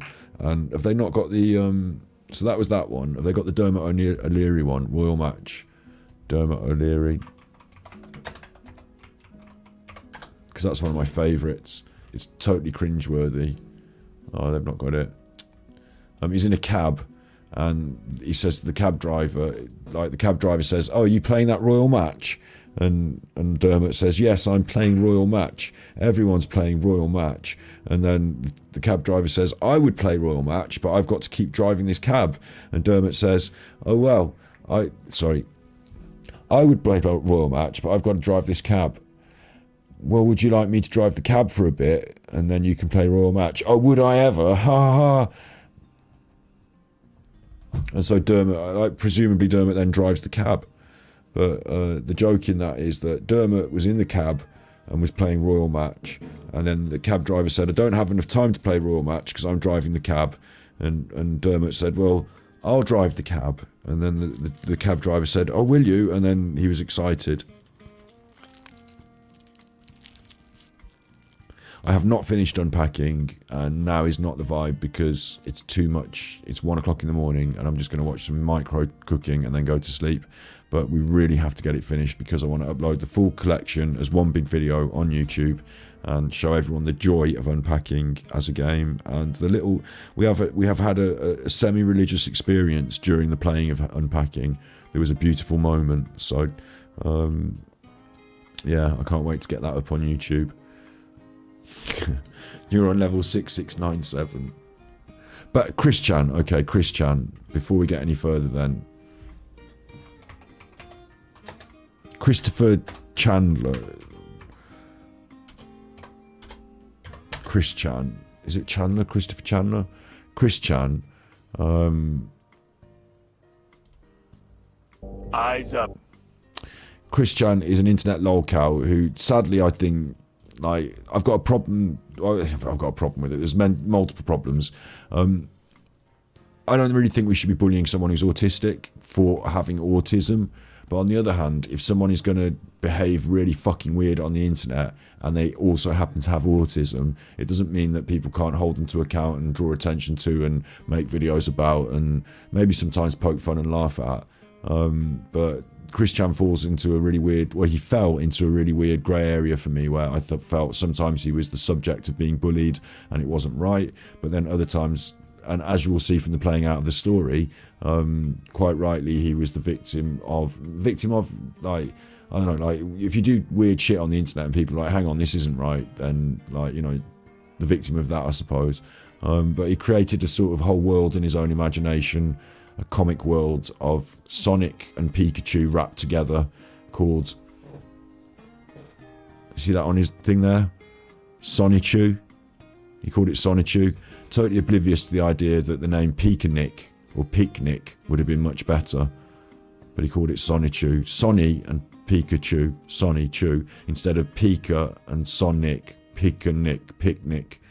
Like, what an idiot. Anyway, and during that autistic delusion, he poured a lot of his ideas and created a whole comic world and would create comics and share ideas on the internet based around that, I guess. And then in the end, he was goaded into, in a way, I guess, goaded into sleeping with his own mother, I think. Goaded into sleeping with his own mother. I think confessed to it. Like, in her dotage, she seems to have, like, dementia, and he might have had sex with her. It's a bit of a fucking weird story, but now he identifies as female and went to prison for a while, or jail for a while. There's 6 minutes of this, so let's just see what they've got to say. Chris Chan is definitely top 20 most disgusting, disturbing people on the internet. Top 20, maybe top 10.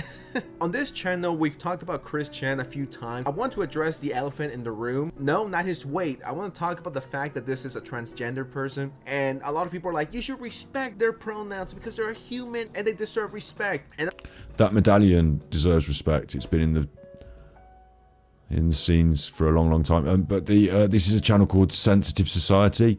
I'm not subscribed yet. I didn't know who they are. I've just bumped into them because of this Chris Chan thing on the internet that I just wanted to show you a video of. So their views do not, I don't advocate for their views, and theirs don't represent mine, but I'm going to find out what their views are now by listening to it. I'll be completely honest with you guys. I'm not going to respect I am not going to respect someone this disgusting and evil. Someone who admitted multiple times to taking advantage of their mom with dementia. So I agree with what you just said there. At the age of 79, if you think I'm going to respect this freak's pronouns, get the fuck out of here. You have the wrong channel. No, I don't have respect for them. Fuck them. Go watch Noah Samson. Go watch Ethan is Online. Go watch Nick Cycling. All those fucking losers who defend people like this. I'm not one. So I don't defend Chris Chan or people like him, but I also don't mind using someone's pronouns that they choose. So I'm like, but Chris Chan specific, I don't really like, you know, I suppose I'm quite happy to choose my own application of pronouns for them.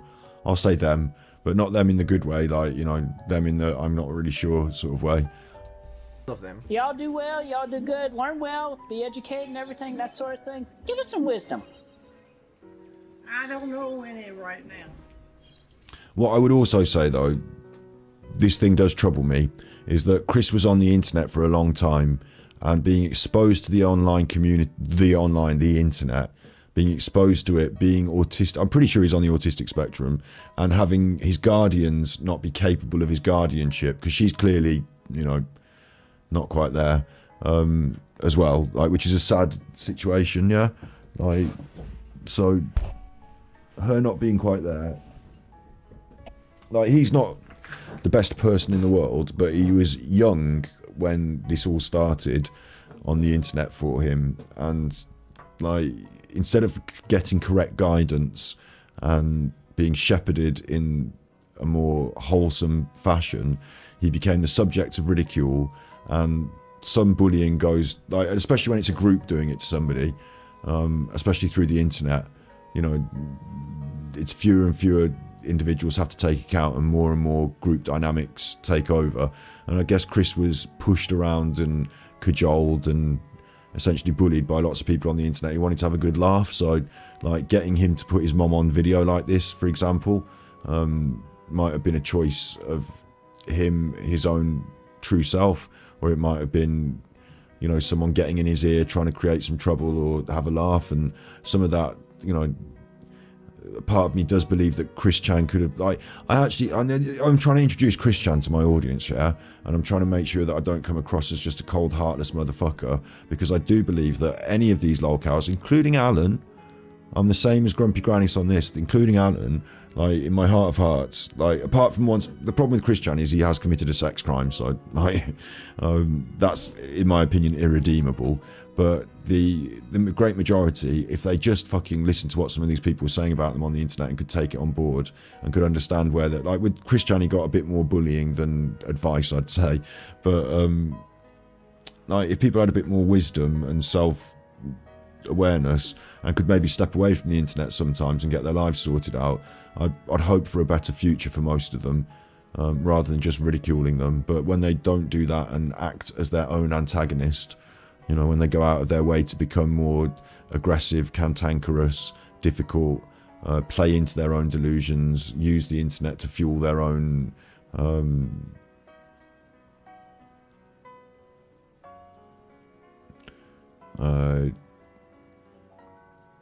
sinful side, you know, I wanted to say non-virtuous, and I suppose the opposite of virtue is a sin, you know, greed, lust, whatever. Like when they play into it in that way, they become part of their own problem, so you have to lose some sympathy for that. But the problem with Chris is that I do think he is mentally neurologically impaired, so I think it's hard for me to be on the side. I watch it all happen on, like with Christian, I watch it happen on the internet like I would slow down past a car crash rather than like cast judgment on who was doing the driving and which way it went and all that. I see a lot of different people saying a lot of different stuff about someone who clearly has problems but clearly has not had the guidance or the self-awareness to address any of those problems, and instead caused more of them. So come on, you have a lot of wisdom in your head. What are you doing to me? Be smart. Okay, thank you, Mom. Love you. Give me a hug. Give me a hug. Show me a hug. Give it. Come on, both arms. Okay, let me go. Oh, wait a minute. Turn me loose once. I'm thirsty. Come on. Just say it once. Turn me loose. Turn me loose right here. You're supposed to say, turn me loose, you silly goose. Turn me loose, you silly goose.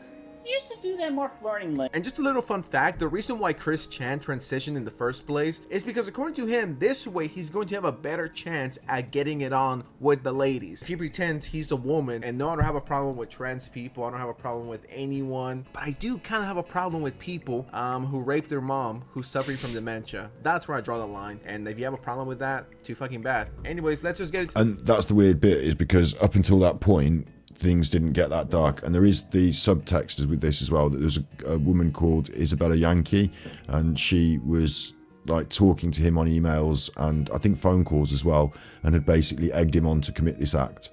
So he didn't like act alone, he was like, you know, pushed into it in a way, I guess. Let's have a quick Isabella.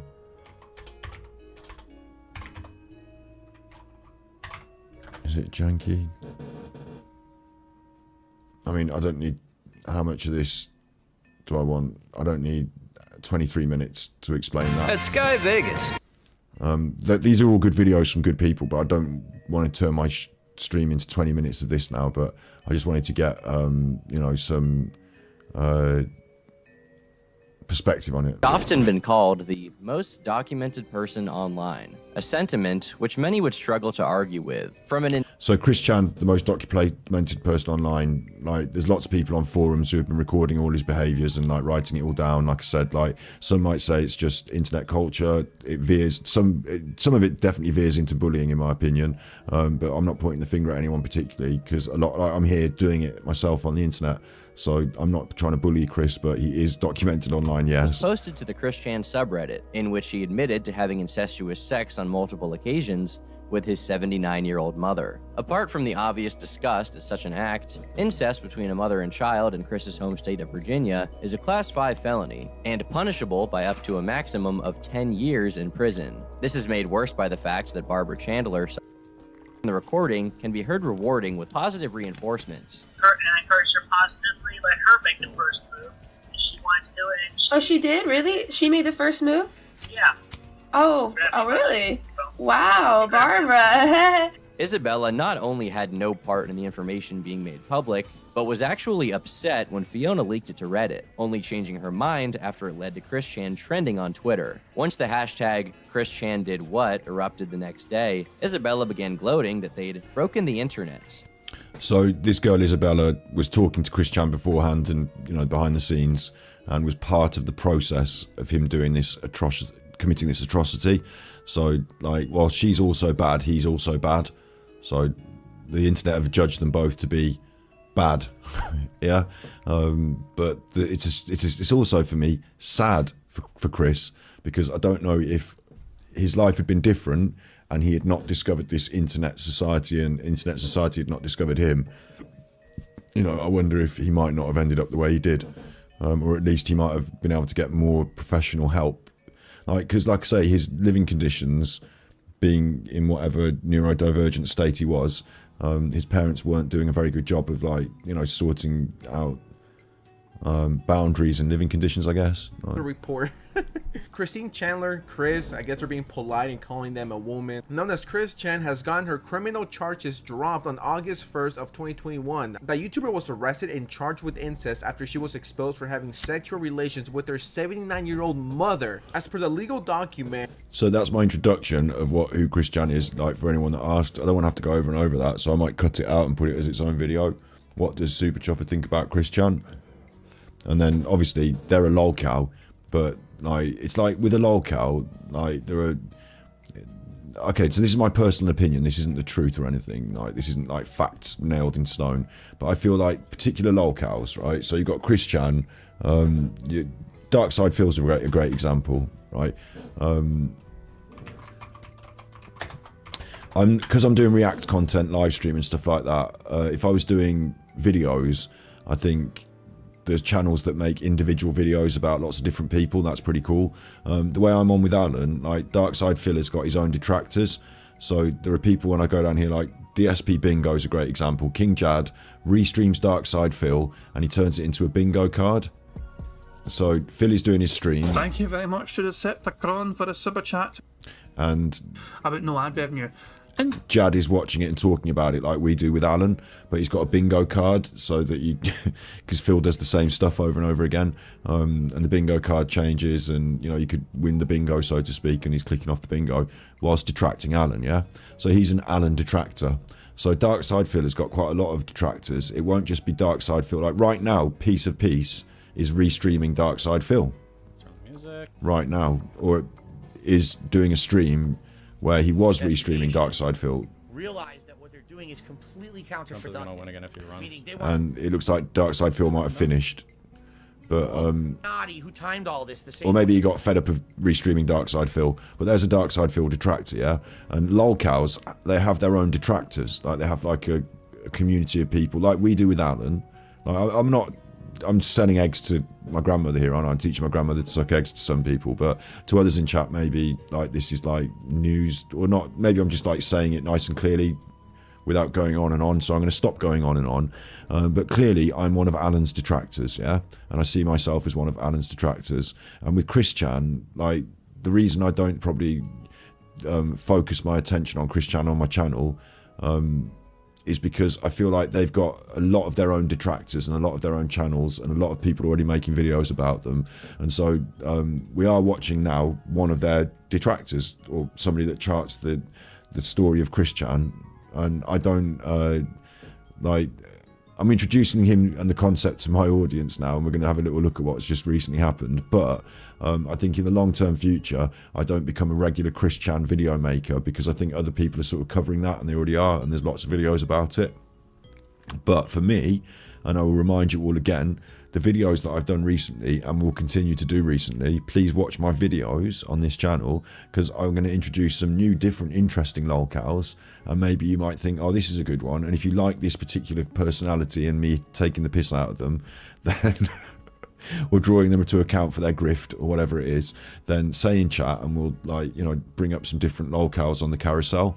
And Alan is obviously, we're doing a live stream now about Alan. Alan's the main one. Yeah, I get it. But he's not the main one on the internet. Chris Chan's the main one on the internet. And Darkside Phil's another quite big one on the internet. But I think there's a lot of smaller fish in a bigger pond that could also be drawn to attention, and we could have a lot of fun. And maybe my lolcow channel here, that it's turning into a bit, could be, you know, my little personal lolcow channel. It's not a lolcow channel, but, you know, internet rabbit hole channel.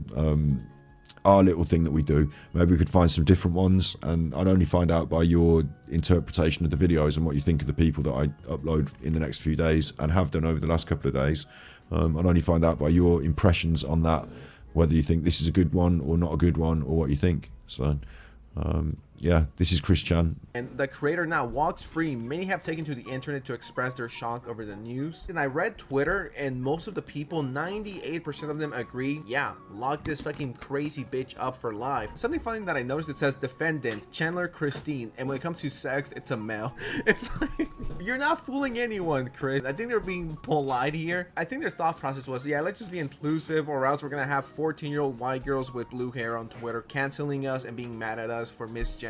But then on the legal document, it says that he's a male. So here we have the whole process all the way from last year. We have the grand jury, the motion, the review for over a year. And then on August 8th of this year, dismissed. The whole thing completely dismissed. Wow. That's weird, isn't it? For the the criminal process to be motion, or the review. What does review mean?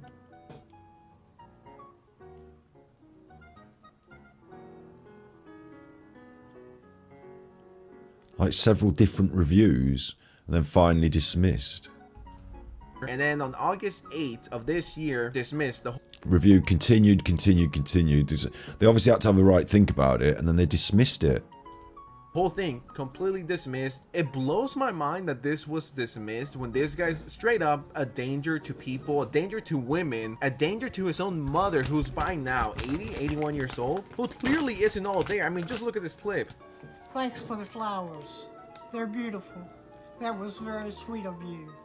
I remember all the cards and letters that you mailed me when you were in college. Does this seem like someone who's okay with it and someone who can 1000 consent to every... Yeah, I don't think... My question there is, I suppose, right, so if he's been dismissed and he's not registered as a sex offender, my question is about the legal process, whether she was able to be a proper witness and whether, you know, they were able to... I would think that what it means is not that he is innocent, but that they were unable to get a conviction. Do you think maybe? Maybe that's probably that. So yeah, now you've heard about Chris Chan. Now I've exposed you to that. That was one final mental assault. Before we finish on something much nicer, which is going to be tiny food, miniature cooking. So let's watch miniature cooking. They've got their own background music,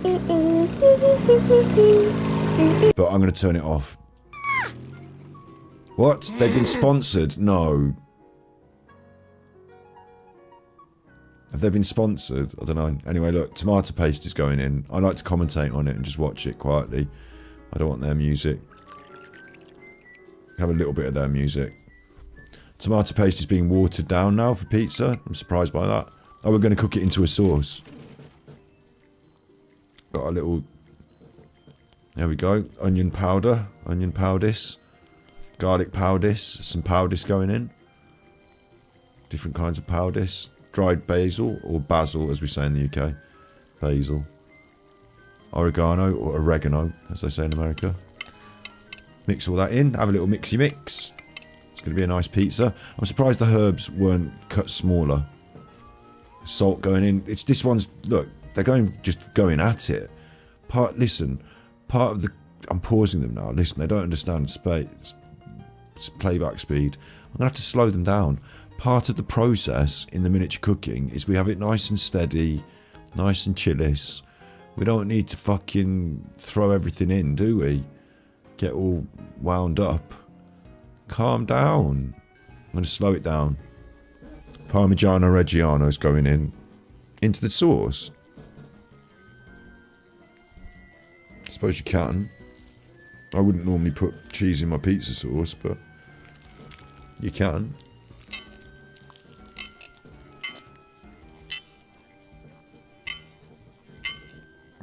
This is it now for the stream, yeah. If you want to go nanites, if you want to do T-minus 10 minutes, thank you very much for all being here. Thank you very much for a nice, excellent Angry Alan stream. Angry Alan is a lolcow. We will be covering more lolcows. Look out for my impending video upload tomorrow or the day after, and in the near future, where there's more lolcows on Battery Exhausted. What the fuck's this? In the fridge now. We're watching this on slow motion because they're going at it too hard for me, but slow motion, miniature cooking to finish. And you're all good, chuffers. You've been good. Obviously, I'm not going to say that till right at the end, but thank you all. It's been another good one. It's been a weird one. Obviously, if Angry Anna, I should say this as a disclaimer, if Angry Anna does get murdered, then it's not my fault in any way, is it? So it's his own fault for being a right chuffer. Right, there's sticky dough. Look, it's stuck in the bowl. That actually has proven in that little bowl. But they didn't show us how they made it. So, stretch this. That's nice. Do it slower. Calm down, you chuffer. Stretch this. Ooh. It's raining again. I couldn't be happier. Sam sent tippies. Thank you very much, Super Sam. Chuffer owes 25 hugs. Big ups, thank you. Stick that in Nancy's pipe and smoke her. That doesn't make sense, does it? Thank you, Sam. Thank you. That's loads. Thank you. That's a nice good night tippies. I'll make myself a nice cup of warm soya milk in a minute. And I'll say, I've earned that 25 tippies by watching slow motion video of some dough being squeezed between some quite nice clean fingers.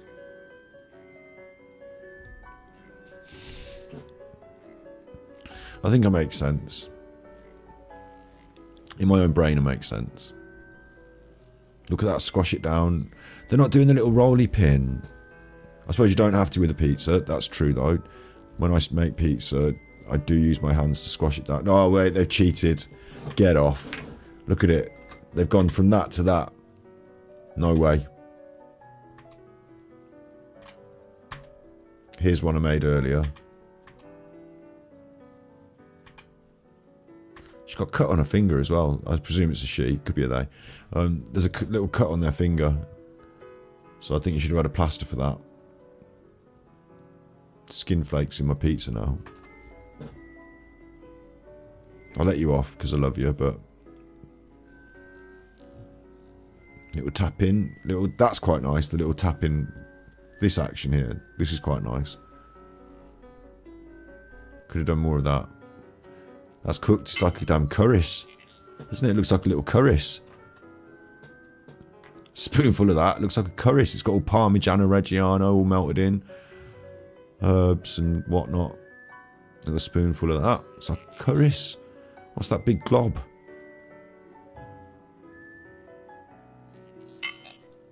Little spoonful of the little curris. Again, they've cheated there. There's more on it now all of a sudden. Spreading it out. They're editing it. Like, you don't need to. You want to see the full process. Mind you, I'd complain. I'd be like, this is too long. Spread it out. I get it. Yeah, it's true. I do get it. Spread it out. You're right. You can edit that. But look at them spreading it. It's all little.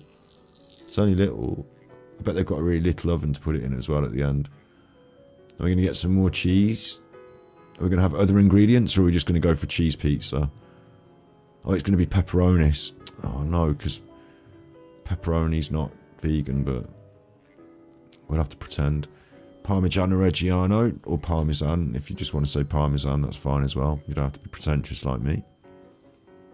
Little bits of it. We didn't see it getting grated up, so there's another process that we missed, which is a shame.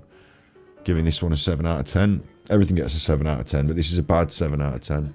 The bad kind, where you've lost 3 marks because you could have done it slightly more. You know, I would have liked to have seen the grating of the tiny cheese, frankly. It's like, I mean, that's the whole thing, isn't it? It's miniature food. That's the whole point of it, is you get to see it all done in miniature. With a little cheese grater. What the fuck's this? This is tiny pepperoni sausage. I don't know how this has been achieved. Tiny pepperoni sausage on a little stringies. Do you think it's just pieces of pepperoni sausage cut to size? Probably. Now I'm thinking about it. I was going to say I can't understand how they've managed to achieve this, but now I'm thinking it's just tiny pieces of pepperoni sausage cut to size, and they just look to me like, yeah. Thanks, me. You. Tiny monies.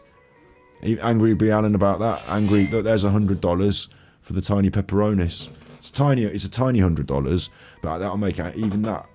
Angry will be watching this. Angry Alan will be like, this is how ASMR's done. Well, not really, but this is quite nice. I'm enjoying this relaxing bit at the end. And then the $100 came up, and Angry Alan's just like, fuck, cursing.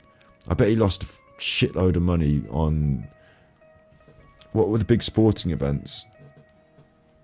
I wonder if the week before there was a big sporting event and he lost, like, you know, if there's been a horsey event as well, like they do Cheltenham and they do this and they do that. I wonder if last week or the last couple of weeks there was a big sporty event and Alan put a big, like, there was the Women's World Cup, wasn't there? England were in the Women's World Cup. I bet he lost a load of money on that because we lost that, didn't we? There's that $100, Alan. You could have been making tiny little pepperonis and earning yourself a tiny mouse-sized $100, but instead, pity party and you got cross. Anyway, we're not thinking about that anymore. We don't have to. Now all we have to do. Do I like to cook? I love to cook, yeah. It's good fun. At the moment, I've fallen into that bad routine of just cooking the things that I just eat more out of necessity and routine rather than exploring other dishes at home. But I've done a lot of cooking in my life and I enjoy it, yeah. Oh yeah, what happened to Alan making jewellery? That's a really good point. What the hell happened to Angry Alan's jewellery grift?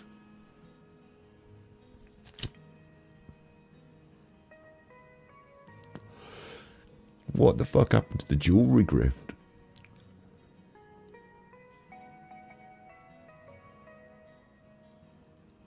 ASMR's fallen by the wayside as well, hasn't it?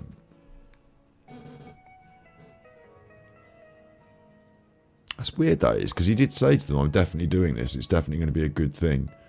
All I need is to buy the kit. Maybe he looked at the outlay for the kit and thought, this is too much because if I don't make any money back, then I'm left with a load of jewellery kit. Like, the perfect grift for Alan involves no capital investment at the start. He bought a load of stuff from Amazon, didn't he? He did, didn't he? You're right, Jackie. He did say, I'm waiting for the parcel, Amazon Day.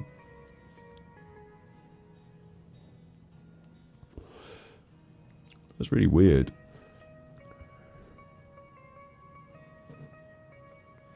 Maybe, right, here's a possibility, maybe he was ordering something weird off Amazon and he was worried that one day we might see it like we saw his bed and we'd jump to conclusions, right or wrong, and therefore had decided to, like, you know, cover himself in, like, you know, so if you saw like 12 meters of copper wire or something on his Amazon order by mistake or something weird, you know, then you'd be like, what's that? What's that? And he'd, oh, don't you remember I said I was doing jewellery? We need 12 meters of, like, you know, industrial copper wire for my jewellery collection. Do you know what I mean? Maybe it was something like that. Maybe it was a cover story. Or maybe he just lied about it all, yeah. It's fucking weird, that, isn't it? Like, that's classic liars as well, isn't it? Where they say something one week. Like, I should remind everyone as well that we are doing the Angry Alan painting competition. Next week I'm going to do a special episode about the worst painter in the world or something. And we are doing that. And we are giving away £100 of our very own to our best entrant that can go on a t-shirt. The Angry Alan art competition. It doesn't have to be painting. It can be any form of art. Any way you can get it into the computer so that it's a nice resolution picture that can be put onto a t-shirt, and the winner can go on a t-shirt and you can have £100 and I will sell the t-shirts, and any monies from the t-shirts I will collect, and you don't get extra revenue after that because I can't be bothered for the rest of my life to try and work out a monthly how much I got on t-shirts and how much of it is yours.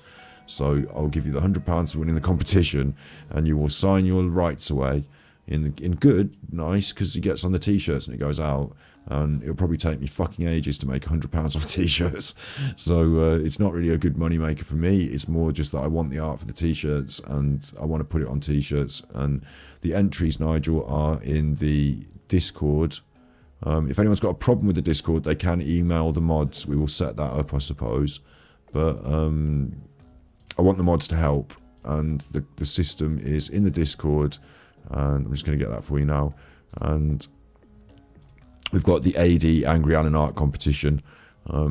So submit them to the Discord with hashtag entry at one of the mods, at Slinky Socks, or at Andy, or at Dover and Dolly's mom, or at Jess, and between them, please, they might help to collect the entrants up and forward them to me, so that I don't get confused with Discord, because I'm not the best at Discord, but I think that's the best way to do it, is make sure, and like, in about a week, we will check, you know, we'll say, has everyone got their entrant through? Is this all working? And if it's not working, we'll take control of it, but we've got a couple of weeks, and you can put your entries in, win £100, and if you do a picture of Alan, it can't go on a t-shirt, so that has a separate category. If it's Alan's face, separate category. Might give like a consolation prize for the winner of that, but t-shirt art for the streams, any kind of art, anything you think is good, and everyone at home gets to vote on it. So you yourselves will vote on it. Big ups, Joe, late in tonight, or late up tonight maybe. Yeah, you get to vote on it. You get to say what the winner is. So you're pinning them to the Angry Alan art room. That's it then. You pin them. And as long as they're in one place and I can get access and like download them all to one file and make a stream about it, like as long as they're all in one place. Like, I find with Discord it's confusing because it doesn't matter what room they are, like they get, like, I don't know, like, as long as that's the only thing that's pinned there, then that will be where the entrants are pinned. And as long as you're the only people who can pin them, then that's okay, isn't it? Like, as long as you've got a system. This is why I put it in your hands, because I thought you'd probably understand it better. You're getting to grips with it better. So there's the £100 moneys for the winner, and yeah, make sure you get on that. Convenient, there was £100 moneys there. So these are these tiny little pepperonis. Now listen, I'm vegan, so we're gonna have to pretend that these are little bits of vegan pepperonis. But what I'm seeing there is probably just little bits of pepperoni sausage cut into small shape. Like, they sometimes cheat a bit and just cut things smaller, and then you pretend they're small, but actual really... No, that's not right, is it? That's a quarter of a small sausage, isn't it? Like, in a quarter. What we need, actually, is a full circular small sausage. So they've cheated on this one. The real first original, the Japanese one, they didn't cheat. If they needed a sausage, they would have a very small round sausage. They would fucking manufacture their own pepperonis in a very small way. But here we go, and then the cutting. This is important as well. They've got almost like a penknife. It's not as nice as a real good small knife. I mean, miniature cooking are the biggest one on YouTube, which is why we keep coming up with theirs. But I still feel like they could do, like the original Japanese ones that did this. It's like, I should stop moaning about it, though, because I'm spoiling it. Yeah, let's say it's carrot. We'll say it's carrot. Cutting that now. You could go thinner. They should really be trying to make it thin.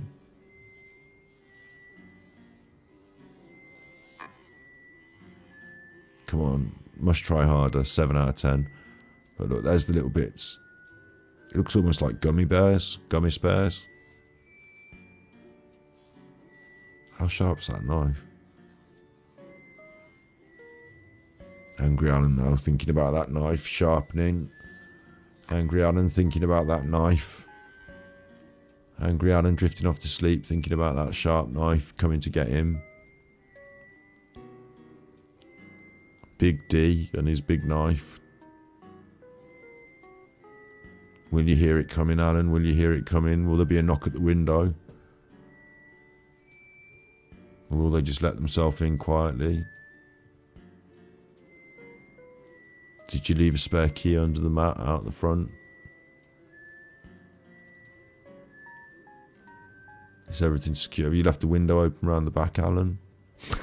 I'm doing the worst thing to try and make you relax. So there you go, the pizza there, that's nice. Well, oh, pepper. That's pepper. I thought that was, honestly, cripes, I thought that was jealous. It's not jealous, it's a bit of pepper. Just sat over there being green on the side. This is getting cut down now. Again, you could have chosen to start with a very small pepper, but instead you've just got a piece of pepper. So it's not fair, it's not good enough. And cubes for a pizza like this? Are you having a laugh? Are you confused? Cubes? Dicing the pepper? I want very thin, small slices, don't I? Letting us down here, miniature cooking. That bit's getting eaten. Oh no, it's going straight on the pizza. Pop that little bit in there. Like, if that was a real pizza and they served it you, it would have fucking ginormous bits of pepper on to scale. So they need to work harder on this. Put it on normal speed. I want to go to bed. She could have used a pepperami. That's probably what she did use. Cut it up into smaller... Pepperami's a good idea, though. That is a good idea. I'm thinking even smaller than that, like a little Allen-sized Winky. Oh, no. You can't just pretend it's in the oven. Where's the tiny oven? We need to see the tiny oven. Wow. I mean, look at it. It is nice looking at cooking. That is quite nice looking at cooking. Oh. It started to bubble up, so that's come out now. Perfect, apparently. It's on a plate as well. We haven't had to watch the ordeal of it getting removed from its... And why is it also shyness? It's very shyness. So why aren't you cutting it with a tiny pizza wheel? Where's your tiny pizza wheel? This looks like someone else has cut it in during the like, when they've edited it. Why is it so... How's that? No, come off it. There's no way in a million years... That's toothpaste, that is. That's not cheese on that, melting and doing that. They want it to look like that. Do you know the top tip? And you won't be able to do this tip because now I'm vegan, I can't do it. But the top tip, if you want melted cheese like that, is to put layers of like that cheap plastic, you know, like craft cheese, and put that in the middle of it, and then it pulls apart like that. But that's not cheese, is it? Like, you can see the cheese melted on the top. It's one bit of melted cheese. It's not pulling apart like that, and it's not all white. Could be raw dough. It could be raw dough. I'm saying they cut a slice. They didn't like the shot of pulling it apart. They thought the shot looked bad. So they got some toothpaste or grout, and they messed about with it in their fingers like this until they thought, this is good, I like this, this will do. And then they painted it in, and they pulled the piece off. Look, because before the piece comes off, it's all nestled in there, and you can see it in the middle like grout. Like, there's no way that cheese has done that on cutting. Change colour like that. They've ruined it. It might be like icing or something. They've ruined it. Glue. It could be glue, says Robert. Robert says they use glue. I'll agree. It could easily just be glue, yeah. Trying to get that perfect pizza pull, you know. Very satisfying. No one's... There's eating sounds. No one's eating that. They've cheated all the way through as well. Fuck them. Angry Alan's made me angry now. Am I subscribed to them? I'm not going to subscribe to them either. Fuck them. That's my review of miniature cooking today. I didn't like that one.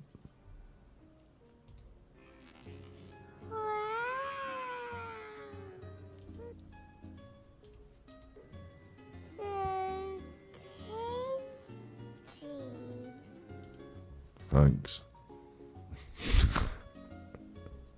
Groutis. I feel bad because that's supposed to be the relaxing bit and we're supposed to have fun with it, and I've turned it into a negative thing, negative ninny.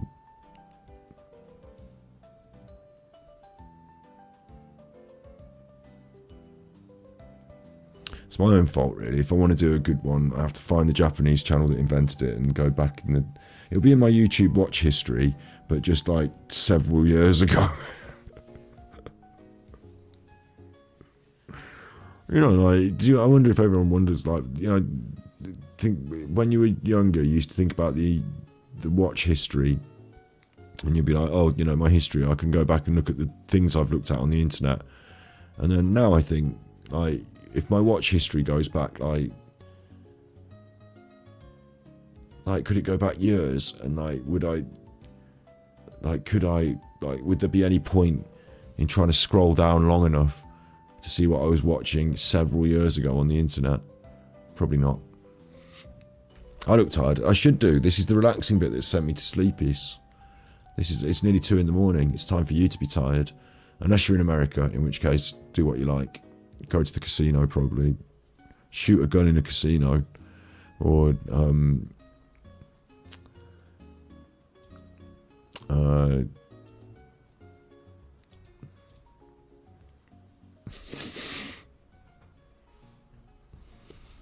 go and shoot a gun in a casino. So, in America.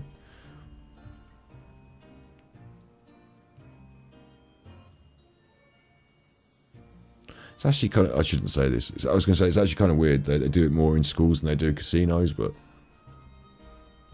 no, don't go and shoot no guns. Or gamble in no casinos. If there's a lesson to be learned from Angry Alan, it's don't pour your money into a stupid black hole pit on the internet like casino games. And please don't play that fucking, unless you're not going to put monies in, don't play that Simon Cowell's game either. We give some to charity. I'm really grateful for your donations on the tippies today. They go to something better than horrible super match game on the phone. We make good content. You had a good night's sleep. I'm going to try and get one tonight, I think. Yeah, it's time Betty buys. It's time Betty buys. And like I say, if you really want a bit more, then go to the channel, go to the videos, and check out, there's 2 new ones with 2 new characters. If you haven't watched them, check out the Martin Liedtke one. See what you think of him. Some people quite like him. You know, and I'm okay with having someone that people quite like being subject of some of our videos as well. I think he would be quite a nice guy to hang out with at times, but also I think some of his stuff is rubbish. I will be dropping a new video about a lady, a life coach lady, and looking into further lolcows. So check that out. Stick that in your pipe and smoke it. And try not to get murdered on the internet as well. If you could try not to get murdered on the internet.